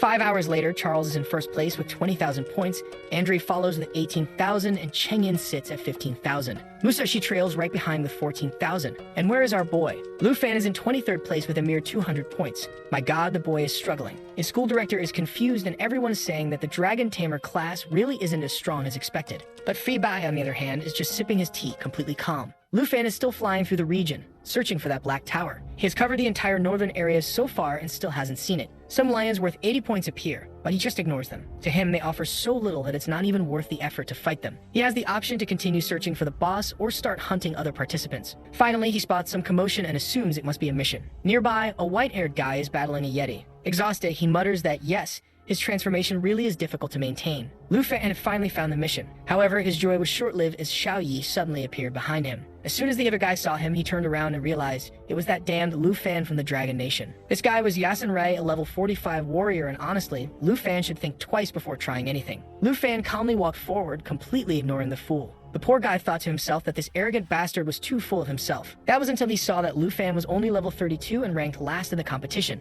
This was actually an opportunity. Well, actually, he was being dumb as hell because if Lu Fan had no points and there was no reason to attack, there was nothing to gain. That made sense. But in reality, Yasun Rai just wanted to grab the mission that Lu Fan was about to take. So he used a water cage ability to trap the boy in place. Then he jumped at him, declaring that this was the end of the Dragon Nation's representative. However, before he could even react, he got smacked away by Xiao Yi, sent flying like a ragdoll. His arm was completely broken, twisted at a weird angle, and he realized that the dragon's strength was very real. Lu Fan casually told him to cut it out. He wasn't even going to kill him for a mere 5,000 points. It wasn't even worth the effort. The fool was shocked that his prison ability had been broken with just a simple flick of the hand. But of course, side characters never know when to quit. This guy really had a death wish. He figured that if he could kill someone with high expectations, he'd finally get recognized. That's when Xiao Yi let out a roar, and he immediately started crawling backward in fear. Lu Fan sighed and asked one last time was he going to give up the mission or not. And with that, the mission was accepted. Of course, there was no way he was giving it up. While Yasun Rai was still trembling, something huge approached them. A massive creature landed with a crash. Xiao Yi was sent flying, and obviously the idiot took this chance to run for his life. Unfortunately, he tripped and ended up in a position even waifists don't usually fall into in this series. The beast was the guardian of this region, the Yeti King, level 75, worth 200 points. The fool was overjoyed, thinking that Lu Fan must have died from that attack. The monster slammed down once more, and now he was the one about to be killed. However, before the boss could land the final blow, a red glow appeared from behind. The monster turned around only to take a clean slash across its arm and chest. Then Xiao Yi followed up, slamming it into the ground. Lu Fan hadn't even used any skills, just a simple sword slash. To him, this wasn't even close to as hard as fighting the undead in the north. Yasun Rai realized that if that attack had hit him, he'd be dead. How the hell was a level 32 this strong? And when he saw Lu Fan approaching, he knew it was over for him. The poor guy closed his eyes in fear, but Lu Fan just walked past him, completely ignoring him. Yasun Rai immediately started begging for his life. When he realized Lu Fan truly wasn't going to kill him, he felt relieved. But then he checked the mission and froze in shock. Lu Fan had to defeat an epic boss, the level 85 Nine Realms demon. Watching how Lu Fan walked away, he knew that crazy bastard was really going to attempt it. Meanwhile, outside, a school official was freaking out. A mission like this shouldn't even exist in a secret realm. But the corrupt organizers who had set everything up for Chang'an to win just told him to shut up. Lu Fan accepted it. That's a problem. Even so, the school director grabbed the official by the collar, demanding that he disable the mission. This is impossible for any player. But the guy just smirked and said, too late. Once started, it can't be changed. Keep complaining, and you'll be kicked out. Fei Bai, sipping his tea, calmly told the director to relax. Don't get angry. Just watch. Maybe Lu Fan getting this mission is actually a lucky coincidence. Besides, you need to understand that this place is full of corruption and favoritism. This is the perfect chance for Lu Fan to prove he can fight against all of them. The professor demanded to know why Fei Bai, as the inspector, wasn't doing anything despite knowing all of this. But the old man just dropped a cold, swag-filled line. A true hero must be strong enough to make any trick irrelevant. He was absolutely sure that completing the impossible was exactly what Lu Fan wanted to do. So this was his perfect opportunity. The professor sighed, saying he understood. And at that moment, something surprising happened. They saw Lu Fan flying straight toward the Black Tower. Our boy told Xiao Yi and Xingqian that it was time for a massacre. As soon as he got close, level 60 bloodthirsty bats swarmed the sky. At least these guys were worth 84 points each, and there were tons of them. This was the perfect battlefield for Xiao Yi to unleash area attacks. Lu Fan told Xingqian to wake up. This was his time to shine. Xiao Yi immediately switched to Destroyer of Worlds Form 2. She was easily wiping out the creatures, until Lu Fan suddenly warned her. Some level 75 buried demons were emerging from the ground, but our boy was thrilled. The more enemies, the more points. Plus, he got Dragon Control activated, meaning his attacks dealt even more area damage. More and more creatures kept approaching. Soki activated Dragon Inspiration, boosting both himself and his dragons by 30%. He pulled back his bow, ordering Xiao Yi to use Cataclysm. This allowed her to fly around, dealing massive area damage. Meanwhile, Lu Fan was eager to test out his new Snake Shot Arrow, powered by Xiao Yi's 26,000 mental energy. Xiao Yi soared to the top of the Black Triangle, preparing to cast magic. Lu Fan fired his arrow, just as the monsters were swarming in. His attack landed right at her feet, triggering a massive combined explosion. And then, Cataclysm Level 2 activated. Everything was instantly obliterated. In one move, Lu Fan gained 502 points, plus another 22,000. Lu Fan jumped straight from rank 23 to first place. That was just unfair. From the outside, watching the leaderboard,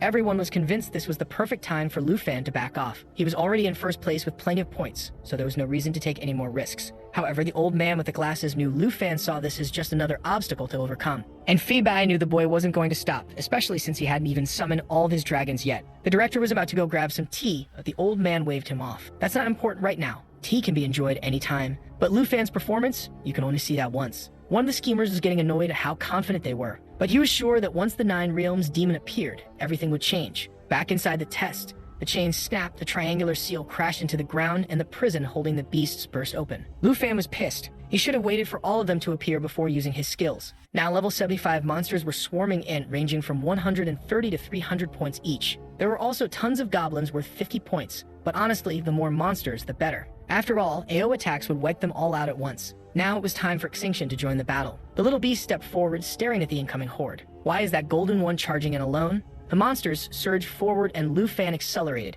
diving straight into the chaos. Right away, he ordered Xiao Yi to cover Xingqian. The little dragon locked eyes with a cyclops, roared at her. That's when Lu Fan realized Xingqian's biggest problem. She was way too independent, making it hard to issue commands. But then he remembered he had never seen 100% of her power before. Also, he was calling her she now, so that was nice. Xingqian activated Radiant Scales, a skill that absorbed all damage for 6 seconds. She charged through the battlefield, heading straight for the Cyclops, which slammed her with a full force attack. From above, Lu Fan saw the notification, damage absorbed. Her independence was actually an advantage. He didn't even have to worry about giving her orders. She was down there solo tanking everything, drawing all the enemy's attacks. After absorbing all the damage she could, she activated Star Destruction. This would return all absorbed damage in an AO blast. Lu Fan immediately told Xiao Yi to run. Xingqian just stood there looking all smug. Then a storm of blue mist and glowing stars swept across the battlefield. In 1 second, every monster turned into a constellation. And just like that, she leveled up to 34. Now she was strutting around and Lu Fan realized, damn, this little brat is arrogant as hell. Now it was time to prepare for the boss.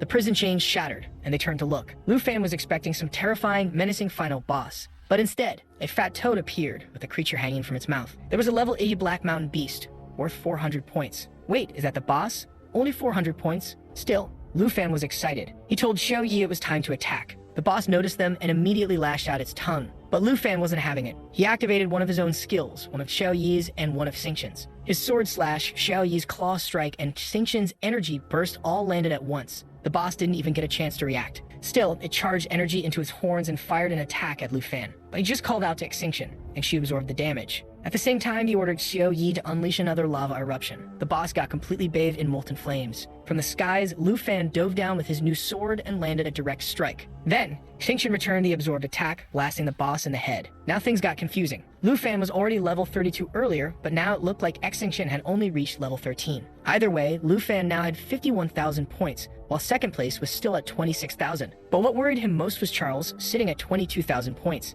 That bastard was definitely planning something big. Meanwhile, the old men were celebrating, while the schemer who had set the traps was punching the wall in frustration. He ordered the guards to investigate, convinced that Lu Fan had to be cheating. The funny thing, he wasn't even being dishonest about it. He genuinely thought it was impossible for someone to be that strong. Honestly, it would have been less embarrassing if he were just being a sore loser. But nope, he was just humiliating himself. Unfortunately for him, the inspectors moved like the Flash and were already back with a report. We checked. Everything is legit. The guy refused to believe it. Go check again. Yeah, sure. They'll be back in 2 seconds. The fool who rigged everything to screw over Lu Fan had completely backfired on himself. Frustrated, he decided to adjust the demon's strength a little. As soon as Lu Fan died, Cheng Yin would take first place and everything would be back on track. However, when he entered the control room, he noticed everyone was staring at the screen horrified. Even the old man was watching closely. Now he understood why they all looked so scared. On the screen, Lu Fan had already wiped out half the entire triangle. Face to face with the final boss, he looked like Dracula leading an army of darkness. With no other choice, it was time to summon Xiao Fei. She needed experience and they needed to ensure success. And she didn't even arrive in human form. She immediately transformed into the Eternal Emerald Dragon.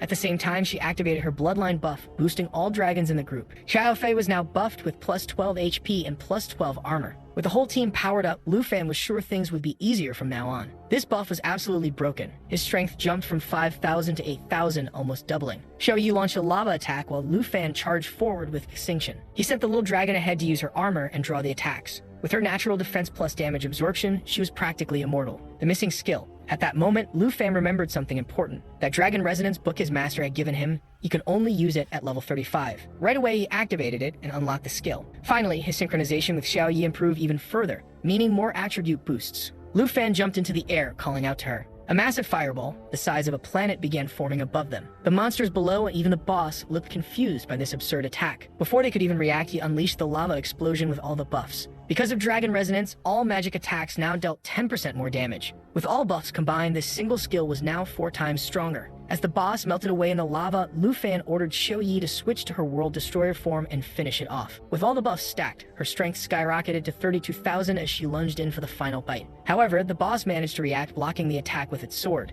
Lu Fan was shocked that this bastard was still standing. He decided to finish it off himself. Well, not really, because Xingqian had already delivered a brutal punch to its stomach, followed by a taunting tongue flick. Die. With that, the boss was completely obliterated by Xingqian's Star Explosion skill. Xingqian's transformation, our boy celebrated. And now Xingqian, or should we say she, had reached level 15, which meant transformation unlocked. Time to see what she looked like. Checking her stats, Lu Fan was stunned. Despite being a defensive creature, she had insane attack power that made no sense. In her Radiant Star form, she was stronger than Xiao Yi's dragon form. However, it only lasted 60 seconds. Additionally, her galaxy form made her completely untouchable, perfect for getting out of dangerous situations. With that settled, Lu Fan noticed something. Maybe all the monsters were already dead, since nothing else was showing up. So he ordered Xiao Yi to use her enemy detection skill to see if any survivors were trying to escape. Honestly, they were really dragging out this transformation reveal. But with that, they pressed forward, entering the Pinnacle of Darkness. The Pinnacle of Darkness. From the echoes inside, Lu Fan could tell this place was massive. Suddenly, a torch ignited, revealing a path ahead. Without hesitation,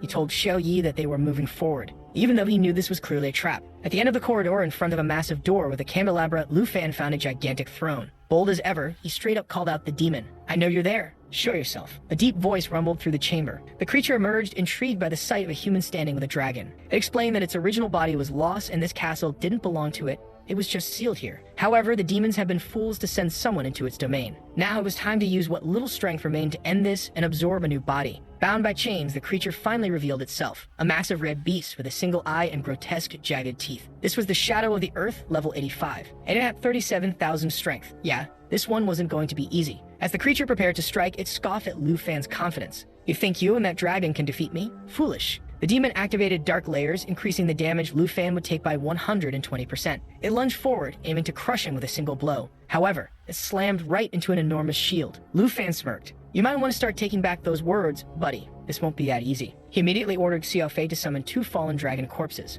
To be honest, they were only level 23, so they didn't seem that strong. but the boss hesitated, saying it could feel a strange aura. Lu Fan simply smiled. You don't have the right to know what it is. Then he commanded Xiaofei to launch a fireball. The attack shot forward, but strangely, it passed right through the boss. That's when Lu Fan realized the problem. Just like Xiaofei, this bastard had a skill that let it shift its form. On top of that, it had Coast Walk, making it completely undetectable. Now this was bad. Even Xiaofei's detection skill couldn't locate him. And in the next instant, the boss appeared behind Xiaofei, slashing error. Once again, the shield blocked it, but it nearly shattered. The defense stacks dropped to 8. Before Lu Fan could form a strategy, the demon warped again, reducing his defense stacks to 6. But this time, Lu Fan gritted his teeth and held his ground. Not this time. Xingqian's ultimate form. Suddenly, a storm of stars rained down from above. Lu Fan had secretly left Xingqian hidden nearby. Time to unleash everything you've got. Xingqian emerged, and now, where were this dragon's legs? She looked more like a giant winged space worm. This was the legendary galaxy form, and the boss was absolutely terrified. Lu Fan smirked. So any last words? The demon tried to activate Ghost Walk, but inside Xingqian's galaxy domain, there was nowhere to hide. The monster turned to Lu Fan and sneered. Even if you know where I am, it's not like you can defeat me. It lunged forward with another attack, but this time, Lu Fan dodged effortlessly. Now that he could see the boss, he landed on Xiao Yi's head, activating the rider buff and declared, time to end this. Buff overload, and here we go again. Lu Fan activating like 200 buffs at once. The boss watched in shock. How could a single human be supported by so many dragons? But of course, Lu Fan didn't even acknowledge him. Instead, he simply stated, your time is up. He slashed down from the sky, but the boss didn't seem too phased. Lu Fan quickly realized this thing was even tougher than he expected. Just then, the undead dragons charged in, unleashing their attacks. But the boss still wouldn't fall. Xingqian, your turn. Lu Fan had been waiting for this moment. Xingqian had been absorbing all the damage dealt so far. Now it was time for her ultimate move, Galaxy Explosion. The boss's final struggle. The boss roared in fury. Enough, it's time for everyone in this room to die. Xiao Yi swiped at it with her claws, but the creature actually managed to block the attack. However, right above its head, Lu Fan was already taking aim with his bow. Hold it steady, Xiao Yi. This explosion's gonna be big. He charged his shot for 3 seconds. The boss, clearly terrified, lashed out with a claw strike, knocking Xiao Yi aside. But before it could escape, she caught it from behind. You're not running away, bastard. Lu Fan smirked. Time to light up this tower. He fired his arrow, Xiao Yi launched a fireball, and the undead dragons unleashed their galaxy blasts. The boss could only watch, horrified. Impossible. A human shouldn't have this much power. And then, boom, the entire area erupted in a blinding explosion. The aftermath, or not, in the supervision room, everyone was stunned. Nobody could believe that Lu Fan had taken it down alone. After all, these creatures had only been defeated by the nation's greatest heroes. Then someone in the room suddenly spoke. The explosion is over, but the monster isn't dead. The scheming official sighed in relief. Phew. Almost lost my precious beast there. From the battlefield, the boss, badly damaged and furious, growled, you bastard, for putting me in such a miserable state. I will neither forgive you. But Lu Fan, the absolute menace, just grinned. You really think that was the end? The attack isn't over yet. It was only now that the boss realized something terrifying. The other 2 undead dragons had disappeared. High in the sky, they had activated their most powerful ability, Whale's Descent, an AoE attack dealing 2000% damage. The boss raised its arm, preparing one last strike. I will not be defeated by mere insects. But 2000% damage is no joke. The entire chamber was consumed by flames. And finally, the monster lost an arm. For the first time, it looked genuinely afraid. The final barrage. The boss stammered. This is impossible. How did I lose a limb to a creature this weak? But before it could process anything, a hailstorm of arrows rained down on its body. Lu Fan stepped forward. Stop running. This is the end. The boss panicked. It couldn't kill the dragons. It couldn't damage this kid. How was this happening? Something's wrong. Then suddenly, Lu Fan felt something strange. The boss trembled, his body engulfed in a dark purple aura. The shadow of the earth was changing. Lu Fan's eyes narrowed. What was happening? Had the boss unlocked a second form? Had a hidden seal been broken? Checking its stats, Lu Fan's heart dropped. The boss's level was now listed as unknown. Its strength had skyrocketed to 70,000. Panic in the supervision room. The school director was freaking out. How is this possible? How is it still getting stronger? This was now an unwinnable fight. He turned to Phi Bai. We need to shut down this tournament. If we don't, the boy is going to die. But Phi Bai just sipped his tea. Let's wait until Lu Fan kills it first. Then we can make some tea. The director stared at him in disbelief. Are you serious right now? We're risking the life of a prodigy. Meanwhile, the boss's stats were exceeding 100,000, but Phi Bai remained unbothered. Lu Fan has already proven himself. His combat instincts are exceptional. He won't die. The director hesitated. Fine, I'll trust him. But even so, this was insanely risky. The real villain. Meanwhile, that sunglasses-wearing bastard was grinning. Nobody seemed to notice what was really happening. He had sent a message to the tournament organizers, and they had been secretly boosting the boss with illegal buffs. Now all he had to do was wait for Lu Fan's inevitable death. Back in the fight, Lu Fan gritted his teeth. You're celebrating too early. He couldn't let this thing keep stacking power. If it got any stronger, even he wouldn't be able to stop it. So he activated his natural assimilation skill. This sends the undead dragons to his level, boosting their strength and stats. the boss charged forward for another attack. But Lu Fan was already on Xiao Yi's back ready. Use Destructive Roar. This skill was supposed to paralyze the boss, but the creature just laughed. A mere roar won't stop me. That was fine, because Lu Fan wasn't aiming to stun. He was stalling for time. And in that brief moment, he prepared 2 explosions, one for each dragon. And then, he, Xiaofei, and both undead dragons launched their final attack together. Man, this boss just won't die. How many chapters have I been stuck in this fight? Finally, Lu Fan declares that the monster is about to learn why it should never underestimate a dragon tamer. Xiao Yi and Xiaofei are now buffed by extinction. To be honest, the buffs shot their power from 4,000 to 23,000 instantly, but the boss has 70,000. Will it be enough? At least the boss looks scared, and finally it fires a Kamehameha-style blast, its body beginning to dissolve. It mumbles in disbelief, wondering how it could be defeated so soon after being resurrected. And guys, I think the bastard is finally dead. The room is empty. Something is shaking, and our boy looks a little weirded out. At last, it's over. The entire place starts collapsing, and obviously, he has to escape. The whole structure comes crashing down, shattering against the ground, but the beast himself walks out alive, with everyone leveling up. Not to mention, he just earned 450,000 points. With 500,000, he can relax.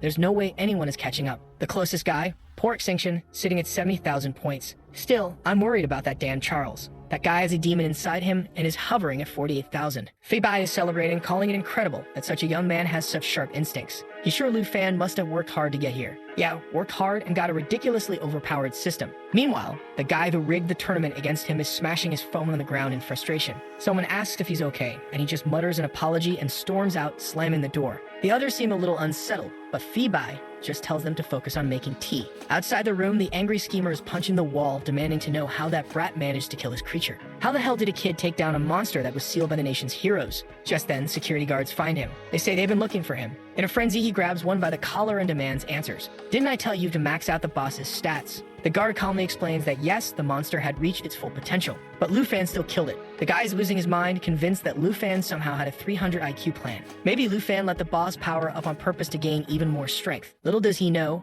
our boy suffered a bit too. The guards tell him it's over. Lu Fan made the results crystal clear. No one in this championship has anywhere near his strength. Fei Bai agrees, chuckling that his old body can't handle this much excitement. Hearing this, the schemer orders the guards to keep an eye on Fei Bai and Lu Fan. He wants them to find anything, any mistake, any lie, so they can disqualify him. Walking nearby, Fei Bai remarks that at this pace, first place is basically guaranteed. The schemer follows, desperately searching for dirt he can use to get all 23 participating nations to sign a petition canceling Lu Fan's qualification. Then suddenly, something flashes behind him. He barely dodges a sword strike. Petrified, he looks around. No one's there. Not to mention, it was a Night Reaper sword, level 90. Whoever did that is crazy strong. Could it be our boy's mommy? The schemer knows this is a clear warning. If he keeps going, he'll be the next one to die. Sometime later, the old man notices the mark on the wall and laughs. Tai Kid Nation is truly shameless. The guards hurry off to inform Mr. Jin that he's been receiving urgent calls. He tells them to get back to work before anxiously grabbing his phone. The message. Someone is demanding an explanation for how Lu Fan managed to kill that monster.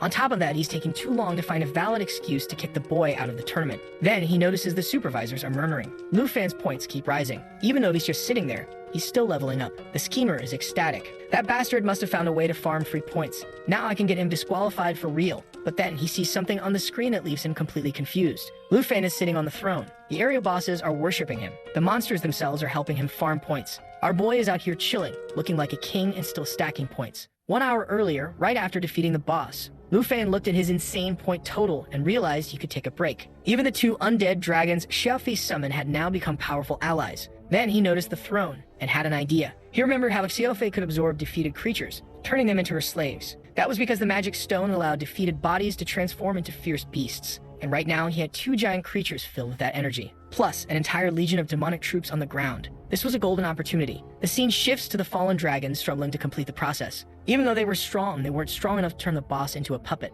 That's when someone touched Lu Fan's arm. Xiaofei climbed up, staring at him intently. For a moment, he was confused. Then she transformed into her dragon form and transferred all her buffs to the undead dragons. At that moment, Lu Fan realized that if they increased the attributes even more, they might actually be able to turn the boss into a servant. He immediately ordered Xiaofei to use Jade Light as well. The monster's stats kept rising. Of course, the Earth Demon wasn't in its super transformation, just its first phase at level 35. And now, the 2 buffed-up dragons had higher stats than him. Still, Lu Fan told Xiaofei to activate Life Pulse to boost them even further. With that, both dragons' attack power reached 40,000. Then he ordered them to channel their dark energy to turn the boss's corpse into a fallen servant. Since the difference in attributes was too big, the boss was instantly engulfed in a dark purple aura. Lu Fan could now kick back and relax while his creatures handled everything. And just like that, he became Sun Jinwoo, guys. He unlocked the ability to control fallen corpses. exactly like that guy. He was shocked because this meant he could now create an army. The Earth Demon rose up, letting out a powerful roar. It was now one of his fallen servants, and Lu Fan was sure that his strength at this moment was something never seen before. Meanwhile, in the control room, Mr. Jin was losing his mind. Why the hell is the boss obeying Lu Fan? The old school director nudged him with a smirk. The point difference is so massive that it's over.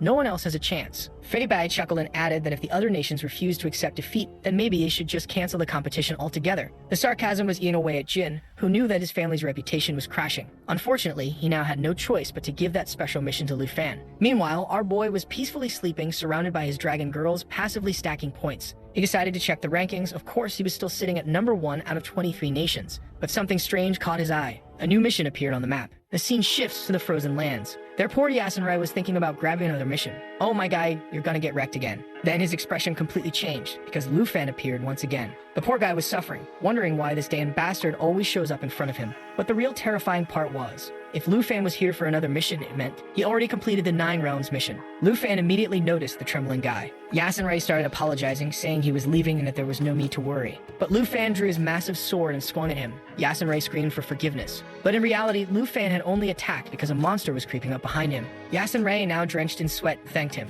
But Lu Fan ignored him completely. I'm not here to help you.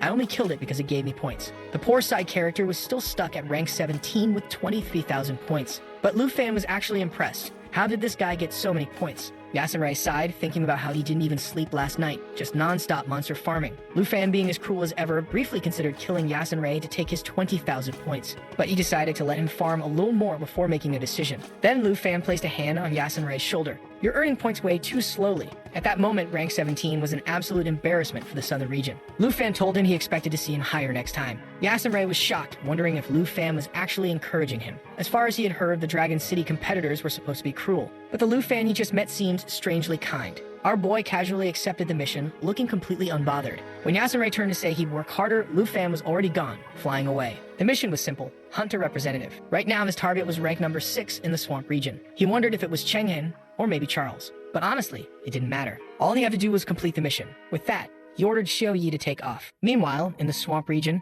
a massive black snake was biting through monsters. Yeah, guys, it's him. The guy who, when it comes to handling snakes, is undefeated. And that weirdly buff girl was there too. It looked like they were in a party together, still sitting at rank number 10. Life wasn't going easy for them either. They were discussing something. Apparently, they were waiting for 2 more people to show up so they could farm together. One of them mentioned that Baden should be arriving soon, but the poor Yasunrai was nowhere to be seen. The Snake Master suddenly sensed something. Wei Ji immediately asked if it was the hunter, and he confirmed it. As soon as Baden gets here, we'll have the perfect chance to kill him. Back on Lu Fan's map, a red exclamation mark appeared. A warning of incoming danger. 4 hours later, yes, 4 hours later, Lu Fan finally arrived in the swamp. God, what a long trip. Right away, he noticed the challenges of this terrain. The thick fog and poisonous air made it difficult to see. Not to mention, the place was crawling with ambush predators. But none of that was an issue, because he had Xiao Yi's perception skill. Our boy easily detected 3 people hiding in the trees behind the fog, waiting for him. Lu Fan immediately drew his sword and told them to show themselves before he attacked without warning. No one appeared, so he swung his sword anyway. At least he gave them a chance. Just then, a giant snake burst out of the swamp, the Snake Master riding on its back. You're dead. Lu Fan, unimpressed, sighed. Titch. Not even Chenghan or Charles? What a letdown. But the guy just smirked. I'm disappointed too. Didn't expect to fight the last place loser. Then he looked at the rankings and saw Lu Fan in first place with 500,000 points. That didn't make any sense. Just yesterday, this kid was in last place. Now the Snake Master was completely caught off guard. He hadn't expected the sheep to be so fat. He warned Lu Fan not to resist too much, just hand over the points. Unfortunately for him, he was unlucky enough to fight in the swamp, his perfect battlefield. With that, he launched a green energy blast, demanding Lu Fan surrender his points. An explosion erupted, but Lu Fan just shook his head. Not even close. He activated Xiao Yi's lava explosion, but the bastard wasn't scared. He laughed, telling his snake that Xiao Yi was just a level 30 dragon. They would win easily. The 2 creatures' attacks collided in the sky, and surprisingly, the Snake King actually held on, still alive. Then he dived into the swamp. Now, Lu Fan lost sight of him. That's when Wei Ji appeared behind him, swinging a chained weapon. She attacked from above, but our boy casually blocked it with his sword. And then, a claw strike came flying in. Direct hit, right in Wei Ji's face. Damn, she got smashed hard, and yet she was smiling. Okay, she's not right in the head. Lu Fan found it weird too. Then she called out to Gailan and Baden. Now's the time. Attack. Suddenly, 4 attacks flew at Lu Fan at once, but he deflected them all while Xiao Yi grabbed the snake's mouth and slammed it into the ground. The 2 side characters couldn't believe it. How was a lower level guy wrecking them? Now Wei Ji's confidence was completely shattered. The Snake Master told them to focus. This kid isn't that strong. If we kill him, we'll all be in the top 3. But Lu Fan just smirked. These ambushes are pathetic. You guys don't even stand a chance. YG stood up, fuming. We'll see who laughs last. Lu Fan readied his sword. You're all about to be corpses in this swamp. Snake Master ordered his snake to unleash more venomous attacks, but Lu Fan just dodged and ordered Xiao Yi to finish it off. With her immunity to poison, she instantly crushed the snake into the ground. Torn in half, the poor Snake Master screamed as his pet was brutally killed. Meanwhile, the side character without a face started firing arrows. Lu Fan blocked another attack, but at that moment, Kieran activated a magic formation. This is the end for you. The thousand-headed serpent formation activated. Lu Fan stepped back, deflecting the first wave of attacks. Kieran was confident. As long as Lu Fan was distracted, his allies would finish him off. Weiji told him to stop wasting time and just go for the kill. But then, a massive explosion. With just one roar from Xiao Yi, the thousand-headed serpent was obliterated. Yet Kieran refused to give up. He cast another spell. At the same time, Weiji hurled a massive iron ball. Lu Fan didn't even flinch. He just raised his dragon shield and blocked it effortlessly. Arrows from Baden, Xiao Yi swatted them away. Then, the ground started shaking, like a massive earthquake. Kieran grinned, rise again. The serpent revived, this time made of countless smaller snakes, merging into one gigantic beast. Here we go again. And once again, Lu Fan was being attacked from all sides. At this point, he realized, this fight is dragging on forever. Then something strange happened. The snake's poison started affecting YG. Kieran smirked. Since we can't poison Lu Fan's creatures, we'll just poison everyone in the area. Weiji panicked, begging for an antidote. But I already knew what was coming. He wasn't gonna give her shit. He knew that if Lu Fan died and the others died too, he would automatically take first place. The perfect scenario. Baden told him to stop and help her. Weiji was literally melting on the ground. Then finally, she got healed. Kieran apologized, saying he got distracted. Lying bastard. Even if he defeated Lu Fan, he still had to deal with Charles. That would be tough. So he still needed allies. He told YG to check Lu Fan's body. But then, Lu Fan laughed. No need for that. Of course, I'm alive. With all of his dragon tamer buffs activated, his actual level was 36 plus 32. And because of that, he had poison immunity, thanks to Xiao Yi's skills. The faceless side character was freaking out. Kieran realized, if Lu Fan was immune to debuffs, then nothing would work on him. So he told his allies to attack. Whoever kills him gets an extra 20,000 points. Gotta say, these side characters are really motivated. Weiji charged forward. Guess I'll have to do it myself. But then, a massive fireball flew in from the side. Direct hit, right into Weiji's arm. It was Andrew who had arrived. Don't worry, bro. I'm here to help. At that moment, he was ranked 4 with 80,000 points. He complimented Lu Fan's majestic dragon. Lu Fan shrugged, telling him not to worry. He had no bad intentions. But since Andrew was here to help, he was curious to see what the guy could do. Meanwhile, Weiji struggled to her feet, looking completely wrecked. She was even angrier now because these two bastards were acting like they were on a field trip. Andrew said he'd deal with the muscle head, leaving Lu Fan to finish off the others. Poor YG. She activated all her abilities, convinced she still had a chance. Wait, did she just turn into a bear? Or summon a bear? I'm confused. I think she transformed since she was still using the iron ball. Andrew barely blocked in time. Even then, he grinned, telling Lu Fan to stay out of it. She's mine to handle. Lu Fan wasn't thrilled about Andrew showing up, now he'd be stealing points. But at the same time, Lu Fan didn't feel like killing him either. Andrew had a ton of points after all. Then a surprise attack almost hit Xiao Yi from behind. Kieran was fired up, saying they just had to keep up the pressure and they'd win. Well, at least he was positive. He fired another venom attack, but Xiao Yi dodged with ease. The real problem was, another white cobra appeared behind Lu Fan. Now he was completely surrounded, but he easily solved it. He activated Void Slash, slicing all the snakes in half. Then he turned to Xiao Yi. It's time to end this. But Kieran laughed. You have no chance. My snakes are immortal. And sure enough, they respawned. Lu Fan smirked. Let's test how many times they can come back. Right away, he switched Xiao Yi to World Destroyer form. With that, she started burning down the entire swamp. But while that was happening, Baden was preparing an attack. He asked for cover and said he was ready. The shot was aimed directly at Xiao Yi's head. But Lu Fan simply smirked. Let me show you the power of a dragon's bloodline. With a single terrifying dragon roar, both of their abilities were cancelled. The side characters were struggling to resist,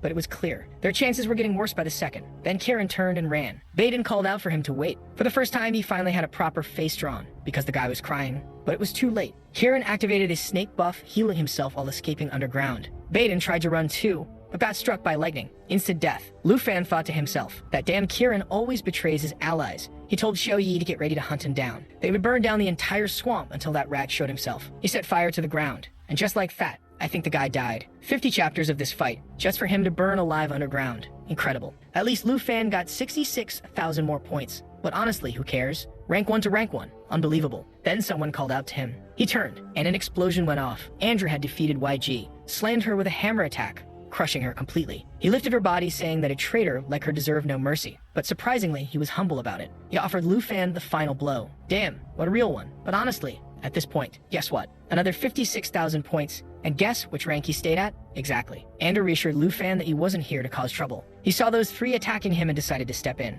All because he approved of that delicious food from before. Lu Fan thanked him. He wasn't going to complain about free points. And of course, Andrew said exactly what I was thinking. This is all thanks to that amazing food. They exchanged glances. Then Andrew asked, "Did you bring any more?" Man, Lu Fan actually did. Now in the middle of a dungeon, they were feasting. Andrew had already accepted that he wasn't getting first place. Now he was trying to trade his tournament points for food. Then he looked at the rankings and saw that Lu Fan had over 700,000 points. At that moment, he realized Andrew also received the mission to kill the 9 realms leaders. He confirmed it. Now he understood how Lu Fan got so many points. Lu Fan simply said, "I came here to win." So of course he took down the boss. Andrew couldn't believe it. He'd approached the tower once, but after the second wave, it was impossible to survive. At least he was lucky not to be Lu Fan's enemy. Still, he was disappointed. He wanted to know the secret to farming points, but now he realized there was no secret. No wonder everyone was talking about the dragon tamer. Meanwhile, Xiao Yi was getting pissed at this guy stealing her food. Lu Fan asked if he failed the mission. Andrew nodded. He had reached the location but barely escaped with his life. Lu Fan immediately got an idea.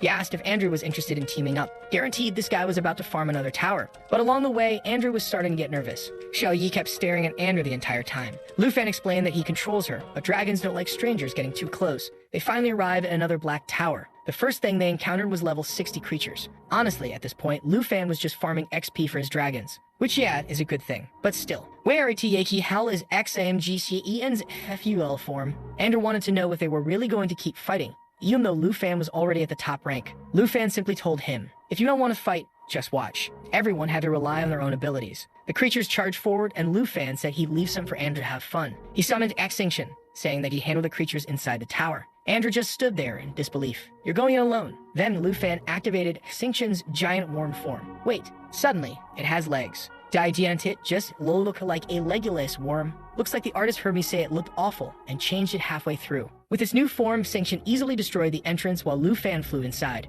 The first thing he saw, a massive welcome party. A swarm of level 75 monsters and a boss sitting on a throne. The boss sneered, "You're an idiot for stepping in here, human." Another level 85 Earth Demon. This one swore to grant his wish for death. Lu Fan just shrugged. "Shame, that won't happen." "Oh, and I brought you a present. I'll give it to you later." He activated Xiao Fi's spiritual protection, while Xingqian's star buff was active. On top of that, he was mounted on Xiao Yi with the Dragon Rider buff. From above, Xingqian looked like a weird aquatic blob. Lu Fan had 5 seconds to activate every buff at once and launch a single attack. Xiao Yi used Grand Calamity. Xingqian used Starbreaker. Lu Fan fired an arrow. I don't know if I understood correctly, but I think he was shooting Extinction, so it could absorb the damage into its shield. Then, boom. Star Explosion activated. The entire area erupted as Xiao Fi stacked buffs. Meanwhile, Extinction was already transforming again. Now its giant mouth was wide open. Another Kamehameha blast was fired. As soon as the ability ended, the star form disappeared. Lu Fan gained 15,000 points, but I don't think he killed the boss. Last time, a buffed boss gave 500,000 points. Then again, that one was rigged. Now he was using Xiao Fi's ability to summon 2 fallen dragon corpses. Then,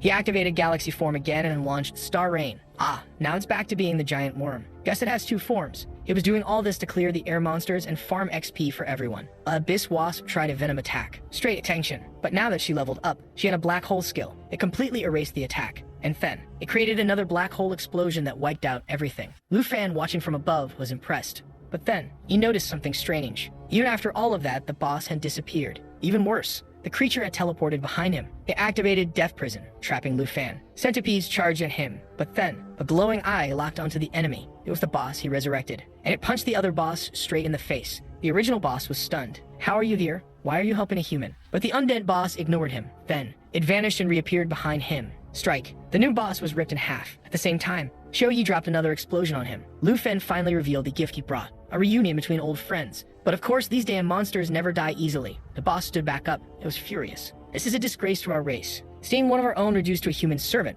I will not allow it." Then another purple smoke ability activated. His stats shot up to 60,000. He was certain this damn dragon tamer would ruin all their plans. He had to be eliminated before he could cast another spell. The undead boss struck again. The new boss screamed at him, "Wake up, remember who you are." But the undead boss ignored him again. He activated Clone Division. But even with multiple clones, he still couldn't defend from all angles. That's when Lu Fan grinned. "Since you're enjoying all these gifts, how about I add another?" He activated Corpse Manipulation, and then it started raining monsters. An army of creatures appeared. The centipede boss realized Lu Fan had tamed the entire tower, and right then, the undead boss landed a direct punch. Lu Fan, watching like it was UFC, cheered as he waited to see who was the stronger boss. At the same time, he summoned his army to fight the tower's remaining monsters. The battle erupted. Blood, explosions, and sword slashes filled the air. The centipede boss couldn't believe it. How? How can a single human be this powerful? Above him, riding Xiao Yi, Lu Fan smirked. Your time is up. But the monster responded, saying that thinking he would be defeated was nothing but an illusion. The entire area was suddenly shrouded in a strange green energy. From the sky, weird slime-like creatures started raining down. Lu Fan spotted the boss trying to escape through the smoke. No way in hell he was letting that happen. Immediately, he activated Dragon Encouragement. This boosted everyone's attributes by 30%. He declared that the monster wasn't getting out of here. He ordered CLF to team up with Xingchen and for her to activate Star Destruction. Once again, that 58-second transformation kicked in. Then he commanded Xiao Yi to launch Lava Explosion. At this point, this guy was straight up turning into that Overlord dude, stacking 38 buffs before every attack. And here we go. Another purple explosion, another light explosion, another fire explosion. There's no way this boss is still alive. At the very least, the creature was now lying in pieces on the ground, completely burned. But of course, we've gotten used to this by now. The bastard was still alive, muttering that he wouldn't give up. Meanwhile, outside the tower, Andrew was struggling with the griffins. He easily blocked their attacks and crushed one's skull. He had finally cleared out the weaker enemies, but something felt off. Why wasn't the third wave showing up? Then, boom, the entire area exploded. Andrew was sent flying. When he got back up, he saw Lu Fan riding Xiao Yi casually flying out of the tower, swagged out, and carrying the boss's head. Andrew froze. What the hell is that? He had no idea what it was, but it looked like something dangerous. Lu Fan simply revealed, this is the head of the tower's boss. Then, in a surprisingly humble move, he offered it to Andrew. He explained that if Andrew didn't land the final blow, his mission would be stuck forever. Andrew was genuinely touched. You're a true friend. Damn, now that I think about it, when Andrew first appeared, I totally thought he'd be one of those side characters that get beaten up and disappear. But here, he is a real ally. I got trolled. Andrew stepped forward and landed the final strike on the boss's head. And just like that, mission complete. Sometime later, back in the swamp, Lu Fan was relaxing. After earning all those points from the boss fight, Andrew now had 270,000 points and was sitting at rank number 2. Lu Fan then declared, our temporary squad ends here. Andrew looked depressed, but he nodded, saying he understood. In the end, at the national tournament, they were rivals. However, the next time they met, they would definitely go out for drinks. He shook Lu Fan's hand and said he was looking forward to that day. Damn, Lu Fan smiled and promised. At this rate, I'm calling it now. Andrew is either going to die to Jiang Cheng or Charles, just so Lu Fan can get insanely pissed and wipe everyone out. Before leaving, Andrew even gave Lu Fan 50 more points. Like bro, he already has a million. What's the point? Lu Fan didn't even want them, but Andrew insisted. I can't just accept all this food and help and leave without giving something back. Before parting ways, Andrew asked him a question. You're way too strong, so why did you drag out that fight against those 3 before? Lu Fan responded that in this tournament, there were tons of professions he had never seen before. That was the perfect chance to analyze new abilities. Andrew sighed. You always have the coolest answers. He turned and walked away. Lu Fan waved. See you later. He stood there thinking to himself. He really hoped he wouldn't get a mission to kill Ender, because that would be pretty damn sad. However, he was happy since he got new little corpses for his group. At the moment when the fools were watching, the bald guy was celebrating that Andrew had passed everyone else. He even went to thank Fed Bai, saying that he knew it was because of the Dragon Boy. He said it was nothing special, and that he didn't even deserve all that respect. Meanwhile, the fool was in the background, seething with rage. The demons from hell didn't kill that damn kid. The secret mission he had given also didn't work out, and now he had no more plans. That's when a guy called for him. He informed him that the important scroll had been completed. At that moment, the guy's expression changed to a smile, and he said that the final method was foolproof. In another room, he asked if it was really ready, and the others confirmed it was. It was a scroll that allowed someone to create a portal to the national test. However, it was extremely unstable and dangerous to use. The guy with glasses said it was the only option. Everyone had already checked what Lu Fan was doing, and it really seemed to be the boy's power. However, the fool still believed that somehow he was deceiving everyone, and that his team was incompetent. He told the idiots to keep an eye on the door until he got back. Man, he opened the portal, and it looks like he's planning to kill the boys if possible. Brave little guy, I think you're going to end up dead. The fool pointed out the obvious. Not only was the scroll dangerous, but besides that, if he was seen in the videos, it would be a problem. However, he simply said that he had already spoken with the director, and no images of him would be shown. All they had to do was protect that door, and everything would work out. Lastly, they were supposed to activate the final mission. That would be perfect to get rid of Lu Fan as quickly as possible. In front of our boy, a small mission appeared. Another one of those to subjugate an earth demon. The thing was right in front of him, and he didn't even suspect how strangely it appeared just for him. He already knew he had enough to win, but he imagined that maybe with more points he could even gain a bit more reputation. And with that, once again, he advanced with Xiao Yi. The poor monsters seemed to be dying of fear. He also summoned Xiao Fi and Xingchen, whose full form we still hadn't seen. The bastards, with a new spatial rupture ability, opened a hole, and upon passing through, they were already inside the triangle. This time, there were several centipedes, and the boss had even higher stats. The guy was getting more dangerous. The creature has always said that it looked like he was seeking death, and our guy replied that the one who would die was him, right? Doesn't even seem like we've seen this happen twice before. Then he started summoning a bunch of his creatures. plus that dragon, and charged forward. Meanwhile, a guy on the ground was begging to be killed, but someone placed a sword against his neck. It was Musashi Ten, who said that begging was useless. The guy said he was willing to hand over all his points and leave the match. But the other guy wasn't interested and said that just killing him and taking the points would be much more fun. If he licked his shoe and shouted that everyone from his nation was trash, then he might let him go. Obviously, the guy refused, and with that, Musashi said his head was going to be cut off. The fool then said fine and moved in to give the little kiss. Boy, you're humiliating yourself too much. While the poor guy was saying that everyone from his country was a bunch of pigs, the other guy was making him shout louder, until suddenly a purple hand appeared and killed the guy for good, right? Better this way for the love of God. Musashi got angry, but Chang'an said he knew very well that he was going to let the guy escape. Besides, he didn't kill for the points but because he had a mission to complete. The fool wanted to know what the mission was, but Chang'an just told him to shut up. Right at that moment, that fool who was almost going bald from so much anger showed up. Meanwhile, our boy was being attacked by the boss, but he took control of the centipede boss and used it to stall the other one. That one, the other boss. The problem with these bosses is that they all have the same name, right? Earth Demon. So we can only call them Boss 1, Boss 2, Boss 3. Apparently, the monster dropped dead, and our guy earned 400,000 points. At least this time, there wasn't that damn Overlord buffing, absorbing power and boosting everything. But if it didn't happen there, Chang'an was advancing to start the same nonsense. It seemed that all the guy with glasses did was pass on the mission details and the location of our boy. Musashi wanted to know why they weren't doing the mission, but it was obvious Chang'an had other plans. The guy with glasses was sure that Lu Fan was using some kind of cheat to farm those areas. He had to watch and learn how he did it, and only then would he have a chance to win. Chang'an was thinking that his plan was to focus on Charles and not on the trash that was Lu Fan. But it seemed that the main mission only activated for the person in first place, so now he had to be the target. Out of nowhere, Musashi collapsed to the ground and told him to be careful, but Chang'an just told him to look ahead.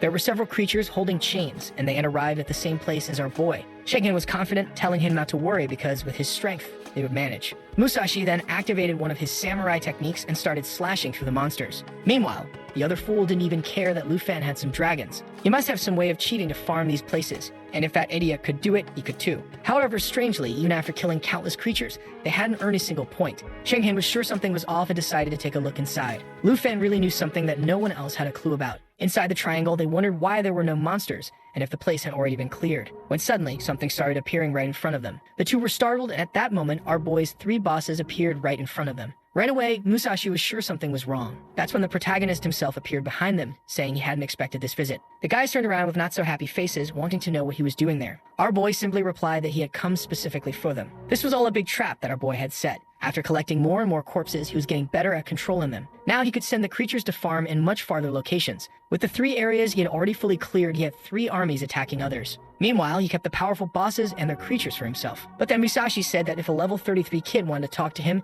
it meant he was interested in dying. Poor Chang'an was all confident, saying he already had a grudge against Lu Fan and couldn't let him die easily. He thought dealing with Lu Fan would be easy. The problem would be killing those bosses. Our boy then said that apparently, these two would never take him seriously. And with that, the guys threatened him, saying that if he revealed the secret to farming those locations, they'd let him leave alive. Our boy laughed and said that apparently, the fools thought he was exploiting a bug. The guys said they weren't just thinking that, they were sure. Not only was this place almost empty of monsters, but he was also close to level 30. There was no way he could have done this alone. Our guy replied that he had never done anything alone. Because, for example, he had 3 friends right behind him. Chang'an noticed that these creatures were strangely calm. There was a possibility that Lu Fan was controlling them, but that should have been impossible since they were too strong. Lu Fan then said that if a secret to farming this place existed, his cheating kingdom would already know about it. Chang'an was realizing that things were getting complicated, and before he could finish thinking of a plan, Musashi charged straight at our boy, who snapped his fingers, saying it was sad to see his efforts being so underestimated. At that moment, the 3 bosses appeared, and Chang'an immediately shouted for them to run, while repeating to himself that it had to be a bug. There was no way this guy was that strong. Besides, all this mess had been arranged by his kingdom, and the victory was supposed to be his. But the Acanthopia boss immediately activated a skill and slammed both fools in the chest. As soon as Chang'an fell and tried to get up, the big brute appeared. He activated that ability of his to launch the purple spheres, but with a single grab from the monster, the attack was undone. Noticing at that moment why it had taken countless heroes in the past to seal these creatures. Already afraid of dying, he wanted to run away, but the second he thought about being his country's pride, he got crushed. Lu Fan, the shameless fanboy, all tangled up with the dragon girls, bragging about how hard he worked to get that little boss. Musashi was getting up, saying he was the future of the Sakura nation. He unleashed a phantom slash, declaring that he wouldn't die so easily. But apparently the guy had already been crushed right in the middle of the beast. Lu Fan was worse than a villain with his lines, saying that everyone claims to be the strongest in the world until they get smashed by his beasts. A very humble boy. He leveled up, but he couldn't understand why he didn't gain any points. That's when he remembered that Chang'an had that ability to revive himself with the goo and figured it must be something similar. In an instant, the two fools reappeared far away in the middle of the army. Both still had 5 to 6 lives left, but with a 24-hour cooldown. Musashi was celebrating, saying they didn't need to fear death, but Cheng'en told him to stop being naive. Lu Fan had 3 demons, an entire army, and a bunch of dragons. Even if he survived and still couldn't kill him, it was even worse. First, they had to figure out how he was managing to subjugate the creatures in those locations. Musashi stood up and said that if Lu Fan could do it, then they could too, especially with 5 lives. But suddenly, he was surrounded by a green energy and collapsed from weakness. Cheng'en explained that as soon as you were resurrected, you stayed weak for 10 minutes. But it was fine, they just needed to move carefully, and soon they would recover. Until suddenly, something exploded right next to them. Looking back, he saw that Musashi had been struck down by a massive hammer. Andra had arrived, saying he had found the amazing prince of the Jin family. Cheng'en was already panicking. He still had 6 minutes of weakness left and had just run into rank 2. Meanwhile, Andre was laughing at their faces, asking why they kept popping out of the ground. Were they playing worms? And he charged forward without another word. The fool was stumbling backward, too weak to even walk. Here came the hammer strike, landing squarely. But just like our boy, Andrew also found it strange that he didn't gain any points. 10 days later, my god, time sure flew by. Finally, the championship was coming to an end. The gorgeous auntie, as always, was watching our boy attentively. Even the girls in class were glued to their phones, eager to see what would happen. In the north, everyone was anxious. And that damn Musashi was still alive, still hunting monsters, along with Cheng'en, who had reached 510,000 points. Meanwhile, instead of hunting, Andrew had gone to rest and was now rank 3. And the new rank 2 was that weird Charles guy sitting at 720,000. He was praying to the cross, calling this the Lord's Savior. Meanwhile, inside another one of those black triangles, a boss died. Obviously, right? It was that damn Lu Fan, who never stopped. Xiao Yi had already reached level 38 and he was now at 41. Xing Shu at 29, Xiao Fei at 35, everyone was leveling up a lot. And our boy already had 7.4 million points. The kid was building an entire army with all the local bosses. And he had acquired a new ability called Dragon's Domain. But what everyone really wanted to know was what the Starry Dragon's form looked like. Dragon's Domain created an area that boosted dragons' stats by 50% and prevented other creatures from entering. Another overlord buff for him to stack before starting a fight. That's when suddenly he received a message saying he had become a hunting target. And the rascal smiled, saying that it looked like a lot of points were coming his way. What Charles had taken was a crystal that gave the mission to hunt rank 1. Someone nearby asked if he could really do it. And it was Musashi and Cheng'en. They hadn't even managed to give up and were already asking someone else to do it. Charles told them not to worry, that he had more than enough strength to handle it easily, while Cheng'en was thinking that he had wanted to save his trump card to take down this guy. But now he needed help to defeat Lu Fan. Still, he admitted he was unsure about this, and Musashi confirmed it was impossible to defeat Lu Fan with so many demons on his side. Charles reassured them, saying there was no need to worry. He knew how Lu Fan was using someone else's power. Cheng'en looked like a fool. Charles said he would explain. Meanwhile, in the championship control room, the guys were chatting about how that other fool still hadn't returned. They were worried about getting fired, but figured he would show up soon since he wasn't dead. Then a woman appeared, and if that fool wasn't dead yet, well, now he was already on the ground bleeding out. Damn man. Shigen whispered right into his ear, saying that if he didn't keep quiet, he would die. He begged her not to kill him, but she cut him down anyway. Wow, what kind of elastic assassin was this? Someone asked how things were going, and she replied that the Morgan family never failed. With that, everyone's screens were cut off. At that moment, the old guys were sure that those bastards were causing trouble again. Fibai was impressed by these lunatics' persistence. Then someone said to call Mr. Kim, and that's when they realized he wasn't there. He had only been missing for 10 days, just a little while. At the end of the corridor, in a tall room, he was talking with some guy wearing a hat. This was the Supreme Lord Morgan, and Jim wanted to know what he wanted. Morgan said he had asked for 3 minutes, but there was nothing to discuss. The guy was confused, but Morgan just turned around and said that 3 minutes had passed and he was leaving. Meanwhile, back in the competition, Musashi wanted to know what this nonsense was about Lu Fan being the servant of the god of death. He didn't like that kind of thing. Charles replied that he understood how difficult it was to comprehend the unimaginable power one could obtain from the ancient gods. He then revealed 3 small stones, saying that they contained the essence his master had bestowed upon him. Cheng'en wanted to know if these 3 essences granted him his power. Charles said no, 2 of them were for them. Hey, are they seriously about to turn into demons? Man, don't drink that, you're gonna get screwed. Charles explained that if they accepted his master's baptism, all he wanted in return was to be allowed to explore the relics of Teiki and Sakura. Cheng'en, being a prince of a country, was sure these guys wouldn't lie about making a deal. And with that, he accepted the offer, saying that after they killed Lu Fan, they would let the Morgan family research whatever they wanted in his country. Musashi seemed hesitant, but the other guy was already bursting with power, saying there was no way he was staying beneath that trash. Charles then offered it to the other fool, telling him that if he didn't accept now, he would lose his chance. Musashi, all crooked and unsure, accepted. And when someone hesitates like that, you already know they're gonna get screwed worse than anyone else. The blondie warned them that the more they surrendered to the master, the stronger the transformations would be. And that last piece had been specially prepared for Lu Fan. He would become his sacred puppet. Back in the security room, no one had seen the armored beauty kill the bald guys. The woman wanted to know if they weren't going to report anything, and the fool Jin said it was better not to. Better for them to investigate themselves and not let the mess get out. However, he was already sure that was exactly why that Dan Morgan had called him. Back in the test, our boy was flying around. He glanced at the map and saw that Yasunle was still alive. Man, I gotta admit, that kid is tough. Our boy decided to go find his old friend. Damn, he's gonna kill the guy, poor dude. This is just cruel. But when he landed, he looked around wondering where the guy was. The kid was hiding nearby and suddenly appeared, all happy, saying that Big Bro scared him and that he had missed him. He stumbled over, saying he was afraid, but luckily it was his Big Bro. Lufan, however, was disappointed that the little bastard only had 155,000 points. Not to mention, he was way too excited for the championship's finale. He should be terrified. So he began drawing his bow, warning Yasunle that at this stage, no one could be friends anymore. But suddenly, Xiao Yi activated her perception ability. The ground beneath Yasunle started to crumble and golden hands emerged. Lufan recognized it as Chengyan's power, but the color was different, imbued with sacred energy. Instantly, he launched an attack with the golden serpent to strike the creature that was taking the poor kid away. Meanwhile, not far away, Chengyan received a notification that Yasunle had been killed. He approached our boy, saying they had finally reunited and apologized for stealing his points. Lufan responded that it was sad to see that they had become slaves to the sacred mountain. Now that they had joined Charles, it meant he was being hunted. At that moment, the fool appeared and announced that before killing our boy, he would give him a small chance. If he became his servant and called him master, he would receive supreme sacred power. Lufan noticed that the energy from this thing was the same as from the corpses, but he responded that this so-called alliance was laughable. He wasn't like them. Even with all the power they had received, at most, they were only as strong as his dragons. Charles' expression changed, and he declared that negotiations were over. He immediately called for Chengyan and Musashi to take their revenge. The two charged forward, saying they couldn't wait to see Lufan dead. The protagonist dodged while preparing an arrow, remarking that these bastards had no dignity. He fired at Musashi, who easily blocked it. Now with this transformation, he had released an Oni mask that increased his strength by 10%. To be honest, those numbers weren't very impressive, my friend. Meanwhile, Charles was still rambling on about how he would turn our boy into his slave. But our boy, who had to kill the bodies of those northern people, was furious to see this power being used. There was no way he was letting them leave alive. Musashi then taunted, saying Lufan was unusually calm today. Seemed like he had lost his courage. But the rascal simply commanded Xiao Yi to enter her destruction form and immediately began preparing an attack as he charged at them. A barrage of fire was unleashed toward Musashi, and he barely managed to spread it apart with Chengyan's power. The guys looked confident, until our boy mounted his dragon, saying they were way too arrogant. He summoned Xiao Fei, and you already knew he was about to do his usual little buff sequence. Oh wait, nope, he just launched a lava eruption using the dragon language, nearly blowing Chengyan to pieces as he fled in fear.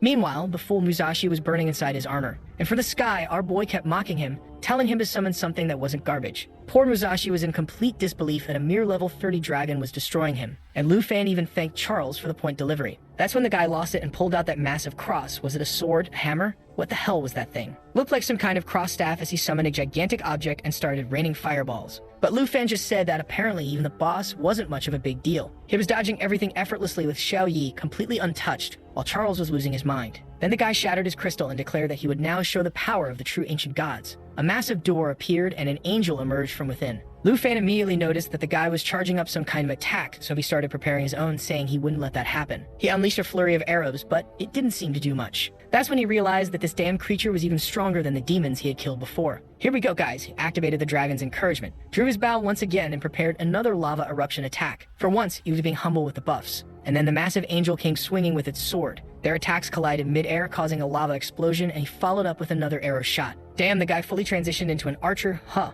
But apparently that technique surprised the creature, and it exploded. Or, actually no, because Charles claimed that the power of these gods was far beyond that. The creatures charged at each other, and Xiao Yi switched to her world destroyer form. Here comes our arrow boy with another shot. But this time, Musashi also leaped in, using one of his techniques. Seemed like he sent a barrage of slashes. Our boy dropped the bow, pulled out his sword, and defended. The problem was, at the same time, Charles was launching a holy explosion from behind. But Lufan handled it easily, slicing right through it with a single cut. Meanwhile, the enemies were getting more confident, saying that without his dragons, Lufan was nothing. But then Lufan appeared mid-air in full style, grinning, and said that they had fallen into his trap. The idiots were confused and told him to stop bluffing, until suddenly all of his demons emerged, grabbing hold of them. Lufan revealed that he had known from the start that he was being followed and had already set these demons up. But Charles scoffed, saying it was ridiculous to think he could defeat them with just those corpses, until our boy snapped his fingers and summoned 15 more demons, telling them that there were still more to come. Now the fool's expressions were changing, and Charles realized something was off. How could a single person control so many corpses at once? Lufan asked what he thought of that, but the damn guy still insisted, saying that it didn't matter how many corpses he summoned. He wasn't trying to defeat them after all. They were followers of the divine sanctuary. With that, he buffed himself and his two allies, increasing their power by 100%. Yeah, that was actually a lot. Not to mention, he also activated a Holy Fire ability that dealt 500% of his power in an area. Johnny chimed in, saying Lu Fan was ridiculous for thinking he could win this way. But man, if there's one thing Lu Fan loves to do, it's stacking buffs. And he declared that it was time to show what his partner was truly capable of. Immediately activated Dragon Bloodline, then activated Life Pulse, then Emerald Blessing, then Emerald Light, then stacked Emerald Blessing again from level 3 to level 12, then activated a whole bunch of other things. The bastard wouldn't stop stacking buffs. Now everyone had plus 12 floating over their heads, and Shou Yi was already biting off the blondie's skull. The fool Charles couldn't understand how his creature was getting eaten like that, and Lu Fan told them to open their eyes because the best part was just beginning. Here it comes, guys, another new buff. It's Dragon's Domain. We said this bastard was going to use everything at once, and here we are. The fools were questioning if they had just walked into Jujutsu Kaisen. And yeah, that was exactly it, buddy. Apparently, Charles missed the memo and thought he could win inside the domain. Staying, he would end this illusion. A massive beam of light came flying toward Lu Fan, but that eagle he had dominated just casually slashed it apart. The side characters were starting to realize that even with their buffs, they didn't stand a chance. Somehow, it wasn't just Lu Fan getting stronger. Everyone in his group was. Lu Fan was wondering if these guys were ever going to die. Then a golden explosion erupted, and Charles revealed that he had a plan to keep Lu Fan alive. He'd given him a chance to serve the God of Light like he did, but the boy was too reckless. The plan had changed, now he had to be killed. The ground began crumbling as Charles activated Infinite Light. Outside, the director was shocked, but I was sure that as always the old man would stay calm. Charles, on the other hand, fell to his knees. The mad lad had activated yet another buff, this time Eternal Guard combined with Emerald Dragon lineage. Basically, yeah, he was immortal now. The enemies practically lined up in a row, one after another. Lu Fan then said that since Charles had used his strongest attack, now was his turn. Even to attack, the guy followed a strict buff sequence. First, he used Intimidation, freezing the enemies in place. The fools were already trying to run while Musashi was begging him to stop. Chengen told them to activate Void Contract, but before they called, a red wave slashed through, cutting the boy in half. Lu Fan simply stated that, unfortunately, this time they wouldn't be coming back to life. Poor Chengen, he was supposed to be the villain, but he was looking more like one of those terrified side characters. He's standing there completely desperate, saying he can't even feel Musashi's life anymore. Oh, come on, dude. You messed up big time. Now you're all gonna die, right? I'm sick in the head. He's looking at his own hands, wondering why he can't feel the connection he made with his beasts. At that moment, Charles grabs his arm and tells him to sign a contract with him because he can't die there. Chengen is about to refuse when our boy suddenly appears behind him and slashes. Man, my friends, that guy died easily. Now only Charles is left, and he's scared out of his mind. He's wondering how Lu Fan is so much stronger when both of them are servants of the ancient gods. And there he goes with another ace up his sleeve. He decides to activate the crystal he was going to use on Lu Fan on himself instead, trying to establish a stronger connection with the gods and gain more power. But our boy is done waiting and just slashes again, saying he won't let that thing activate. And yeah, the guy falls to the ground and the thing doesn't activate. Normally, when people say that, the thing activates anyway. But just because I said that, the thing went flying into the sky, right? I think it just left, actually. But Lu Fan won't even let a tiny stone escape. He activates his wings and chases after it. For a long time, he's been trying to understand how divine power works, and now he's finally going to find out. From the outside, as soon as people see the new ranking, they already know the three fools are dead. Even the stoic old man is now wide-eyed in shock. I don't even know how this old man Jin still manages to get angry while trying to figure things out. Everything has already gone so wrong for you, my guy. I mean, what else were you expecting? Of course, something else had to go wrong. He's banging on the wall, wondering how he's going to explain to the Jin family that everyone is dead. Apparently, Chen Hong was supposed to be the nation's great future, the one they had invested all their resources into, but he got eliminated. Suddenly, a tentacle appears and someone asks if the son is dead. I don't know if it's a woman or a man, but I do know. This is the end for the Jin family, my guy. You tried to be the best, you played all your cards, you cheated in every way possible, but unfortunately, you are not the protagonist. Then the person removes their hood, and unfortunately, it's just a creepy old man. Could have been a hot tentacle girl, right? That would have made us happy. He's choking Jin, demanding to know how Lu Fan got so strong. Obviously, the fool has no idea and just says he doesn't know. The old man drops him, slamming his head against the ground. And then he declares that their last mission is to ensure that Lu Fan never leaves this realm. They will gather old allies and make sure he disappears along with the demons. Back with our boy, he's holding the stone, saying he had to kill 3 people just to get it. As always, he tosses it to those dragon kids. Those things are like trash cans, he just throws everything at them. Since they have no choice, they eat it and start glowing gold. The evolution begins, and now they've turned into golden dragons. Man, these ones look imposing. Both of them are already flying through the skies, and he's acquired the Sacred Portal and Sacred Blessing abilities. Here we go again with the buffs, man, for real. There should be a buff called All Buffs. He uses one and boom, everything gets buffed, just to save on 30 extra images per fight. Lu Fan is standing there, looking up at the sky, super interested, saying he's excited to see the dragon's final forms. At that moment, a message appears saying the final test voting has begun. It seems that the remaining participants in the arena can decide whether they want to continue or not. Andre and a few others had already agreed, so Lu Fan decides to accept too. With that, more more people choose to finish than to continue, and the tournament ends. Suddenly, a bunch of treasure chests appear for our champ. The little dragon girls are all acting proud while Lufan is excited for a special treasure that will be awarded to the strongest among the 23 countries. Man, he receives a Burning Dragon's Wish Ring, level 90. Basically, it has a ton of attributes and grants him the Dragon King's power with a supreme shield. There's also a dragon language replication book, which lets him use his dragon's abilities. This one's good. On top of that, a scrolled expansion appears containing 3 rare or higher quality items. The treasure chest is shining brightly, and Xiaoyi is growing. This girl is leveling up like crazy, guys. So he opens the scrolls, and the first one he gets is a pet scroll because of course he's the protagonist, the lucky bastard. The second is an enchantment scroll for weapons, and the third is a level restriction removal scroll. These guys are sneaky. They give him a level 90 ring, and then immediately hand him a scroll to remove level restrictions.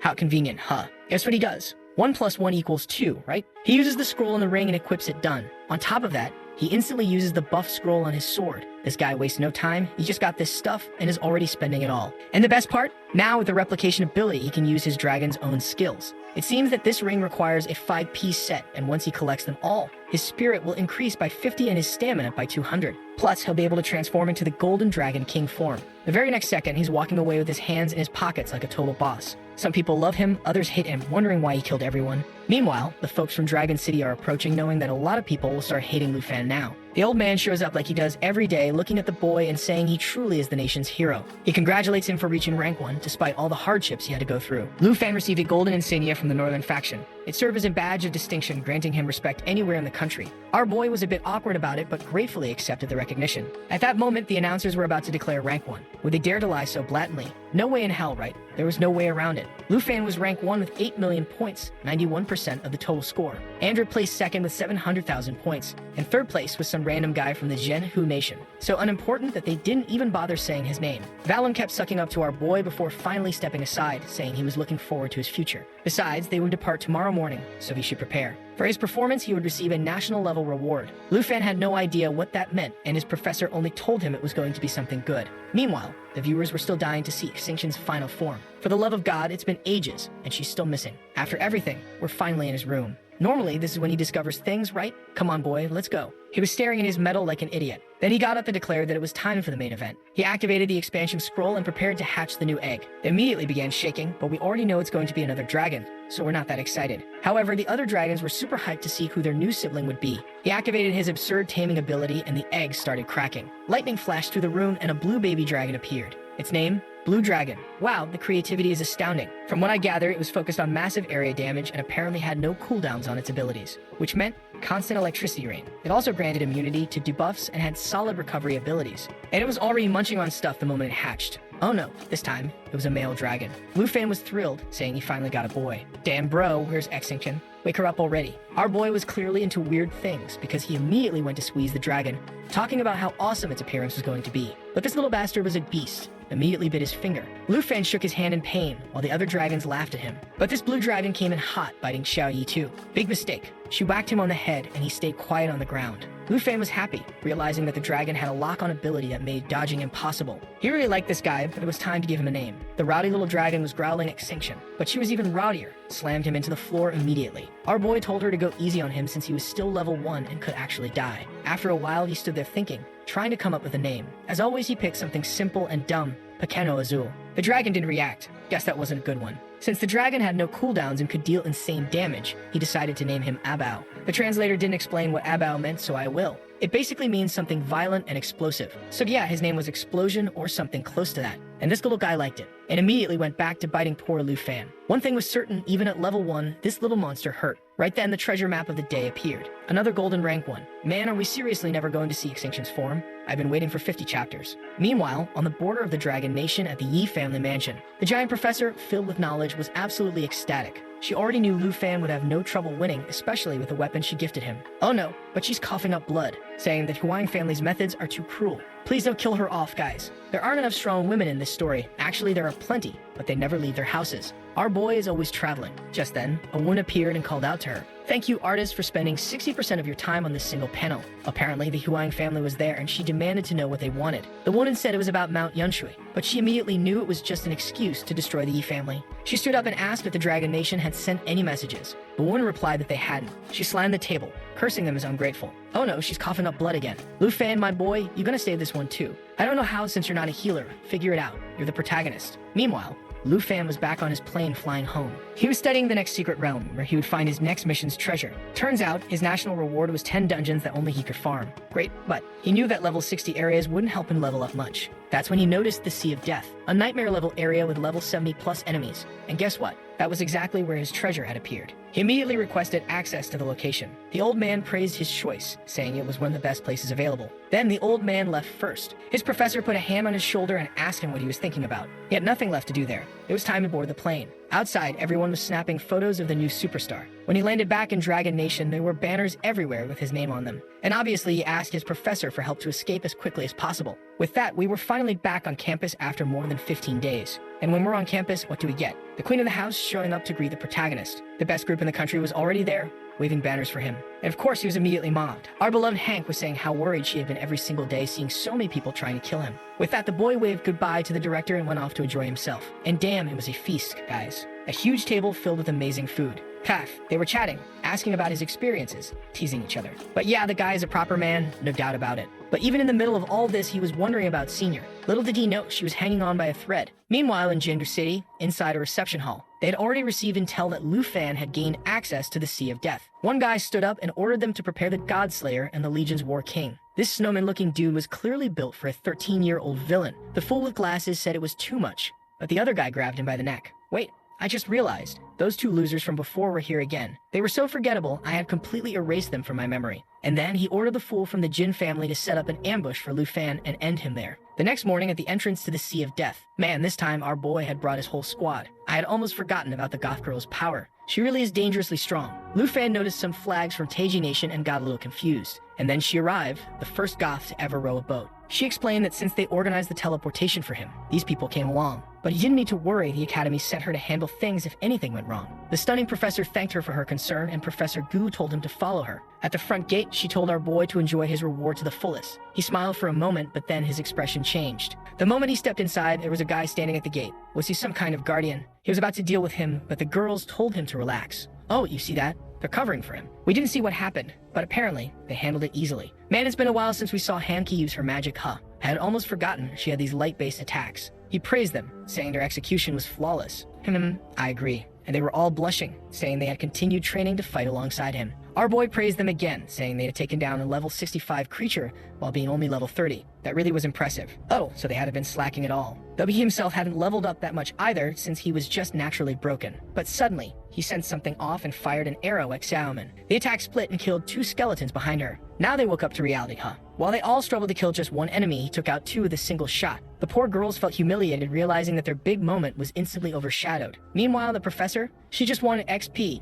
immediately telling them to summon the dragons so they could start farming. Lu Fan then revealed that he recently got a new dragon, but its temperament wasn't great. The girls, of course, were dying to see the aggressive one. I have a feeling this dragon is going to beat up Lu Fan and his other dragons while clinging to the girls. With no choice but to give in to their demands, he summoned the storm. Lightning filled the sky and the area turned into a thunderstorm. The skeletons nearby wiped out instantly, and Lu Fan hadn't even done anything yet. He was stunned, and then boom, he activated Dragon King form. The little guy already had a skill unlocked. 1 second after being summoned, it was already level 2 and kept leveling up. The protagonist wondered if this dragon was perfect for getting a like on this video that helps Memoro make more juicy content for his viewers. Activate the cheeky little bell, and I'm out.